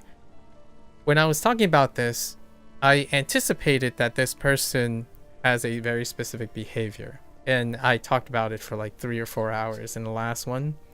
And they actually ended up responding right after that. So what I tried to respond to them was, again, I wanted to be very clear. That person is very upset about something. And they're using my commentary to make it sound like I share the same feeling that this person does. That's absolutely not true. In fact, this person wanted so much to project their cynicism and their discontent with the industry, the game industry, that I had to very clearly, word for word, say, what you say may be true, it may not be true, but I don't interpret it and feel the same way you do. That's like the general summary. If you guys are ever curious, it's all public. It's in the comments section of my YouTube video on week 3. If you're curious, you have to jerry-rig and sort by new in order to see it, because it's they're very long entries. I write very long entries, and the other person entertained the same idea, although I'm not entirely sure they're all of the same quality. So I told him, I might agree with some of your nostalgia. I'm sure there are plenty of people out there, MMORPG subreddit and MMO subreddit for sure, have this echo chamber that I've observed many times where people keep talking about, oh, the peak years, the golden days are over. They can never be relived. And it's so sad that younger people will never get to experience this. And it's so sad that older players are trapped hoping and coping with hopium and copium about reliving those days. And my thought is, I'm not one of them. Like, stop continuously insisting that you and I are the same. Like, I've said this twice in 2 different ways as politely as I can. Nvidia wants to cut, yeah. That's fine. That's not a big news. There's, hello there, drama. That's okay. Like the 40% thing, I would probably suggest like knowing like how supply and demand works, and then how like market tiering works, but it's not quite that generic, like simple, where Nvidia is cutting 50 series GPU production by 40% because of the memory storage. It's a little bit more complicated than that, but I'm sure you've come to realize that. Anyways, so back to this person, right? This is in response to the last the week 4 video. I went through, line by line trying to clarify, because I personally think that if I were to continue dialogue with such a person, it can become very volatile. So I wanted to clarify that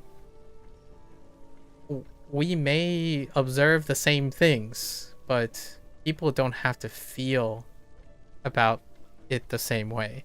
I approach these things with groundedness, pros and cons, and hopefulness, not coping. Like, it's very different.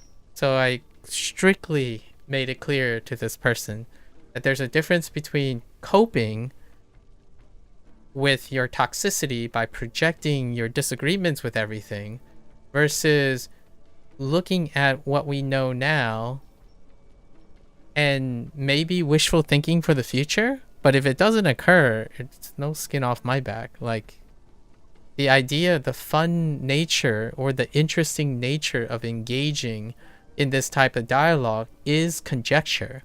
It's to and talk about and discuss possibilities, not projecting a pity onto others. And in self-pity, in fact, I was accused of self-pity by this person, but I think there's only one person who clearly is pitying themselves and pitying others. Stuck in this past life where they're seeking nostalgia and whatnot. This person also went as far as saying like, oh, they're making their own game, and then a game that they want to play. It's like, yeah, see, that's where we fall apart. Like, you keep saying I'm like we're alike and you understand my plight, but the whole point of playing video games is to play video games that I do not create myself.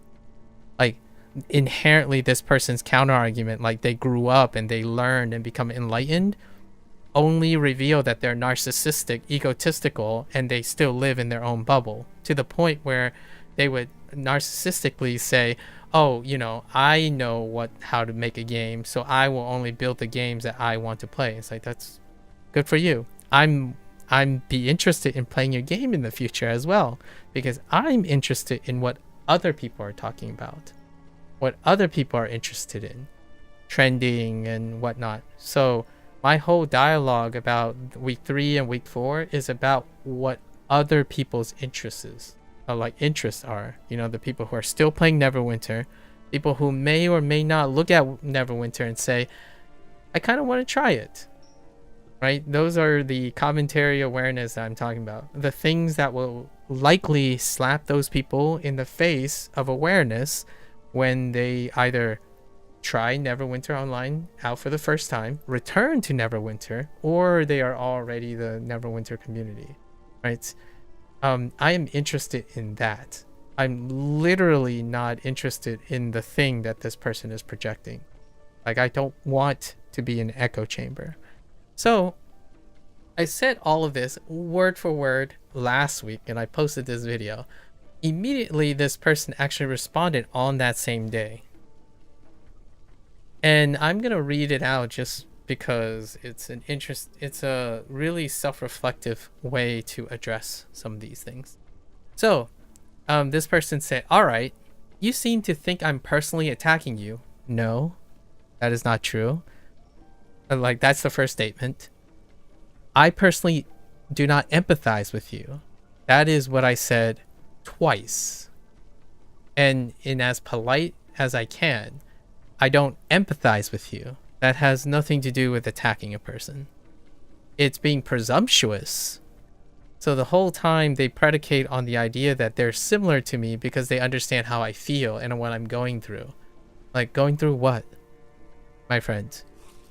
Like, you're telling me that I'm coping and hoping and suffering from nostalgia when immediately I told you, man, bro, you got me all wrong here. Like, I'm not coping with anything. In fact, I don't like the idea of remakes and rehashing things. I enjoy change. Change is the spice of life, an intellectual change. I even explained that most of my time is dealing with intellectual iteration and growing and learning, not projecting and preserving. I mean, I appreciate that there are publishers and developers like Sega that are in a process of preservation and trying to bring the old feeling but bring it anew to a new audience or a new generation. That's fair enough. I participate in that. Do I pine for old days? Absolutely not. I don't, actually.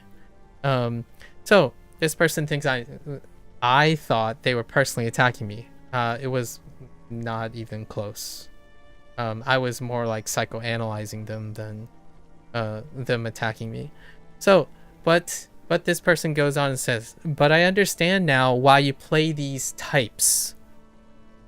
It just ends there. They play these types. So he's probably referring to MMORPGs, Western MMORPGs, live service Western MMORPGs. These types.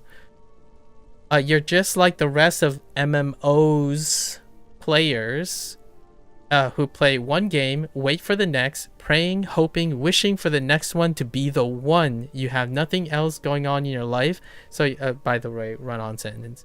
You have nothing else going on in your life, so you want these games to fill the void, make you feel whole.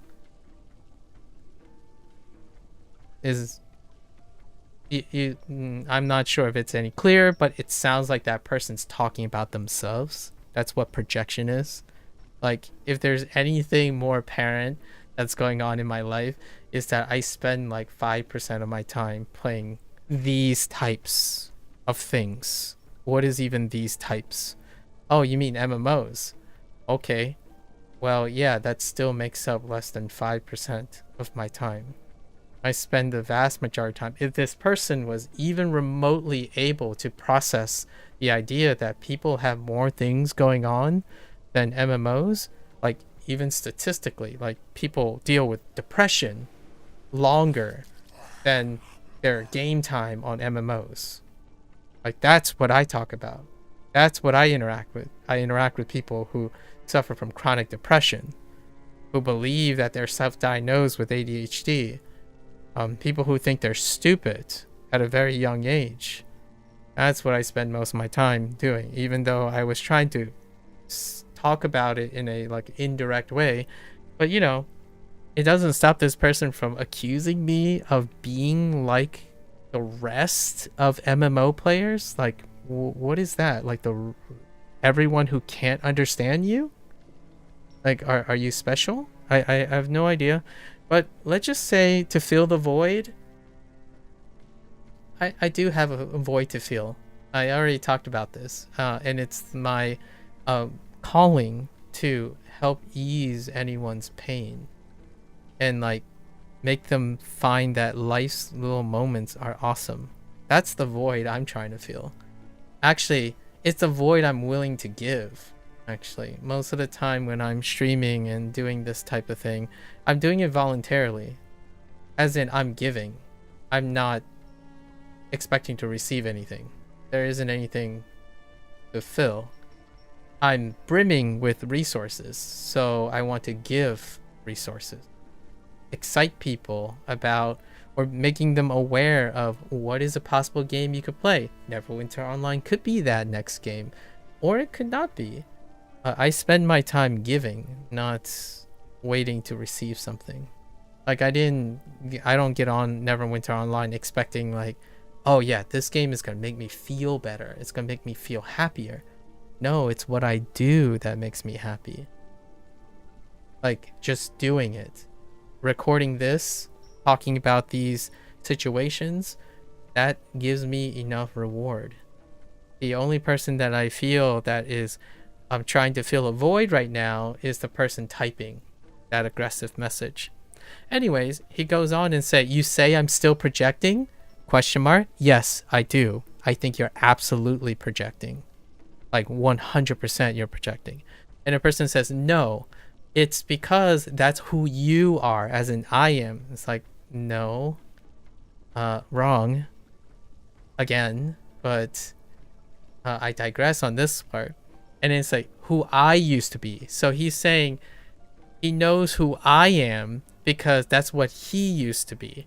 I was in that boat just like you, just like the rest of people like you. But instead of sitting in that sinking boat of rot, I jumped out, swam through the water, crawled through dirt, tried to make a game I want, and through dirt, try and make a game they want to play. I'm like, okay, well, I'm sorry. I'm in a cruise ship with a bunch of other people who are enjoying their life despite you thinking that they're not enjoying their life. And it sounds like you try to make yourself sound exceptional. That's a lonely place, my friend. So would I choose not to be exceptional in order to feel a bond with other people?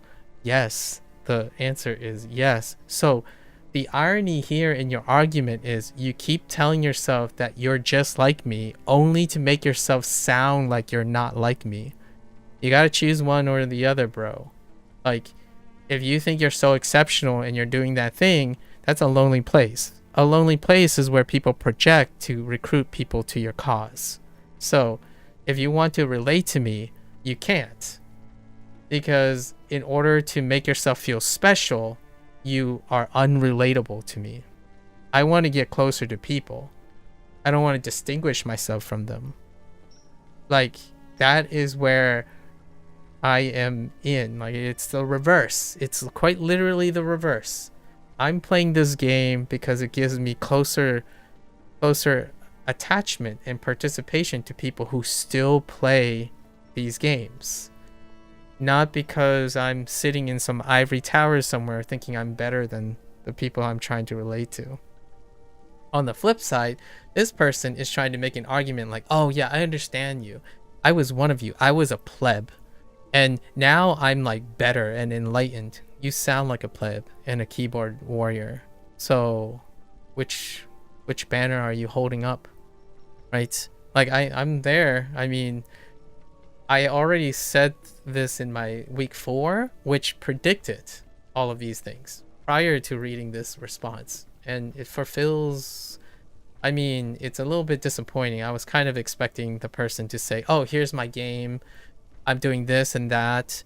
And I'm sorry that I came off a little rough, but here, let me prove my point. No, instead, it's an ad hominem argument that actually quite literally attacked my character, despite the person saying they're not attacking my character. It's very weird.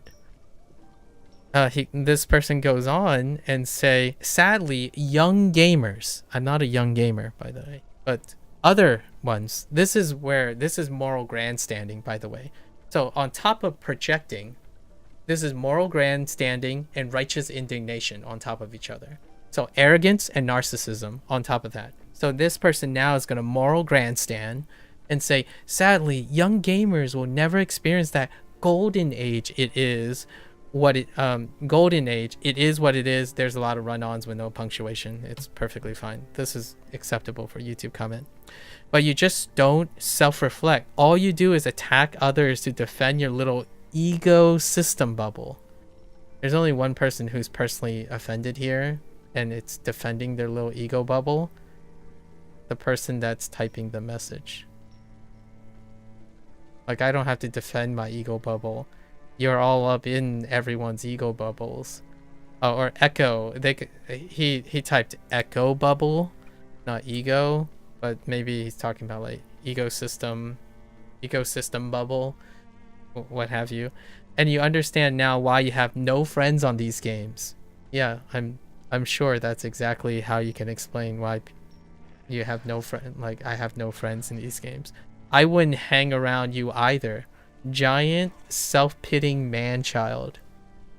There's only one person who's self-pitying. That's you. Not only do you have enough self-pity to go around, not only do you have self-pity, you have enough pity to go around to pity others. You go around waving your moral grandstand by pitying other people. Legitimately, all of your comments deal with pitying me. I don't have to self-pity myself if you go around pitying everyone else. Right. And obviously, there's really no need to escalate this any further. So I simply responded about a week ago, assuring them that it's quite the contrary, actually. What is happening is legitimately the contrary of all of this. And I wish the person good luck again, because it's good to wish people luck and hope that they find a happier place where they don't go around pitting other people and aggressively attacking them while pitting them, and then constantly claiming they're not doing the exact thing that they're doing, right? So, you know, good luck with that guy's life's pursuits. That's where I want to end most of these conversations, because I'm a little concerned a lot of times to interact with continuously unstable people. So maybe in another 4 or 5 years, this person will create a game that isn't going to be built upon all the experiences that they learn from other gamers, like other game developers, and truly redefine whatever it is that they keep identifying as MMOs. With all that said, right, it's a great read. I would love to see other people analyze this. Feel free. It's on week 3 of 10 of this, and you have to like jerry rig and tap around the sort of the comment section, and then you can read that. Obviously, this is more for self-reflection purposes. I don't know if there's self-pity in my conversations that I have with myself here. However, I do try to advocate for calm collectiveness, and then reading these stuff as a form of exercise for how would you respond in damage control and whatnot, right? Because there's not really too much emotional baggage here. Well, possibly for that other person, some emotional baggage. The person who's being defensive is the person who is likely more unstable emotionally, and they are the ones that typically are the one projecting. So I am no stranger to interacting with individuals like this on a daily basis, but oftentimes the self-loathing and self-deprecation is usually the source of the toxicity. It's inward. They're more upset about things, and they want to have other people confirm that other people are like them. I am indeed not really upset with these types of games. Maybe the whole idea is this would be less volatile, and the person would not ended up resorting to petty name calling and emotional projection to try to convince me that I'm like them, right? It's a desperate attempt to generalize someone and hope that they're doing you a favor, moral grandstanding, and trying to bring you into their fold. I don't need to be gaslit to try to resonate with this person, because I don't. fueling everything with negativity, it's not my jam. Not my approach to most things. I do what I think I do, and I stick to my dialogue. I will continue to like wish this person luck, as opposed to engage in a similar thing to fulfill this person's prophecy, like some sort of self-pity or anger. I don't feel self-pity for myself. I pity people who spend most of their time pitying others, as opposed to helping them. This is legitimately the opposite of what they went out to do, which is instead of trying to understand other people and helping them, they tell and gaslight other people to thinking they're helping them by exchanging words of volatility and negativity. So whatever it is, that comment that I read fulfilled nearly all of my anticipation from last week's video. Because, you know, while this person's making their perfect game or whatever game that they make that they want to play, as opposed to playing other people's games and engaging in empathy and compassion with other people, I spend most of my time doing that. You know, that person might not know it because they believe that watching one video about something they cherry picked is somehow going to tell them about the details of my life. So much so that from that video, they couldn't help but constantly predict everything about my life. I don't think they can even comprehend what it's like to live outside their head for a moment, right? So that's where we end on that. And here's a segue. So let's talk about what is present at the moment. So we just concluded our lore section, right? The lore section of Red Harvest Part 2, the Soul Harvest. And I'm gonna echo Neverwinter Online, especially Cryptic and Art Games, has this like straddling process that they're going through. And I can name some examples for constructive criticism or possible adoption, as opposed to, you know, the guys comment like, oh yeah, this is way worse, BDO is way worse. It's like, that's very constructive. No, it isn't. It's criticism. Like, that person started off by projecting criticism, and I literally told them I can't empathize with that. So how do we make, what does constructive criticism sound like, or commentary awareness?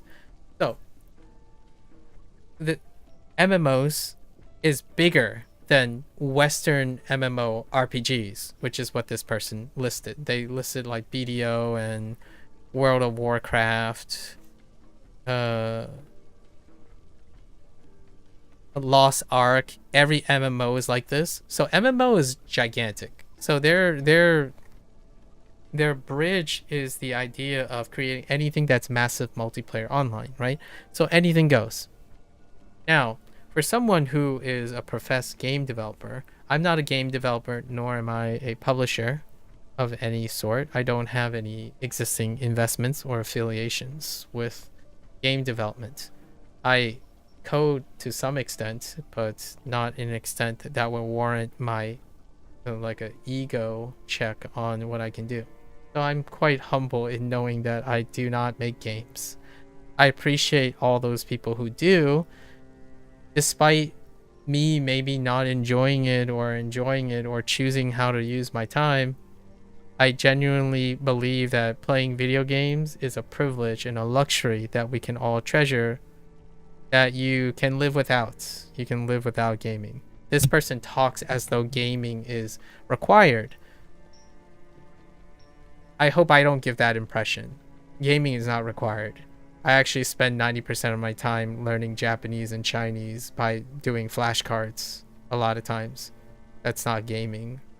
So I spend the majority of my time not gaming, actually. I watch movies, TV shows, I write things, I listen to books, I read scientific articles, I read newspaper, I look at the economy, geopolitics. The vast majority of my time is not in video games. In fact, when I was playing World of Warcraft, college was still the majority of the time. So this person is way out of touch with a particular subset. They want to generalize people that they may accurately profile, but it's certainly not me. I was speaking specifically for myself. This person kept speaking in a group, like, you all people, you people. It's like, what me people? I only talk about myself. I can only find accountability for myself. I'm talking about, I don't empathize with you, mister. Like, even if 99% of people are coping with hopium and whatnot for their next big MMO game, I'm talking about myself. You talk as though you talk about yourself, but then you think that you're different and you know everyone else. That is my issue with this person. This person is projecting themselves because they know themselves the best. So they want to see themselves in the other person, which is me. And that's not true.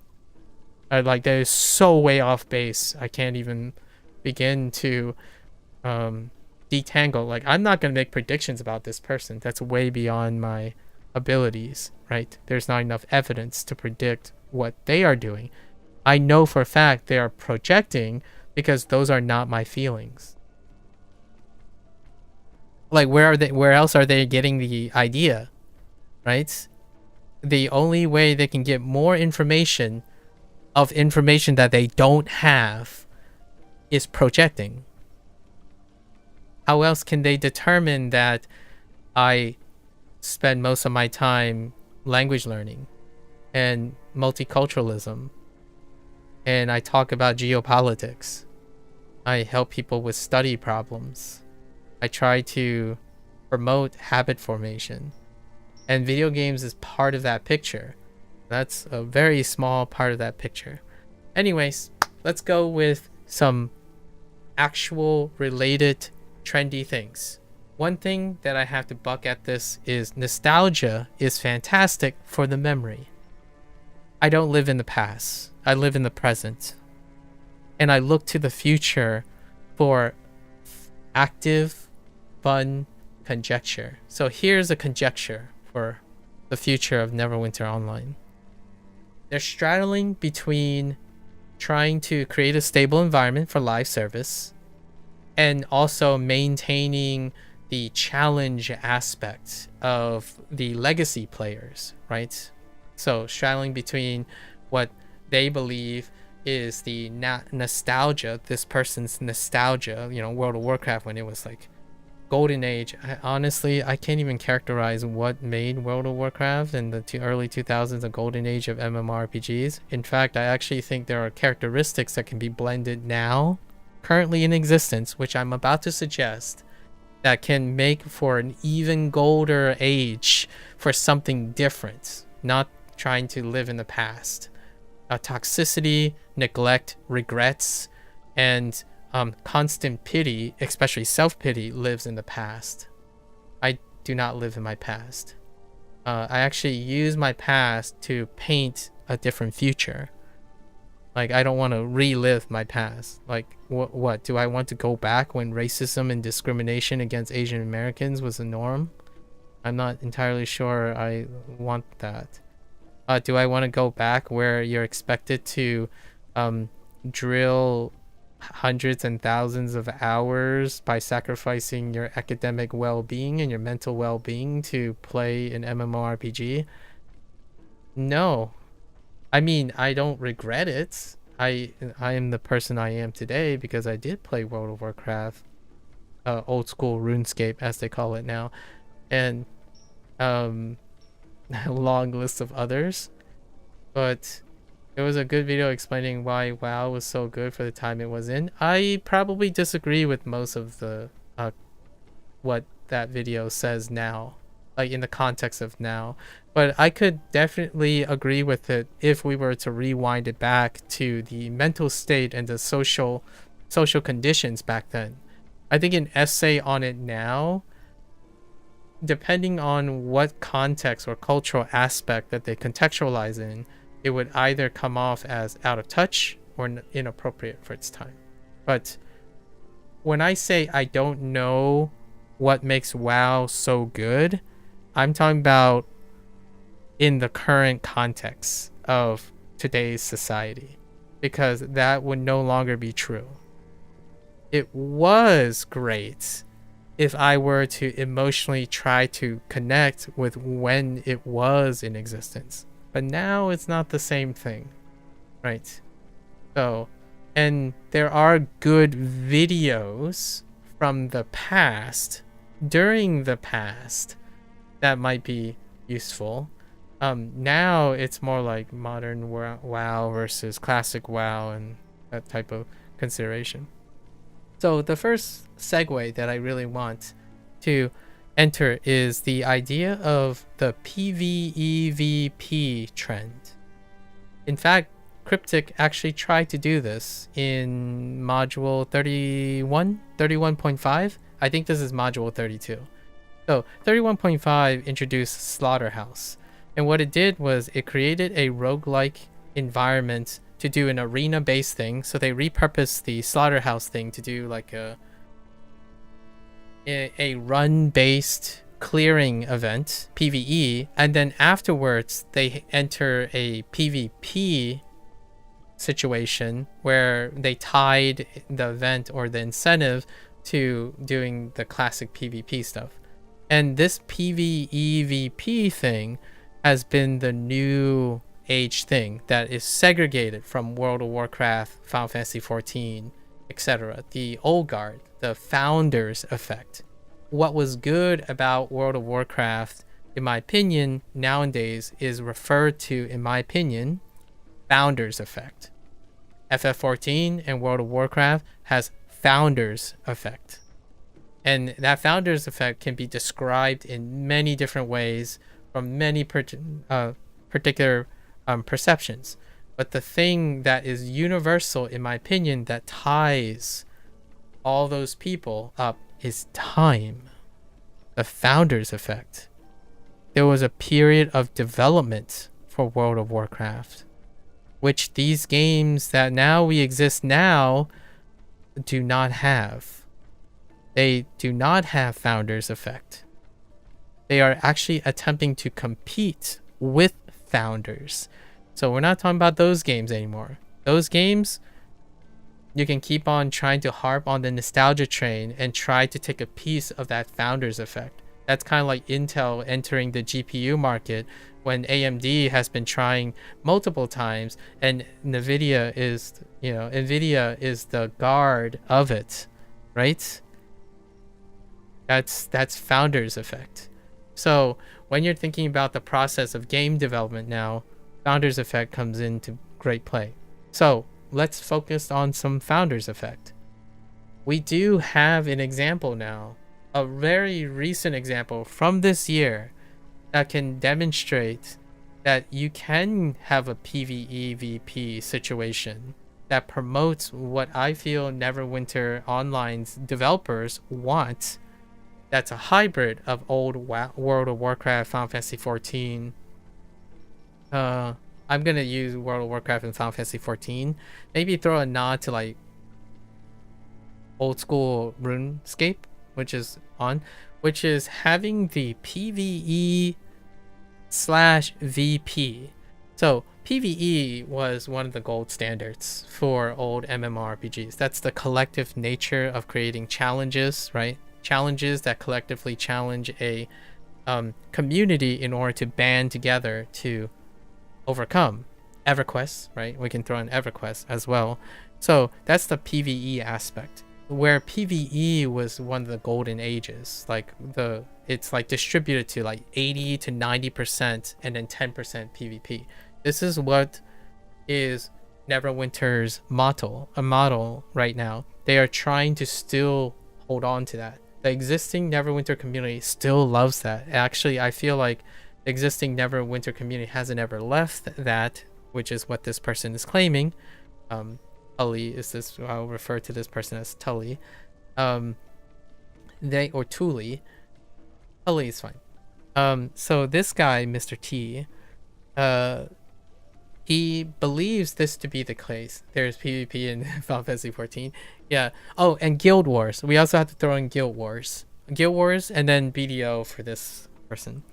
PvE was a gold standard because it produced camaraderie, community, and it also had founders effect, which is the founders effect is the idea that there was existing community which is converted to a pre-existing persistent world that the community already exists. Final Fantasy had Final Fantasy.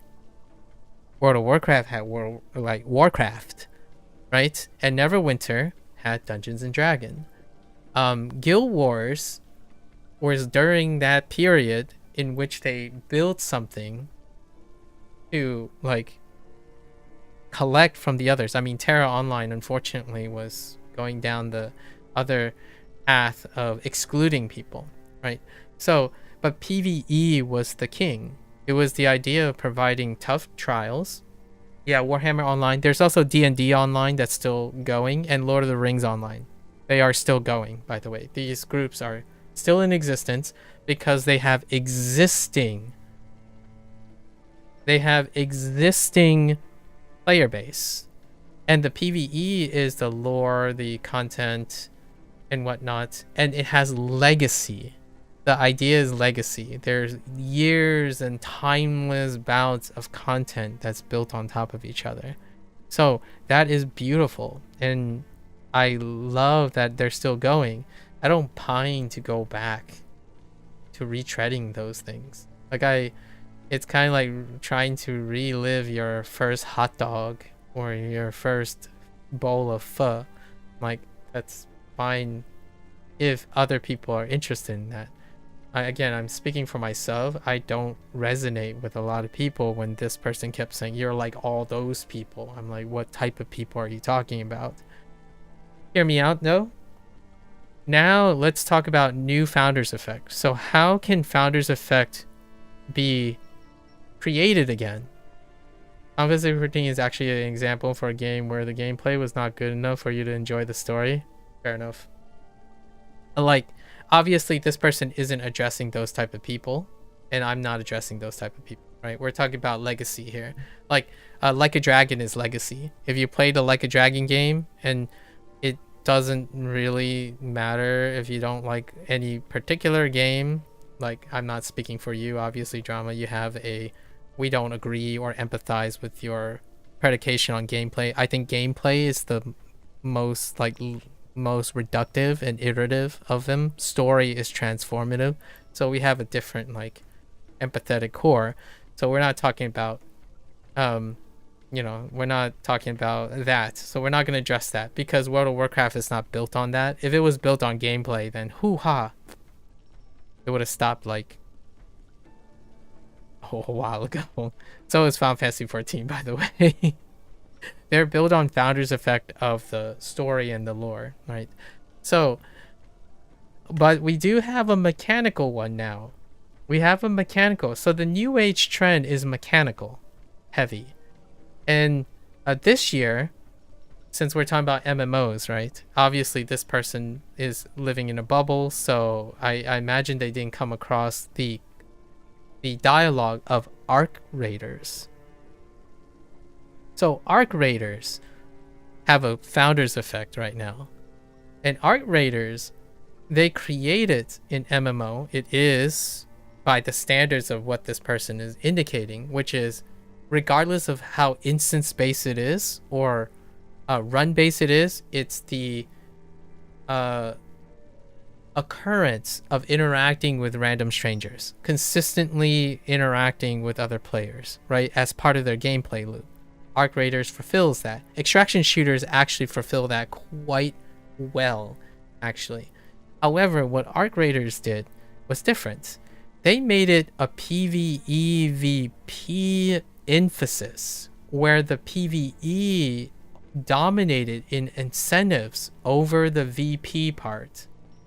So this is what I've been looking at for some time. I'm curious if Neverwinter Online will seek to embellish this. There were a couple periods in Neverwinter's Online that actually tackled this. One of the one of the periods that were hotly competitive, and I streamed those periods. It was so long. We did like 18-hour streams. It was during that time when there was a PvE VP situation. And how does this work? The current trends right now are you have there are two live service kings right now when it comes to trends. One is PvE incentivized centric optional VP games. So what does that look like? That looks like there's a gameplay loop that involves you interacting with players, and those players optionally have the decision to make to engage in PvP. However, if the environment, storytelling, the content, the environment is overwhelmingly more incentivized, the VP situation becomes either optional or even potentially minimized. And that's what Arc Raiders managed to do. Their design was that they incentivize that collaborative and cooperative work despite having the choice of having a VP situation, PvP situation. It's usually collective. And that's fantastic. If you're wondering, okay, well, that's just one example, right?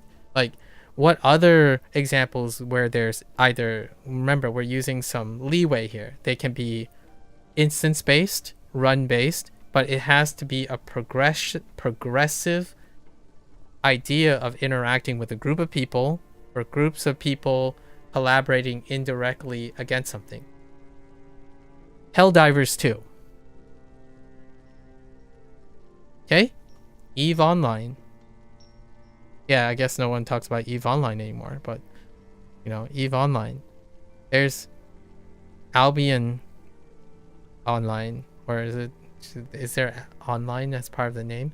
So, anyways, what I'm saying is, Neverwinter can still do that if they so choose, which is to create a PvE environment in which the incentives for cooperating with strangers or pickup groups and stuff exceeds the accolades of standing out as an individual. That hasn't happened, by the way. Not yet, or there's no indicator that that is a choice. But there are some leans on the way heroic encounters are designed. The downside for me is the reality is people don't play during this time frame. So that's something I can't control, right? I could try to play earlier, but in NA sense, there's no recruitment of players anymore. So one has to require, how do you create a founder's effect for new players? They would have to, it would require them to create a sustainable, regular content build to build a new legacy. And is it too late? I don't think a game is ever too late to build a new legacy. So what is a legacy? How do you create a founder's effect for a new legacy? It would be a particular game mode that's consistently built on top of itself. So anyone who starts on it will continue to see it matriculate or maturate. That doesn't exist currently in the game. So for example, a house, a pet that you maintain, and a slice of life thing, right? That is the other gold standard. What are those games? You might be thinking, oh, those games are not MMOs, but they are, because the subcontext is that you're part of a community, not like game dependent community where like you literally have to be connecting the game. You are connected by the community. This is in my opinion, one of the core essentials of the new age people. Yeah, and WoW there's now housing. Yeah, I saw the Hearthstone advertising of the housing. That is legacy building. That is the founder's effect. When you start a house, you have become a founder in the game. So the longer you play, your founding house becomes embellished over time. That is creating sentimental founder's effect. That grows audiences. So you can create new founder's effect with legacy building. Is Neverwinter going to do that? No, I mean, they can choose. They can choose to do that or not. The other side of things is you can embrace the hardcore. You can create the epic difficulty, I'm better than you, who's better things, and that exists too. Leaderboards. So now most competitions are done on an individual basis. Most competitions are done in an individual basis. It's about performance, accolades on the individual side of things. So leaderboards, statistics, what gear you have, how rare your gear is. Those are ways to indirectly compete. But you don't have to incentivize people's toxicity. You can measure their individuality, but it clashes against the PvE aspect. So right now, Neverwinter is juggling two things. They, in my opinion, when it comes to their design, they want the PvE of old, you know, the World of Warcraft, Final Fantasy XIV, but it clashes against maintaining the hyper hardcore, like indirect competition of accolades and individuals, because individual performance is highlighted. So there's need for self-expression, fashion, achievements, like accurate leaderboards, or race against like some sort of competitive process. Usually they're two separate things. So what is a great live service example of MMOs that do the opposite, do the other thing, where it highlights the individual, but because of the individual's investment, they have a founder's effect of their account while also indirectly competing with other people?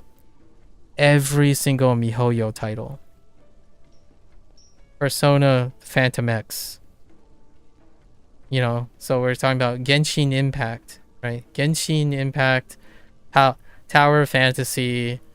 You might be thinking, well, they're not MMOs. You don't interact with other players. Yes, you do.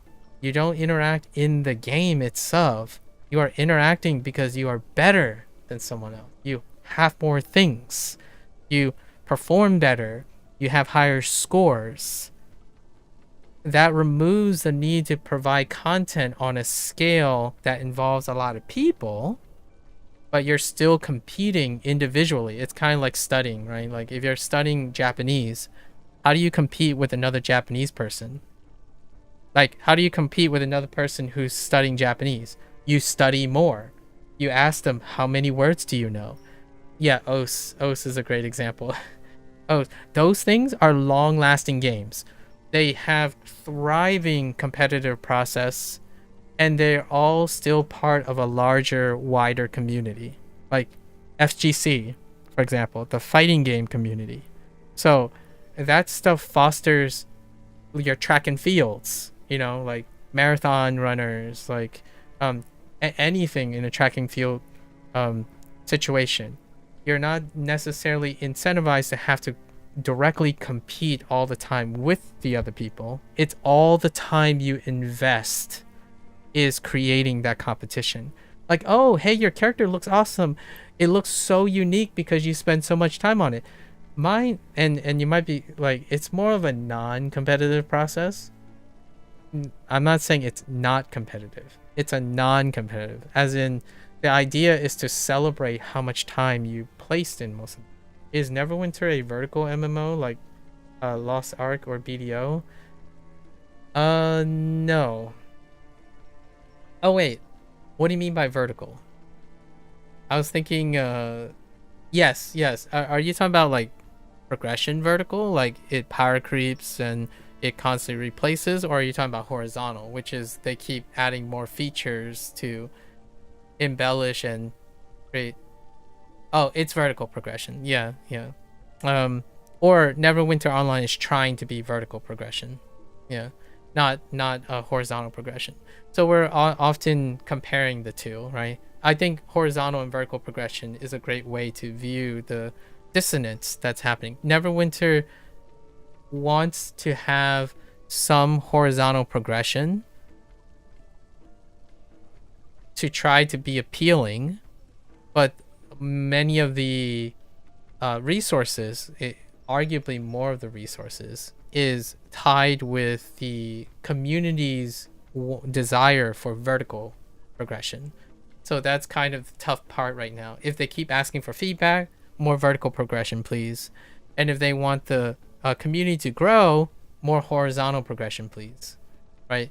Like, because without horizontal like lateral moves, you can't create founder's effect.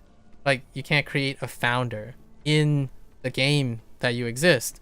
You're constantly chasing after vertical progression, because when you start the game, you're already vertically in the shadow of everyone who already exists. So it becomes less and less casual friendly or like new recruiting friendly if it's entirely vertical progression.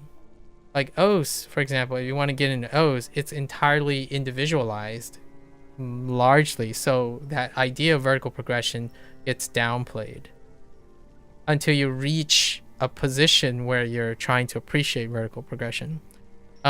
Usually Osu, even in its early stages, like the first year or two, it's largely generalized holistic progression that doesn't deal with nickel and diming your singular skills, right? It's kind of like when you're studying Japanese, if you think of vertical progression, that's how many kanji you know over time, versus, oh, have you spoke? Have you written? Have you listened yet? Have you read a manga? Have you listened to someone? Have you talked to someone? Those are all like creating more and more lateral moves, and those lateral moves create a larger foundation to have vertical progression. And in this game, there's so little of it. Like, what I mean is, I think it's intentional by design. Yeah, WaniKani, the vertical progression game. Yeah.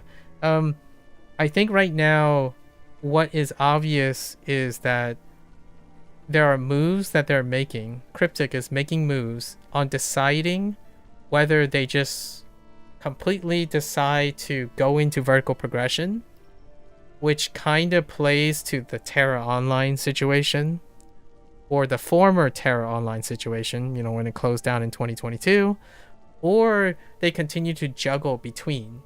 And that's fine, because I can keep playing. I would play the game for non-vertical progression, like story building. Story building is often not viewed as a vertical progression. It's more like a holistic approach, like more story, more lore. You don't necessarily, it's the sentimentalism that's not, they're throwing more fashion, more achievements, that kind of thing, right? And novelties. That might be nice to see if it attracts something, like if they land on something. Building a house is one of those examples, right? It's kind of humorous because when I was watching the World of Warcraft like housing announcements, like, yeah, that sounds about right. So it's not about pining for the nostalgia anymore. It's like looking at what other things work. Arc Raiders. I'm not an extraction shooter guy, but it is really fun watching people play Arc Raiders, because Arc Raiders strongly incentivized the environment and the incentive for the people to play against the environment, and that created a really wonderful testament that no, people are not hungry, thirsty individualisms who can't exercise compassion when motivated properly. And like nowadays, if you're reading like younger gamers, like this person is saying they understand younger gamers, like what younger gamers want. Apparently not me.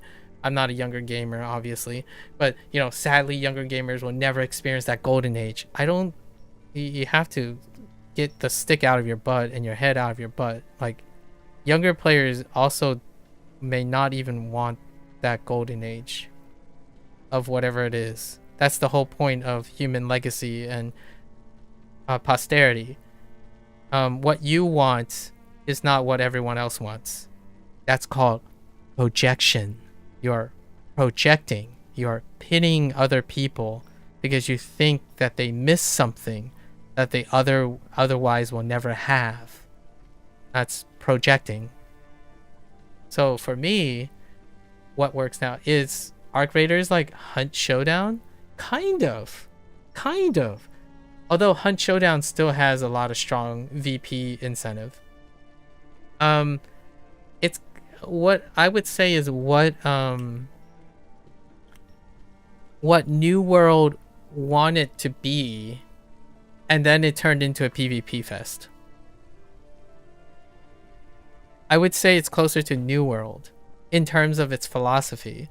And by the way, New World is reaching ESO. Not ESO, EOS. I believe New World is... Yeah. New World is, I think, closing their doors soon. So Hunt Showdown is a good example where it's a little bit stronger on the VP side.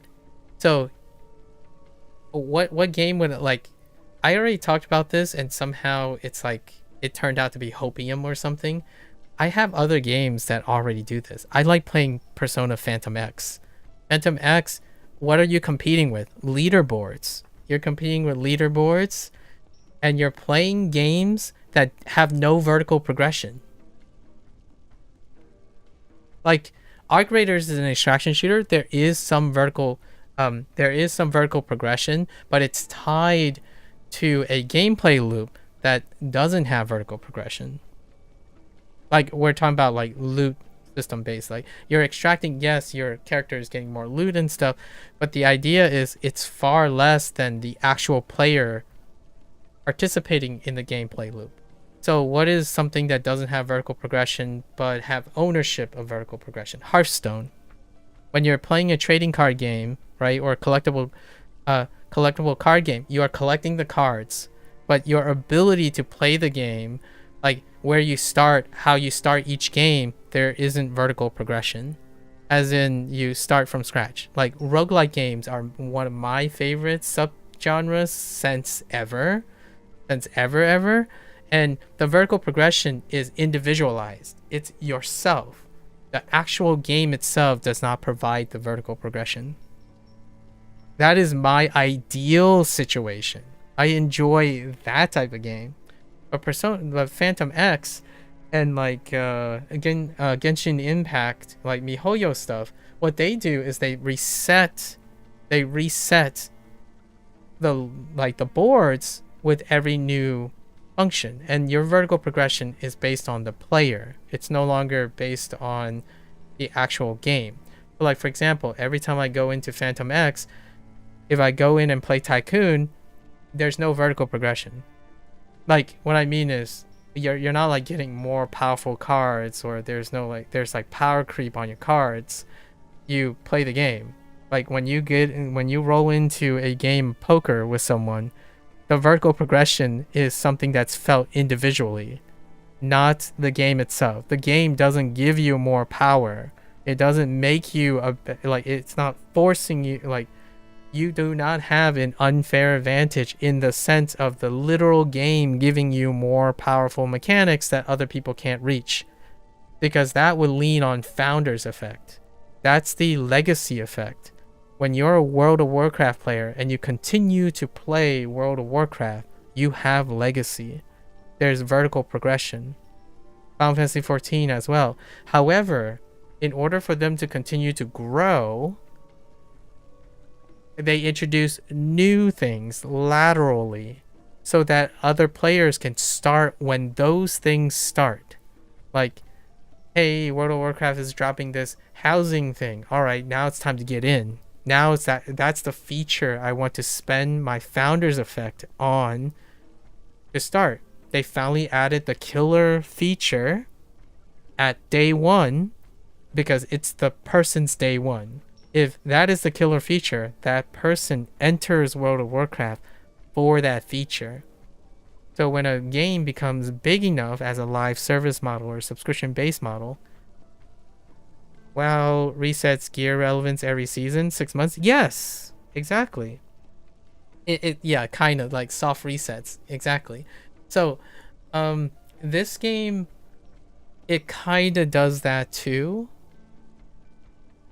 And the idea is, how are you going to balance this? How do you balance people not leaving all of a sudden because they need to fill legacy, right? To retain a player, the player must have consistent, quote-unquote, consistent vertical progression in the sense of like ownership or how much they do. You can approach it using a PvE like approach, or you can do it a PvP approach. And this game has often more categorized the intent of PvP, as in it's the competitive nature. In WoW, you got so much to do outside of gear progression PvP. Yes, exactly. This game is more like whoever clears whoever gets the best gear, basically. It's like gear, very heavily gear dependent. And that keeps all the retention of people who seek vertical progression intact. And I think that's where they're going. They're going to continue to do this like masters, advanced things. And I specifically said it's not geared towards me. Like, I am not a person who likes vertical progression, because I'm not here to like need to do that. Just like I don't need to be correct about this Mr. T's comment about me. I reflect quite a lot. I'm doing some self-reflection right now.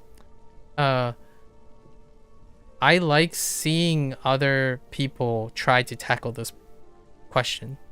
Phantom X is wonderful. Each 2 weeks, something new drops. I may or may not have it. That's cool. And then I do the leaderboards and neat. And then we move on. And over time, my account will become more and more irreplaceable because of the various things that I own, right? Your house, for example, is an example. Yeah, like literally World of Warcraft housing. When you buy a house, your house is your founder's effect.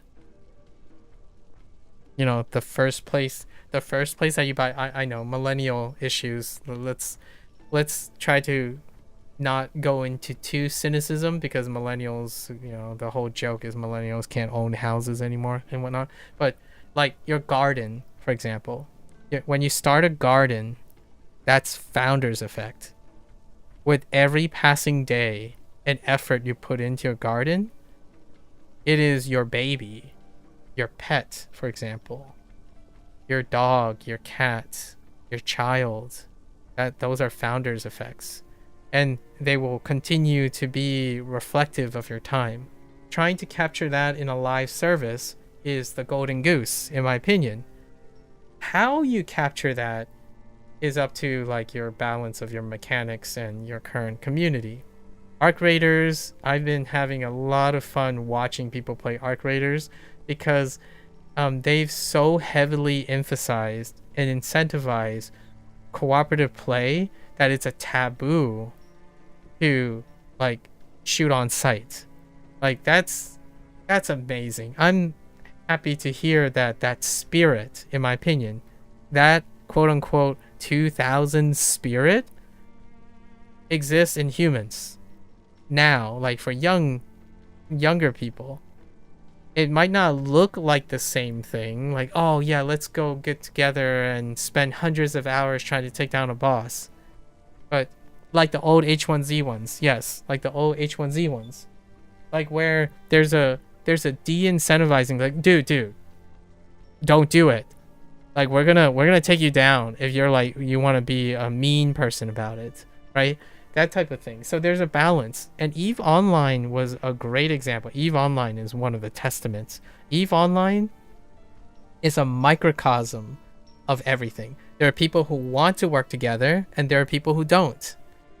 EVE Online is one of the games where it legitimately retroactively reflects all the choices that humans do. There are huge organizations that stick together, and then there are rogue organizations. There are mercenaries. They all fall into their line.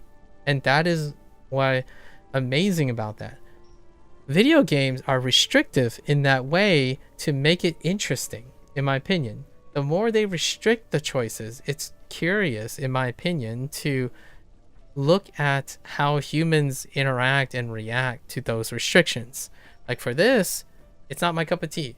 If they continue to make, you know, dungeons require 5 people, the odds are against me. So I'm not missing out.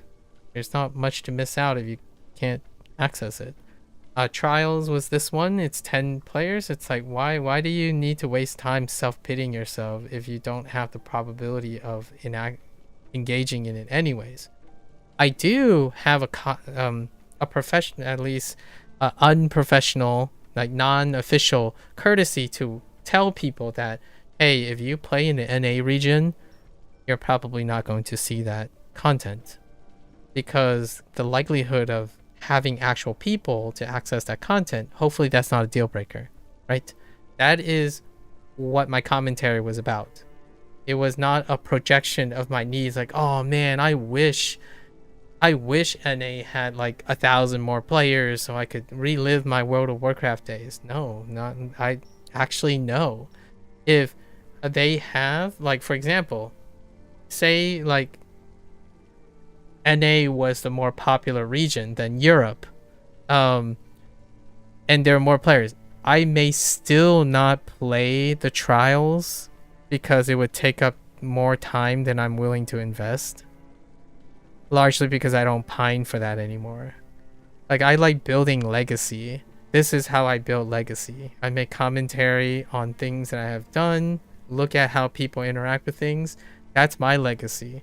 I'm not competing for gear or your time or someone's pity, apparently. Somehow I want people to pity me. That's kind of weird. Like, the last thing I want to do is take pity from someone who can't even stay emotionally stable for themselves. Like, emotional stability is a great indicator of someone who's well adjusted and they're able to care for other person. Someone who goes around talking about the worst things in people and consistently argue and try to gaslight other people about the worst things, about the suffering and seeing, it's called neuroticism, my friend. Neuroticism. You consistently try to look for the worst things in whatever it is you look at as an argument that you know another person. It's not going to work when the person you're talking to tend to look at the positive side of things most of the time, right? Because that's the opposite of neuroticism. To combat neuroticism is to do the opposite. So no, I won't talk back to this person. No, I won't call the person names and make an ad hominem argument like I know them.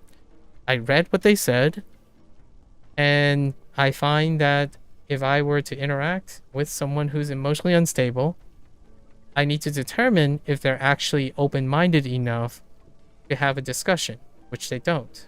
So here's to hoping that their life changes differently. Because certainly, this game, I still do module coverage because I do the stuff that I have access to. And then I say what I don't have access to. And Cryptic and Art Games can take that for what it means. In NA, during the evening hours, of NA time, where people might have time to play outside of school and their jobs or something, you have a little to no percentage chance of accessing your content. That's disappointing. And I would think that's also disappointing, if I were to be bold, to the developers, because you don't have feedback for that. And for the record, Art Games is located in the United States. And I'm pretty sure they're well aware of the time frame that the United States operates in. Like, for example, they're trying to build community outside of Neverwinter. Like, they're trying to do the FGC thing or the MiHoYo thing, right? Where it's about the greater community, not the game that is imposing the lateral and vertical progression. In fact, MiHoYo universe building is an example of Founder's Effect used for horizontal expansion, right? If you play Genshin, there's likelihood that you play Honkai. And if you're playing Honkai, you're probably going to play Petite whatever, that other game, that Pokemon game coming out soon. And if you play all those, there's a very good chance you've at least tried Zenless or Zen Zero Zen I don't know what it's called, but ZZZ. It's like Zenless Zero or something. Like that's Founders Effect going across. Persona 5, the Phantom X, that's Founders Effect.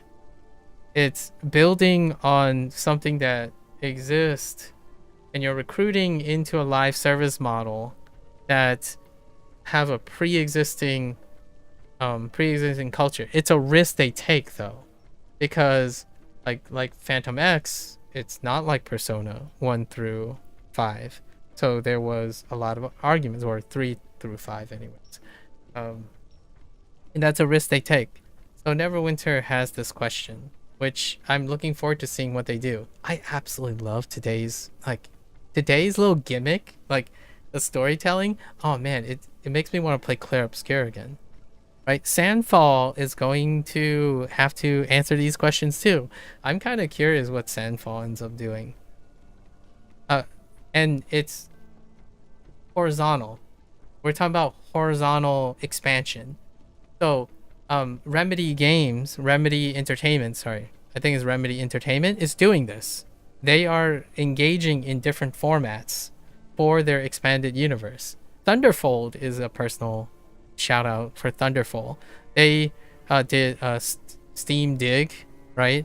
And then they did Hannah Gilgamesh, personal, because that was the deck builder. And then they did Steam World Heist, which I really like too, the 2D tactical strategy game.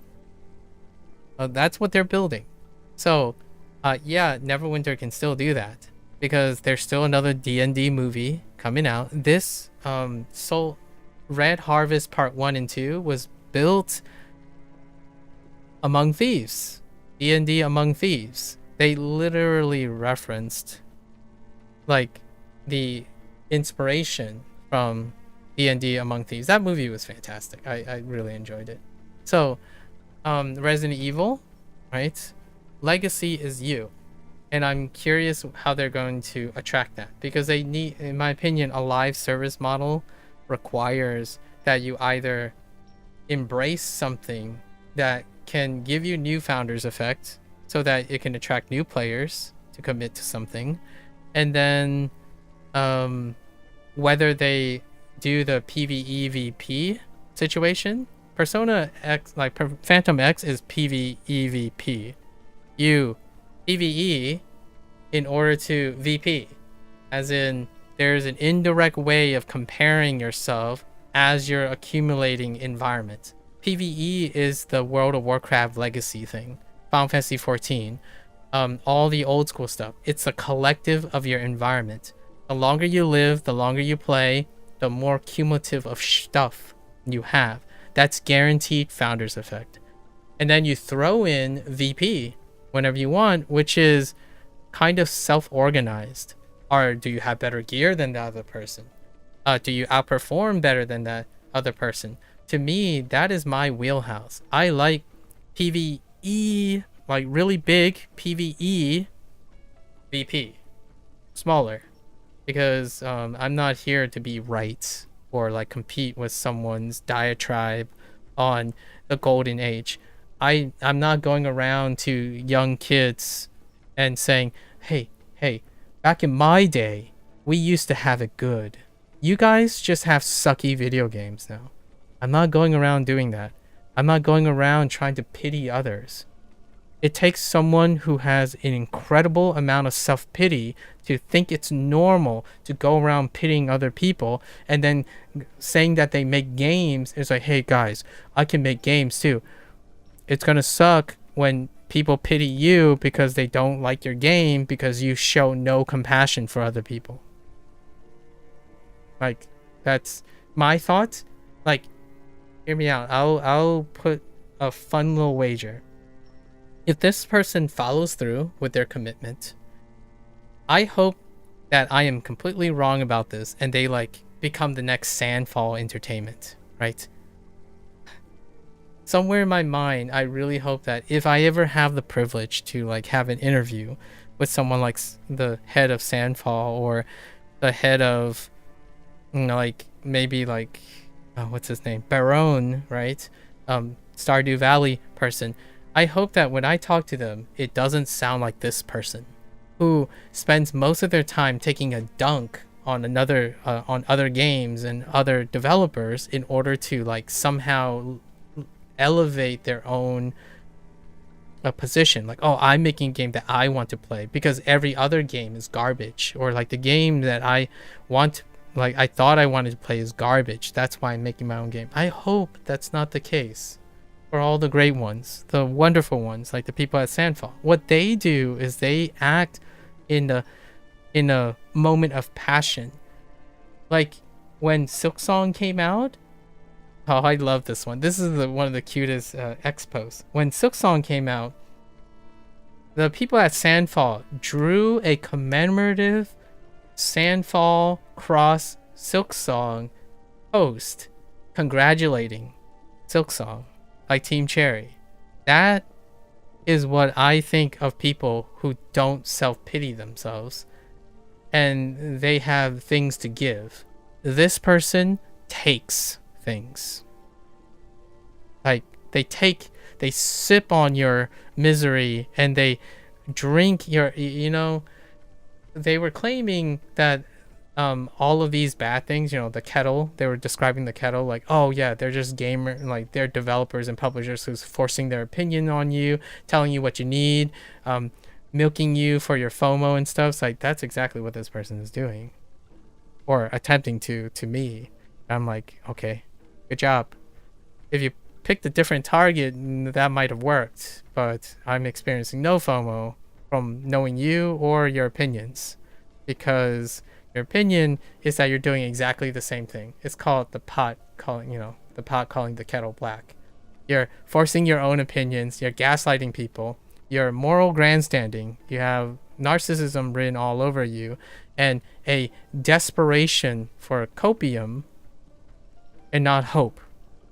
Hope and coping are very two different things. And I know they said the next one to be the one, and hoping, their hope is different from my hoping. Hoping the next thing to be the one is coping with something that's missing. I'm hoping I get extra things. I'm hoping the next Sandfall game is awesome. If it's not awesome, that's fine. But what I'm hoping most of the time is whatever you're making, whatever you're doing, if you're listening to this video and you're like, I want to go make a video game, I'm behind you, man. If you want to make your first game to follow all the trends, like and here's my hot take on this guy's next game. If it turns out that they really stuck to their guns and they build another World of Warcraft and reusher the game, then they can stick it to me. They can totally say, see, I told you so. I knew what it meant to capture the magic of the 2000s, and then now I brought it to the young player. Sign me up. I want to see if you can jot whatever nostalgia you thought I had about World of Warcraft, RuneScape, and Final Fantasy, that situation. Prove me wrong. If you don't, which is likely what I think, this game you're making is a derivative, which is great because that's healthy. You need to understand what makes the world go round and like all the current models in order to have an audience. So, I mean, like, or you can be like Kojima. I mean, Kojima still does things that is in tune with people, okay? It's probably going to be a instant space, either a small group game with a roguelike component. And if you're really, really into it, you're probably starting with some sort of light puzzling aspect with some ARPG, you know, ID in it. Maybe like a little bit of a mix of Lost Ark and Diablo, and possibly make it 2D or like less dimensions than 3D, and that's where you'll go. Call me crazy. I mean, if you're really gonna pander to me and prove that you understand my line, it's probably gonna be a roguelike action deck builder, right? Action deck builder. It runs on DLC, right? It runs on DLC. It can incorporate a cooperative optional a setting where you can like couch with someone, right? But it is entirely largely single player, and if you're really lucky, your first game might have a story and world building with some voice acting and some score, but probably not. So we're talking about things like Binding of Isaac, probably not in the scope of Hades, but maybe like Vampire Survivor situation, right? Those are the types that I think would be whatever this guy's game is thinking. Rarely is this going to be attached to this like grandiose thing where they say, oh, I understand what people are missing, or I can do something. Because constructive criticism, in my opinion, is addressing the actual topic at hand. So if you're saying so-and-so is iterative and they're greedy and stuff, constructive criticism would demonstrate that you understand how the nature of that problem and you provide an alternative to that, you know, like a solution or like a contrasting. The people at Arc Raiders did that. Now they have a founder's effect on their archetype. I wouldn't be surprised if extraction shooters continue to move in that direction. Can Neverwinter and other MMOs reach that point? I think so. I think they can. They can create a instance-based individual accolade things in which it is incentivized to aid other players. They could, if they want. Are they going to? That is a really fun topic to be discussed in the future of Neverwinter or any other game. Like right now, Ashes of Creation. So let's talk about like some stuff that this guy has talked about that's doomsaying. Ashes of Creation right now is struggling under the weight of content. Like horizontal content. It is not struggling in the idea of it's less so struggling in the ideas of combat, which is like the mechanical inputs, and like the legacy of trying a vertical progression, right? So, and that is technically fulfills the Western MMORPG thing, and you still have people who are defending it in the sense of it requires developmental time. That is why Founder's Effect is so powerful for World of Warcraft and Final Fantasy XIV. Let's take a normalizer for all of these games. Development time. Or where it starts. I'm not entirely sure how people felt when Vanilla Warcraft came out, but the moment I jumped into like something like... See, I haven't jumped into Ashes of Creation yet. But like when I jumped into Terra Online, which is outside of that, right? You already was checking in some other stream, now you're here again. Okay.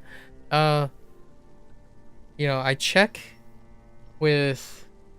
when I jumped into Terra Online, I'm like, okay, so now I just do this for a very long time, right? It's like, okay, that's fine. You know, vertical progression comes at a time. But the thing is, the landscape of expecting results and how much you value your time. I think this is a big stickler, which is the guy says that no one values other people's times anymore. Do you really think that there's more time and value? Like how the value change where it takes like years to get to the max level versus days, how that might change someone's perspective of value of time.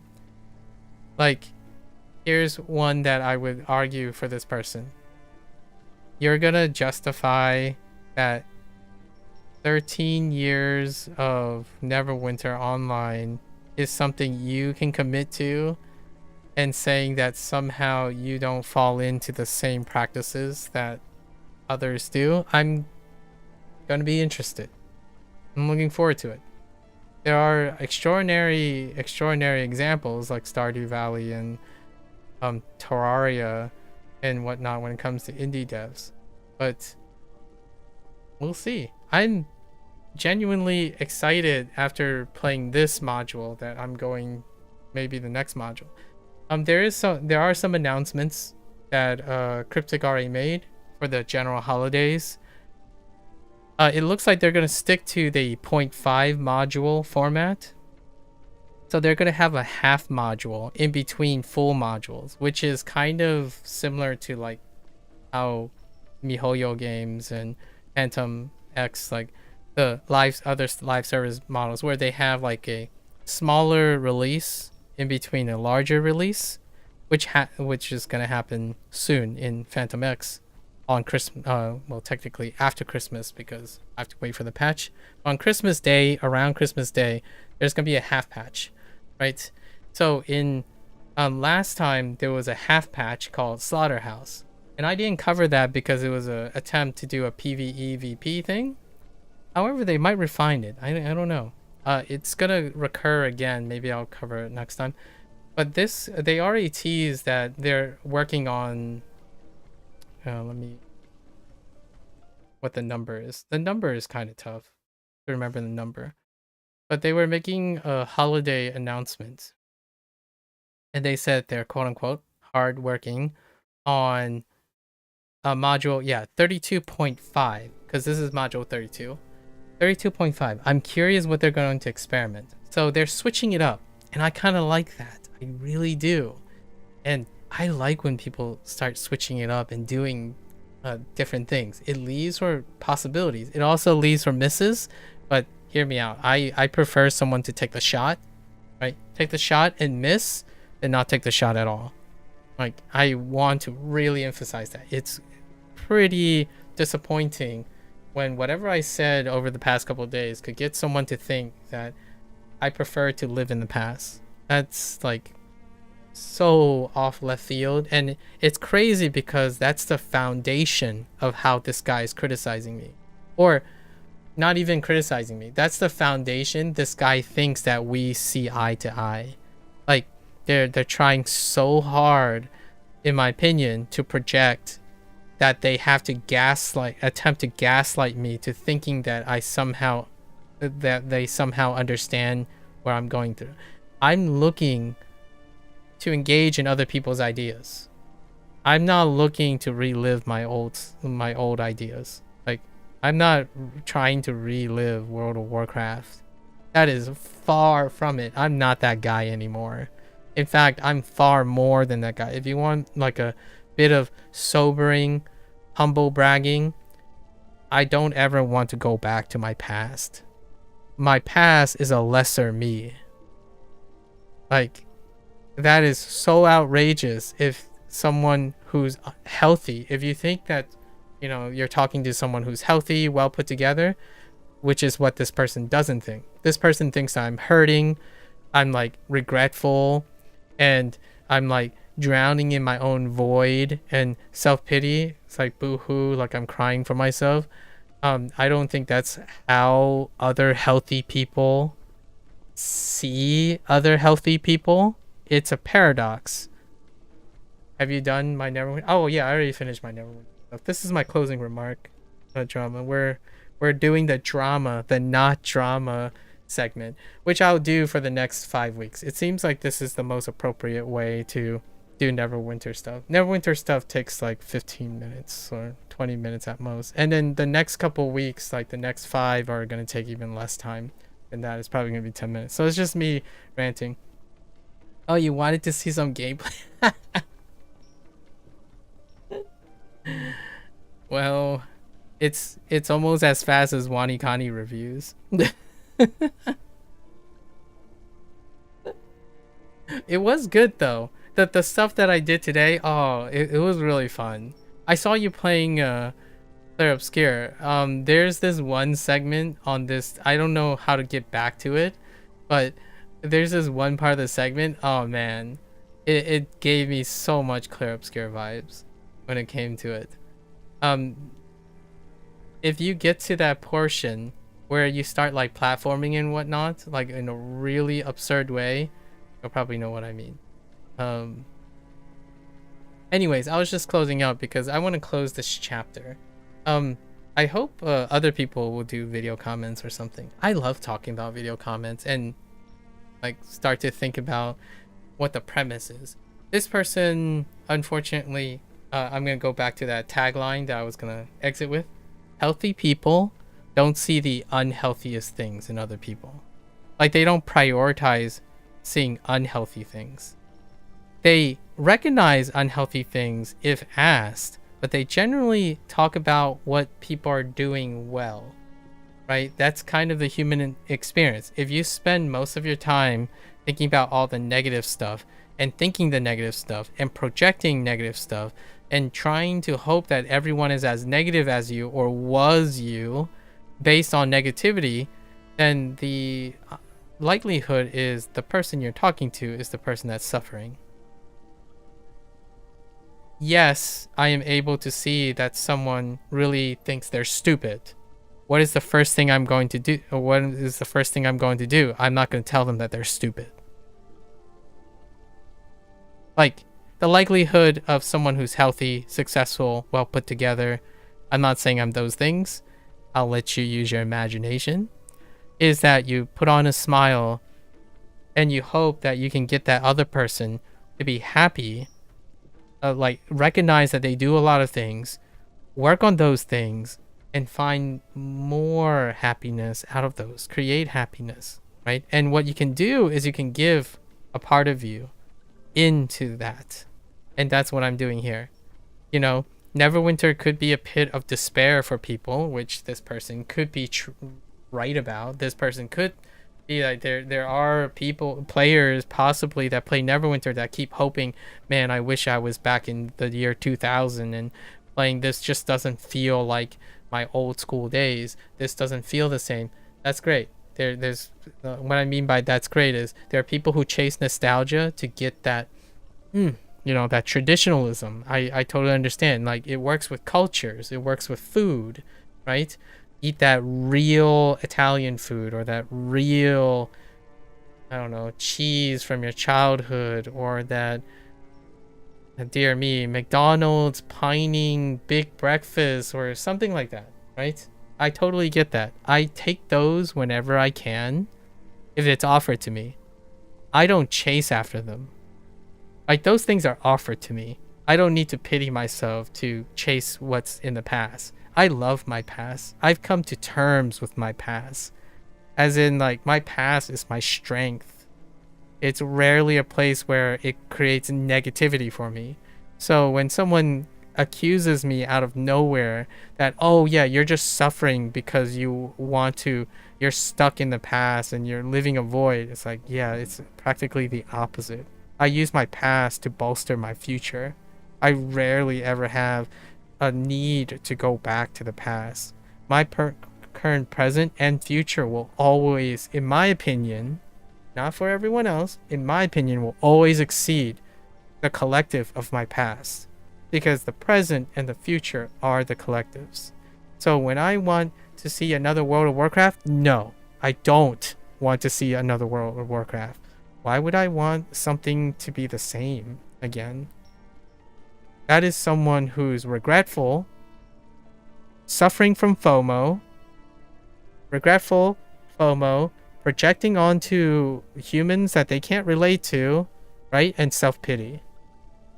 Oh, those go hand in hand. I can't wait to see what Cryptic, and like it's hard for me to wait even. Like, it's fun, right? Like, if I only had one thing in my life, then I would have like, I would be anxious and waiting as well, but I don't.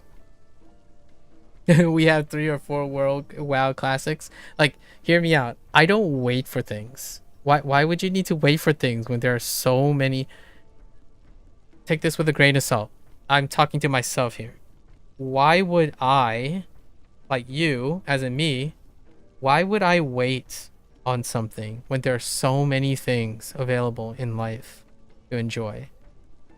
This person can't even help the idea that someone would have more things to like about something they dislike. It's absurd how petty, I think the word is petty, that it would take someone to feel good by taking pity on someone else. Like, I've answered this before from Procall and Drama, well, actually specifically Procall, where he asked me, like, do I pity people? I usually don't pity people. And the reason why I don't pity people is it's the last resort. You do not have my pity. You have my encouragement. If you say you're stupid, I'm going to try to demonstrate either you're not as stupid as you think, or you're even smart, perhaps. Like you, by knowing you, not hitting you by saying, oh yeah, you're right, you're stupid. The reason is I don't practice self-pity either. Like, it's a double edge. That also means I suck at pitying things. Like, if someone like thrives on pity, oh dear me, I hope I didn't offend anyone. But if someone pitying you makes you feel good, I really, really hope that there's something better that makes you feel even better than that. If you're around someone and you're saying, I just need people's pity in order to feel good, I hope that there's someone around, like, in my opinion, like myself, who says, no, you don't even need pity from other people. You can find reward and value in the things you do so much more that you don't need to either self-pity yourself or be pitied by other people. Just like this person. I guess thank you, bruh, for the pity, but you can go and moral grandstand somewhere else and stop using me as a martyr. And just me, because you associated me with a lot of imaginary people. Or maybe they exist. But whatever it is, the last time I checked, I don't have enough people of me. So if you're somehow saying, oh, I know your type. I watched a video. I know exactly what you do. I've got you figured out. Like, tell me. Try it. Tell me, because I want to meet all those people. I genuinely want to meet all those people. And if it fulfills your prophecy that I'm struggling and have a void, I prefer those people. Like, I want to meet other people like me. So if you're saying that you got me figured out, I want to meet other people who don't pity other people. They encourage each other. They love doing things and expecting the best out of people. Yeah, tell me where I can find these people, please. Because the people you described is nowhere near the people I want around my life. Like, I want people who are hopeful, not coping, constructively critical, ever encouraging. They rarely resort to moral grandstanding and pitying and thinking they're special. In fact, what drives them to be so excellent at what they do is to not talk about themselves as though they're exceptional and weak to these things. They talk and they don't go around flaunting their ability to overcome adversity to a stranger that you have no idea who you're talking to. You listen to their stories because it's not about you. It's about them. So whenever you go around moral grandstanding like you think you care about some stranger or other people or you know better, talking about yourself like that already produces a paradox and contradiction in that. You literally talk about yourself like you're special, like you know something better than the next person. That's literally the opposite of saying that you're compassionate. So on the one hand, you're like, I know better. Like, no, you don't. You know yourself better than anyone else. I agree, because all you did was project everything, and I can't even say who the other people are when you say, I know your type. Like, who's the other type? You just said I have no friends. Like, so I have no friends and I have a type. That's pretty impressive. Like, it's impressive to be a lot of people, like a lot of people, and not at all like any other people, all at the same time. Running contradictions. That's irrationality and illogical. You can't have all of these happening so conveniently on a whim. So, and Neverwinter, now we're gonna send it back to Neverwinter, and it's difficult for Neverwinter to have the cake and eat it. So it's going to be interesting to see where they go. Do they continue vertical progression, or they continue to test some new founders features?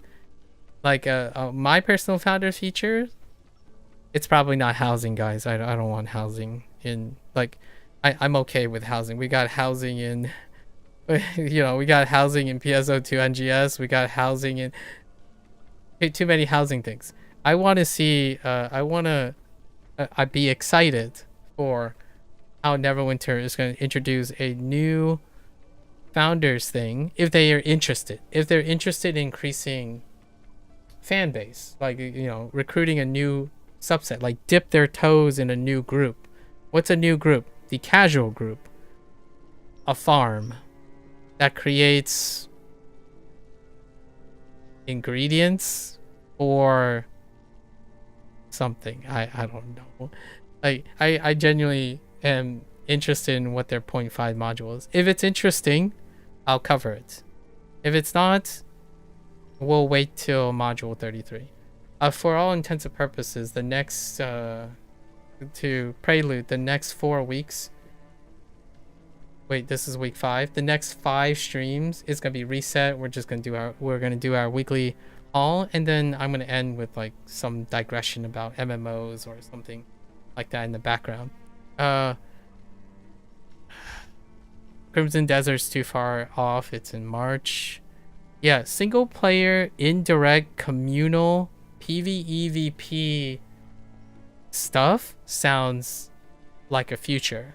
Sounds like an interesting future. That's what I'm actually looking for something like that now. And then mechanics could be anything. Like Arc Raiders just happens to be an extraction shooter, but you know, you can have an Albion or Aeon 2, I guess, and you can even do like what Honkai is going to do, like the petite thing for the Pokemon. There are lots of mechanical formats that you can go about it, and of course, like I said, mechanical iterations take a lot longer to mature into a different thing than story building and lore, right? I'm fine with, like, for example, Dispatch. That's interesting too. A serialized interactive click, so with a mechanical system in it, but it's largely storytelling and novella. I'm okay with that. I have a bias towards something that's priceless, that comes from people's visions. Mechanically, while that is also part of people's creativity in terms of its hybridization and whatnot, mechanics are repetition of vertical progression. It's or legacy skill, I would say, more legacy skill, where if you like a particular mechanics, then you would gravitate towards a mechanic. I like relearning everything again, and I actually like it when mechanics are turned upside down. So it's not about feeling good about a mechanic, it's usually about feeling awful most of the time.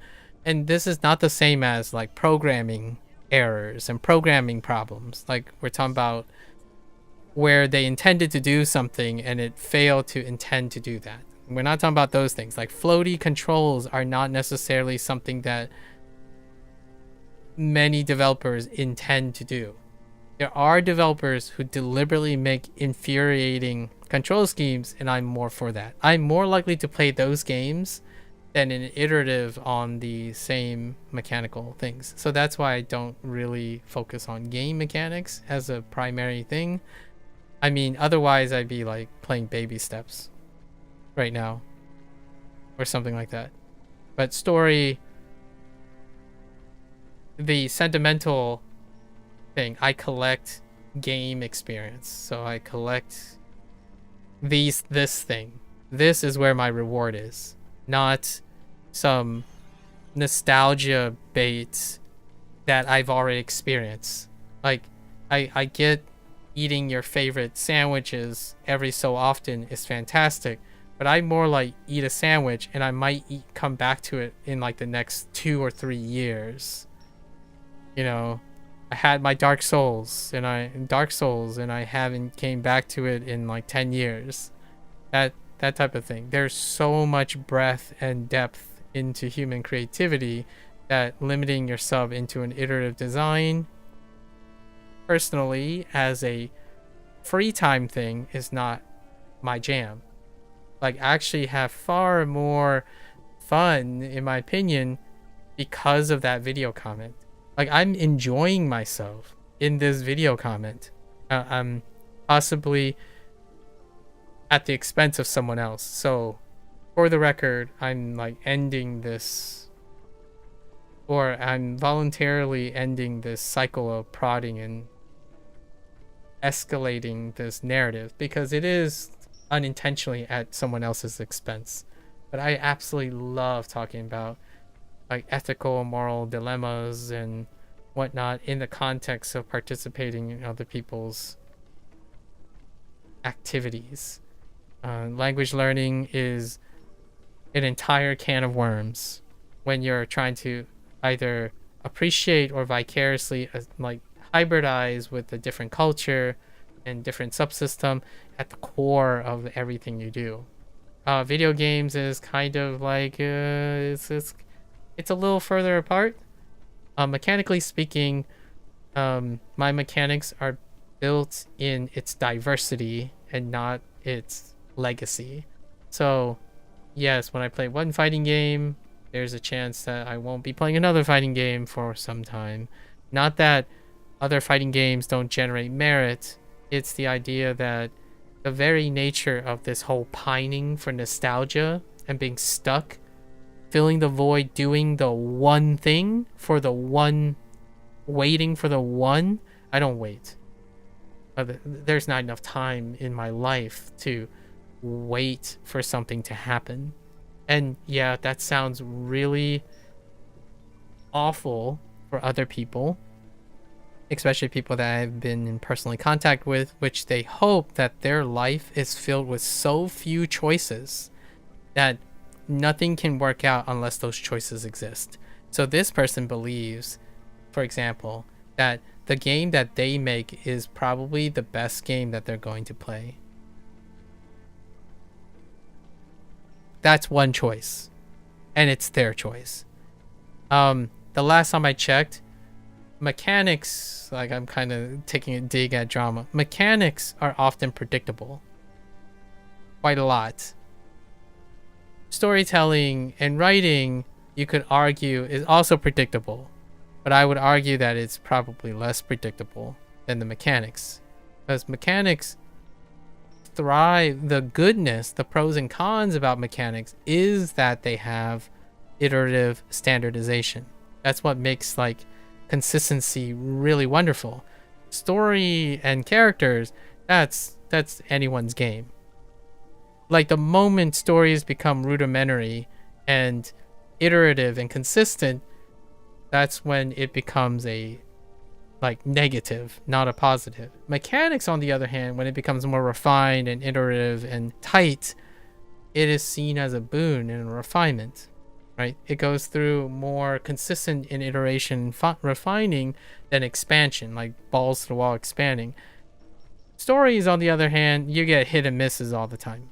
Like, what? That's not funny. That humor is not funny. And honestly, trying to figure out how that's not funny is really fun. Good evening, sir. Sky the Powerlifter. Just came back to Neverwinter, first time since 2018. 5 years into Neverwinter, and then 5 years out. Started a new character, having a blast. Any major tips? Not really. I think the game spells itself out. You run to level 20 and then you do your random queues and you're up to date. Takes about a month. Stories end, mechanics stay. I disagree entirely, drama. Mechanics stay, and so does stories. You just choose to make stories finite as a tapestry. Stories live in the individual forever. And they actually, stories evolve, mechanics don't. I would counter you with stories evolve and mechanics don't. Mechanics is nostalgia bait. Stories can be transformative. It's actually, in the long run, it's both. Like, both of them can do the same thing. You just happen to have a personal bias, and then you only paint how stories end. Most stories are built on top of each other. Every story is a collective of you. Like, your life experiences is a collection of stories. Your habits might even be more easily compartmentalized. Your mechanics might actually even be more compartmentalized than your stories. I think the movie Neverending Story is probably a good one to go about that. But since you choose to end your stories, that's perfectly fine. I think mechanics are compartmentalized. Mechanics do end as well. Like for example, the Hadouken or the Shoryuken, they end. Unless one day someone decides to define, unless you want to redefine how to do a DP, then the mechanic ended with that. It is that mechanic. Or like when you parry something. How much more diversification of parrying do you have? When someone parries a rocket launcher as opposed to parrying a sword, that's two parrying of the same context. But boy howdy, does parrying frame perfect execution? It ends there.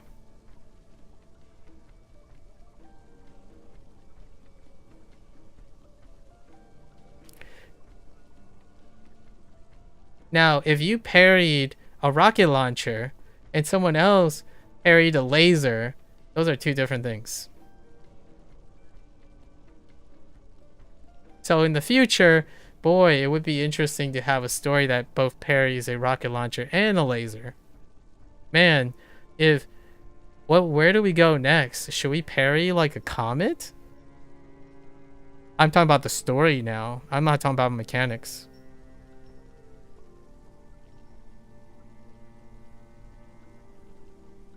Of course, you can make an argument that your story ends and begins wherever you want. So that's perfectly all right. I'm not going to gaslight you. Our friend is confused. What do you mean by our friend is confused?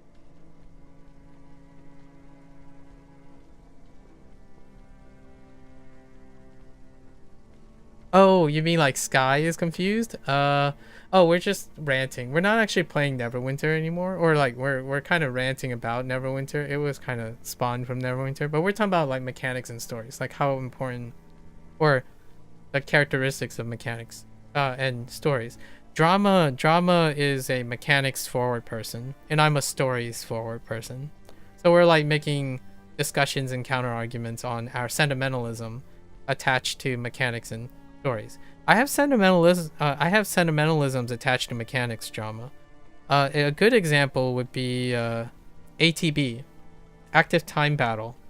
Active Time Battle is a good mechanical sentimentalism, and it evolved. Like ATB, different versions of ATB happened over time, right? You have the Grandia style, like even before the Final Fantasy 7 overhaul with the Active Time Battle, like how they do inputs and whatnot. And then there's Kingdom Hearts, right? ATB changed dramatically from back in the days of Chrono Trigger. However, their mechanics have a pinpoint end and beginning.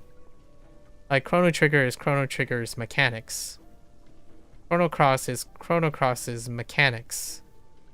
Chrono Trigger's story doesn't end with Chrono Trigger. What is the most recent Chrono Trigger story? Sea of Stars. What is the most recent Harvest Moon world and story building? Stardew Valley. What is a one that's post Minecraft? Terraria. What is the most recent Japanese? Modern Japanese. But you could argue like grammar and story, like sentence structure and vocabulary is a mechanic. Good gameplay keeps you playing the game outside of story. Yeah, but you didn't say that. You said story ends and mechanics stay. A mechanics, playing the same mechanic, is not what keeps me playing. So we're in agreement with that. I think you're consistent with your point of view about good gameplay, and my, but like I don't keep playing Neverwinter because it has good gameplay. I keep playing Neverwinter because they're adding lore that I'm saying, so I'm not covering that, right? And if there's anyone who can appreciate keep playing something based on their mechanic, is probably because I study Japanese and Chinese incredibly consistently.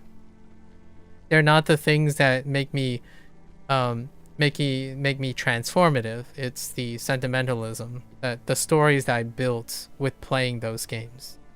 So like if I played a game over and over again because it has good gameplay, I'm building stories out of them. I'm not playing because the game has good gameplay. I'm playing because I have a story to tell about the gameplay. Like I'm building my own story. So if I had to get that no-hit run for Dark Souls to like show people, it's the story of how I got to that no-hit run that is the most important thing that keeps me playing, not the gameplay. Like my story of running every day is because I ran every day.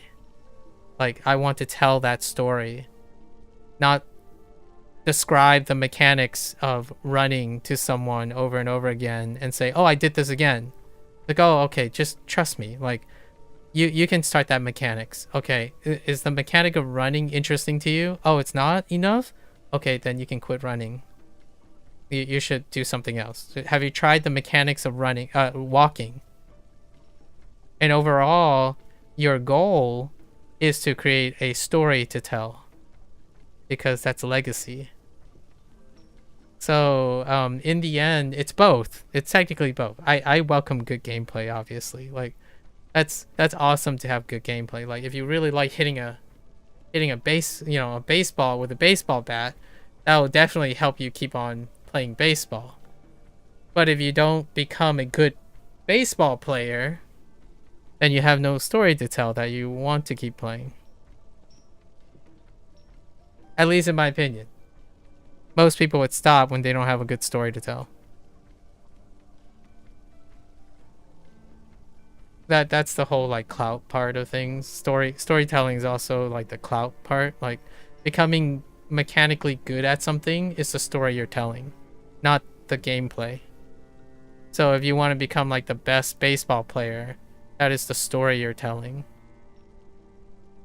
Ultimately, becoming the best OS player, finishing a lot of games, right? Those, they go beyond the mechanics of the game. Beating, what it takes to beat Dark Souls is not the same as finishing Dark Souls so you can play Dark Souls 2. Stories connect all your actions together. Obviously, you might not think of it that way. You might be thinking of it as the video game is, the gameplay is subordinate to the story, so you only play the story if the gameplay is good, and therefore if the story can never transcend the game that you're playing. That's perfectly fair. Right.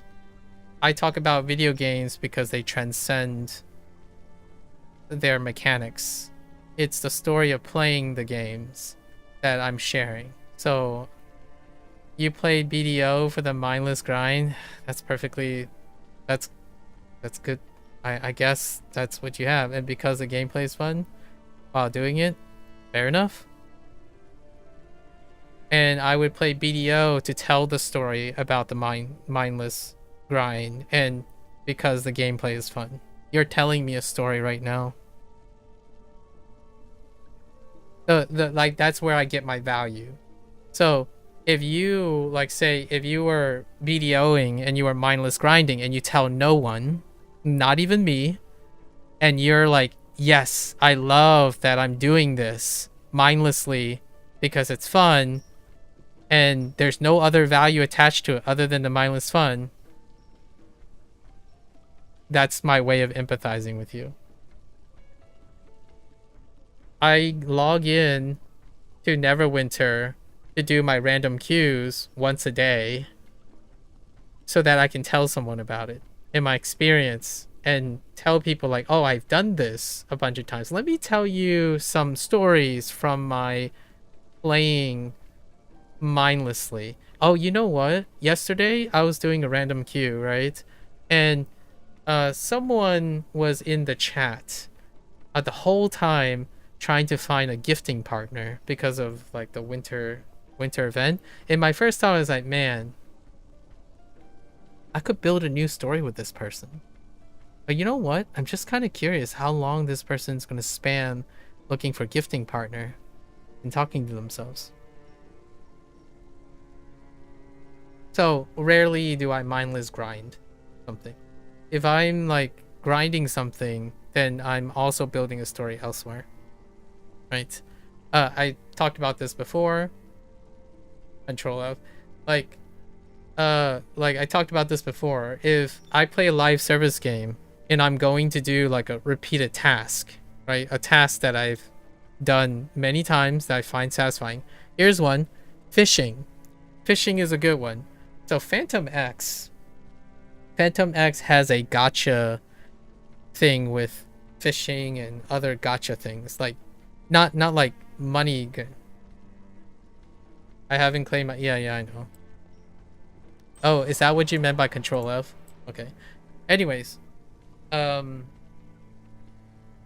Is that why you're saying Control F the whole time? Sorry. Like fishing, you have to hit a... fishing is really, like, fun. Fishing is fun, right? Like, you hit F and then you hit space and you do that. But while I'm doing that, I'm also reading something else. So a lot of times I couple my mindless task with something else. And that's what I mean by the grinding, right? If I have to... Oh, I got a good example. Yakuza 0. Yakuza 0, I literally recorded me going back and forth and hitting a gacha machine in order to get the one item to complete the achievement.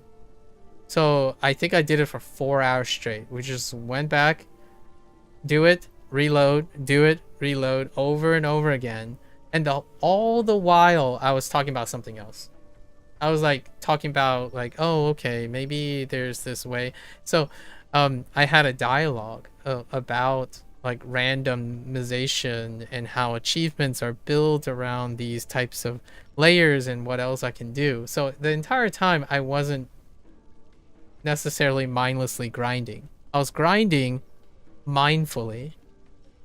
So that's kind of, maybe that's where you and I sort of could be where we do not meet. Like maybe mindless grinding for you is meditative, and for me meditative at a different thing. I've done mindless things before. When right before I go to bed, I would like do meditation. But I don't know if meditation is considered mindless or mindful. Like when you sit down and you like cross your legs and then you think about, try to blank your space, blank your mind, and you breathe in 1, 2, 3, 4.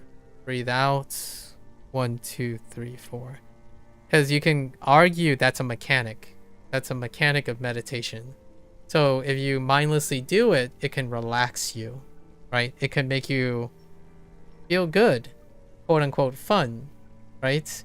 And I think that's the closest I have done before. Meditation apparently increases attention span. Yeah, it's supposed to increase mindfulness, and yet it's a mechanic.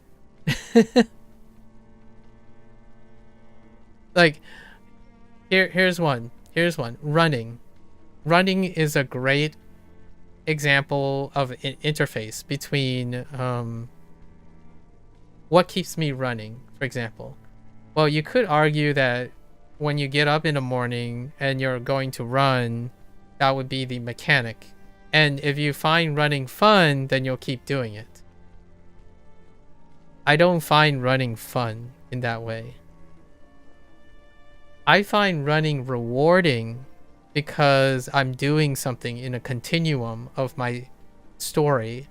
Like, I'm running because I want to be healthy. I'm running because my health also gives me avenues to build more things. So the mechanics of running is interesting. However, the gameplay itself doesn't have to be fun for me to find meaning and sentimentalism. That's maybe something that you and I should revisit in the future to see if any of that changes. I do things on the nature of grinding the daily meditation session. Yeah. So you can argue that habits are the ultimate mindless grind. And I do that a lot, by the way. They're not enough to motivate me alone. And so I choose to do something else in addition, right? Smashing glass could be satisfying and fun, but making something out of that broken glass after you smashed it sounds like a great story to be had. Or telling people why smashing glass or how you came to the idea of smashing glass is probably the reason why to continue smashing glass. So I'm looking for meaning, I suppose. I tend to look for meaning. Video games is a different breed, though, in the sense that you get to choose, right? So if I had to choose, let's not beat around the bush. Good gameplay and good story. You might as well, right? If you're gonna play a game, you might as well have both. Neverwinter is a situation where the mechanics are good, but I only record when there's story or lore involved. And then, hear me out. Here's my thing. You might be saying, well, then what are you doing right now? I'm telling a story while playing Neverwinter. This is my Neverwinter. Sometimes I would sit here with the character here and I would read a story about what I'm going to say next week. I spent a week thinking about what I was going to say about this passive-aggressive person who's been trying to gaslight me about the void in my heart. And I don't want to sound like I'm too negative, but if you have a limited list of things that bring you joy, then you're probably going to end up being what this person describes. So I do like good mechanics. Good mechanics are excellent to keep me going. They don't have to be fun to keep me going, because I can build a story out of it. A story that's beyond the video game. So I like building legacy. Legacy is my permanent motivation. Why are you using Duolingo to study Japanese? Because I can. But the mechanics of Duolingo is garbage. It only tells you to repeat a sentence until you memorized it. It's like, yeah, but I have legacy. I don't have to only do that one mechanic or tell that one story. Like, you can tell other people that your story is that you tried Duolingo for 15 minutes and then you repeated it and it's boring, so the mechanic was old and it sucks, so you're going to get something more mechanically rich in order to engage you. That's your story. And that's what I want to hear. I'm not concerned if Duolingo is fun or not, mechanically speaking. I'm interested in your story. And there's enough stories in a lifetime, or enough people in this world to have different stories, that I'm not going to run out. I don't think I'm ever going to be concerned with an AI person would say, but what if AI just mass-produced everything? Like, well, that's kind of unfortunate that you think that human stories can satisfy the urge to know someone else's story. Like, that, in my opinion, almost sounds like a mechanical way of looking at people's values. So to me, drama, not to sound so paradoxical, but the idea that you can tell me that good gameplay keeps you playing the game outside of story is your story. And that's why it's so fascinating and interesting to me. That is what makes that statement important. Watching you mindlessly do the same thing without sharing anything with me, that sounds like it's neutral. Like, I don't gain anything. Observing you, being able to observe you do it, I can make a story out of that.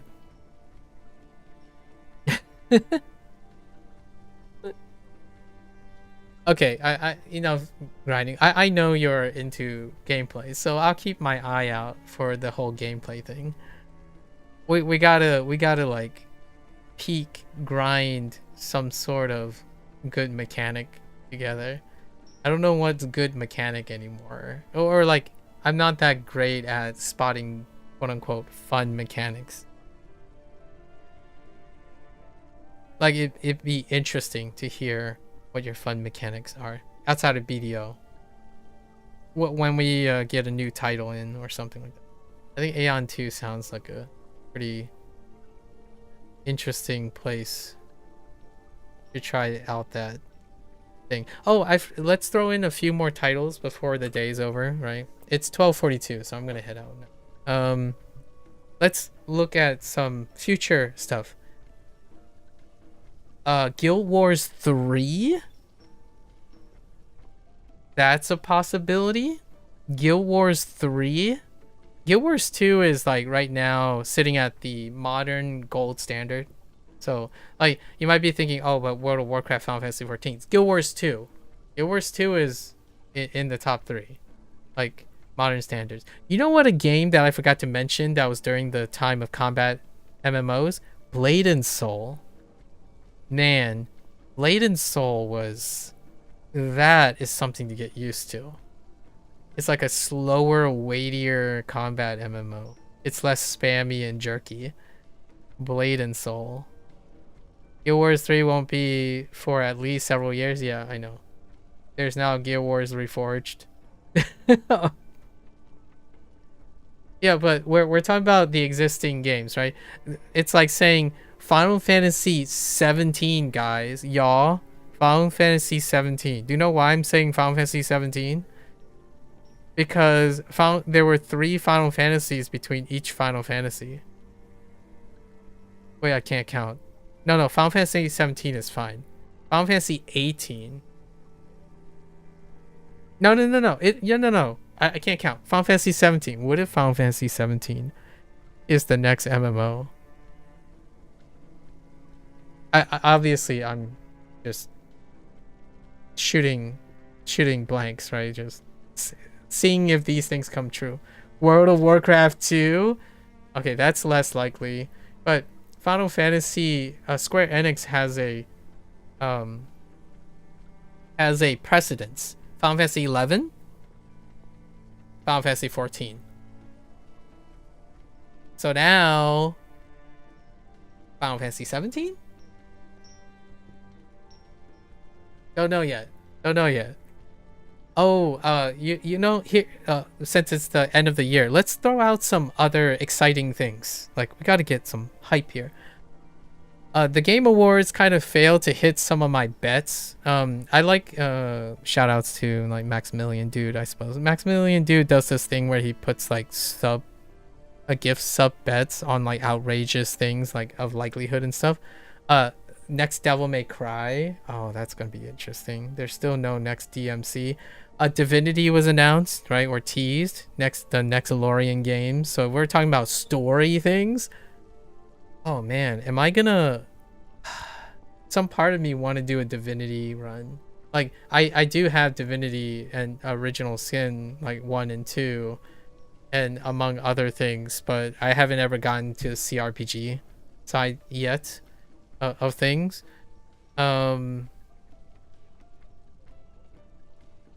Next Expanse game is where my MMO chops are going towards, dude. Like, I'm really... See, I like to think that there's a chance. Yeah, if and whenever it drops. I don't really know when. But the next, this game... I forgot what it's called. Osiris? No, Osiris Reborn. I'm excited about that. Right? It's a TBA, so it's not for like, again, for at least several more years. Oh, Half-Life 3. Oh, you know what? Okay. Hear me out. The rumor mills are hefty, man. 2026 is hefty on Half-Life 3. I'm telling you, because of hardware launches. Whenever you have hardware launches, watch it be like Half-Life Alyx 2. instead of counting to 3, you know, it's just Half-Life Alyx 2 for the next hardware launch. You know, the Steam boxes and all that stuff. That would be pretty hilarious. Yeah, Half-Life 3. Hear me out, Petitious. I hope I live long enough to see the next generational iteration on these things. Like, this generational MMORPG generation has already slipped by, honestly. Like it's rotating into a PvEVP situation. But I'm curious. I'm very curious when the next like Rotato. Aeon 2 marks another one. I mean, dear me, if Terra Online 2 comes, we know we're gonna be living in the next cycle. But for the time being, like, haven't really left that cycle yet. In case people want to know, for all the 3s in Valve's game. Yes, all the 3s. You know what? That should be... That, I think it's a gold standard. The gold standard of, like, the next intellectual cycle. The moment Valve is like, you know, Gabe isn't getting any younger, and he's like, all right, I gotta seal my legacy. So immediately it's like Portal 3 comes out next to Team Fortress 3, which comes out next to Half-Life 3, which comes out next to... I feel like I'm missing one Valve game.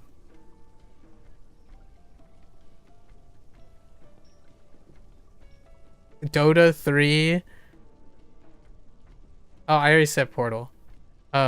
Because of Team Fortress 2. Dota 3 comes out, and then Dota 3 is technically not a Valve thing. It's more like a combination development situation. But what do we have to look forward to now in terms of Valve stuff? Deadlock? Oh, Left 4 Dead 3. That's right.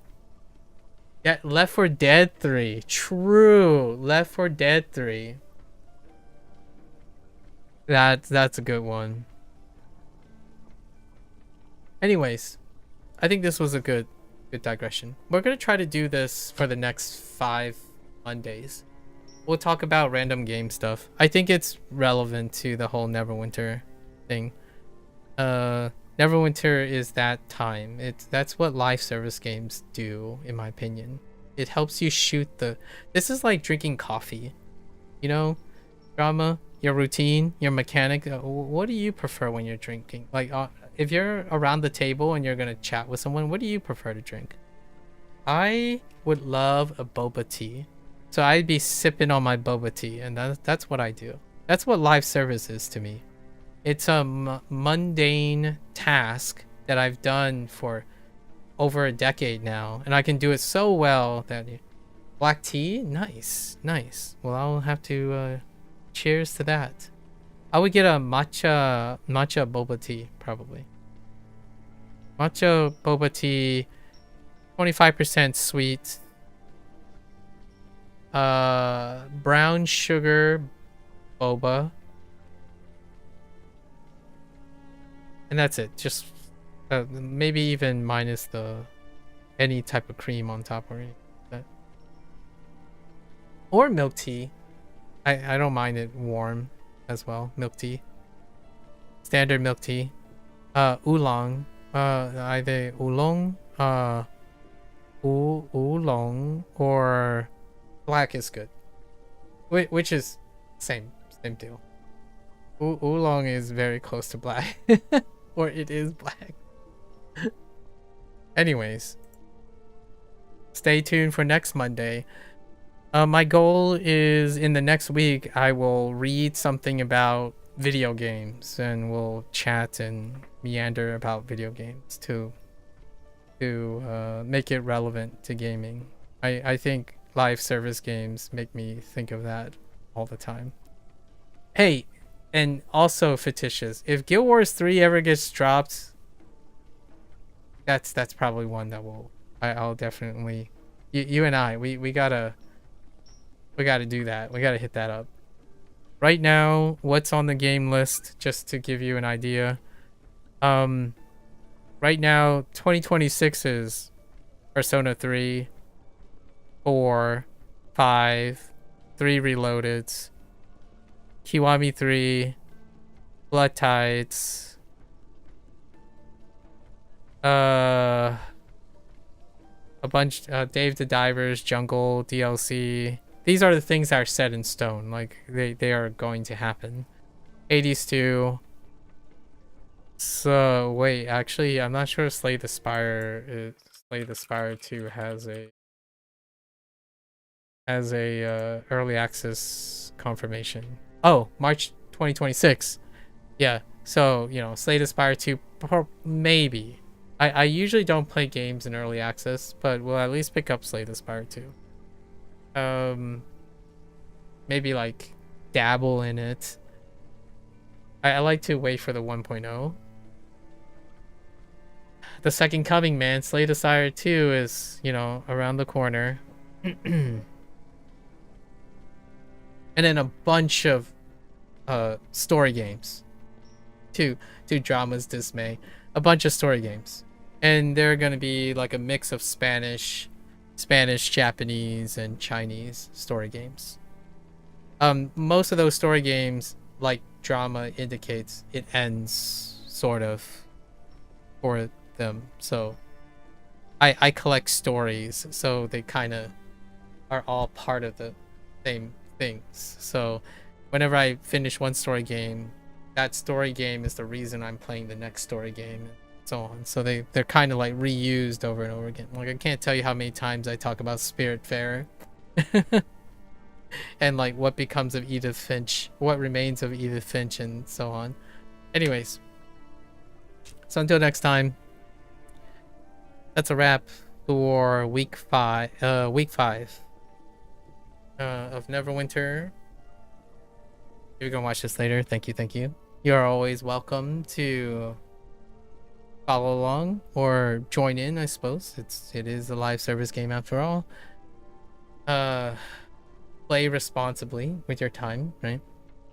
And during these times, during these Neverwinter coverages, you are more than welcome to join in, sit, lurk, be confused about stuff if you want, but it's yap time.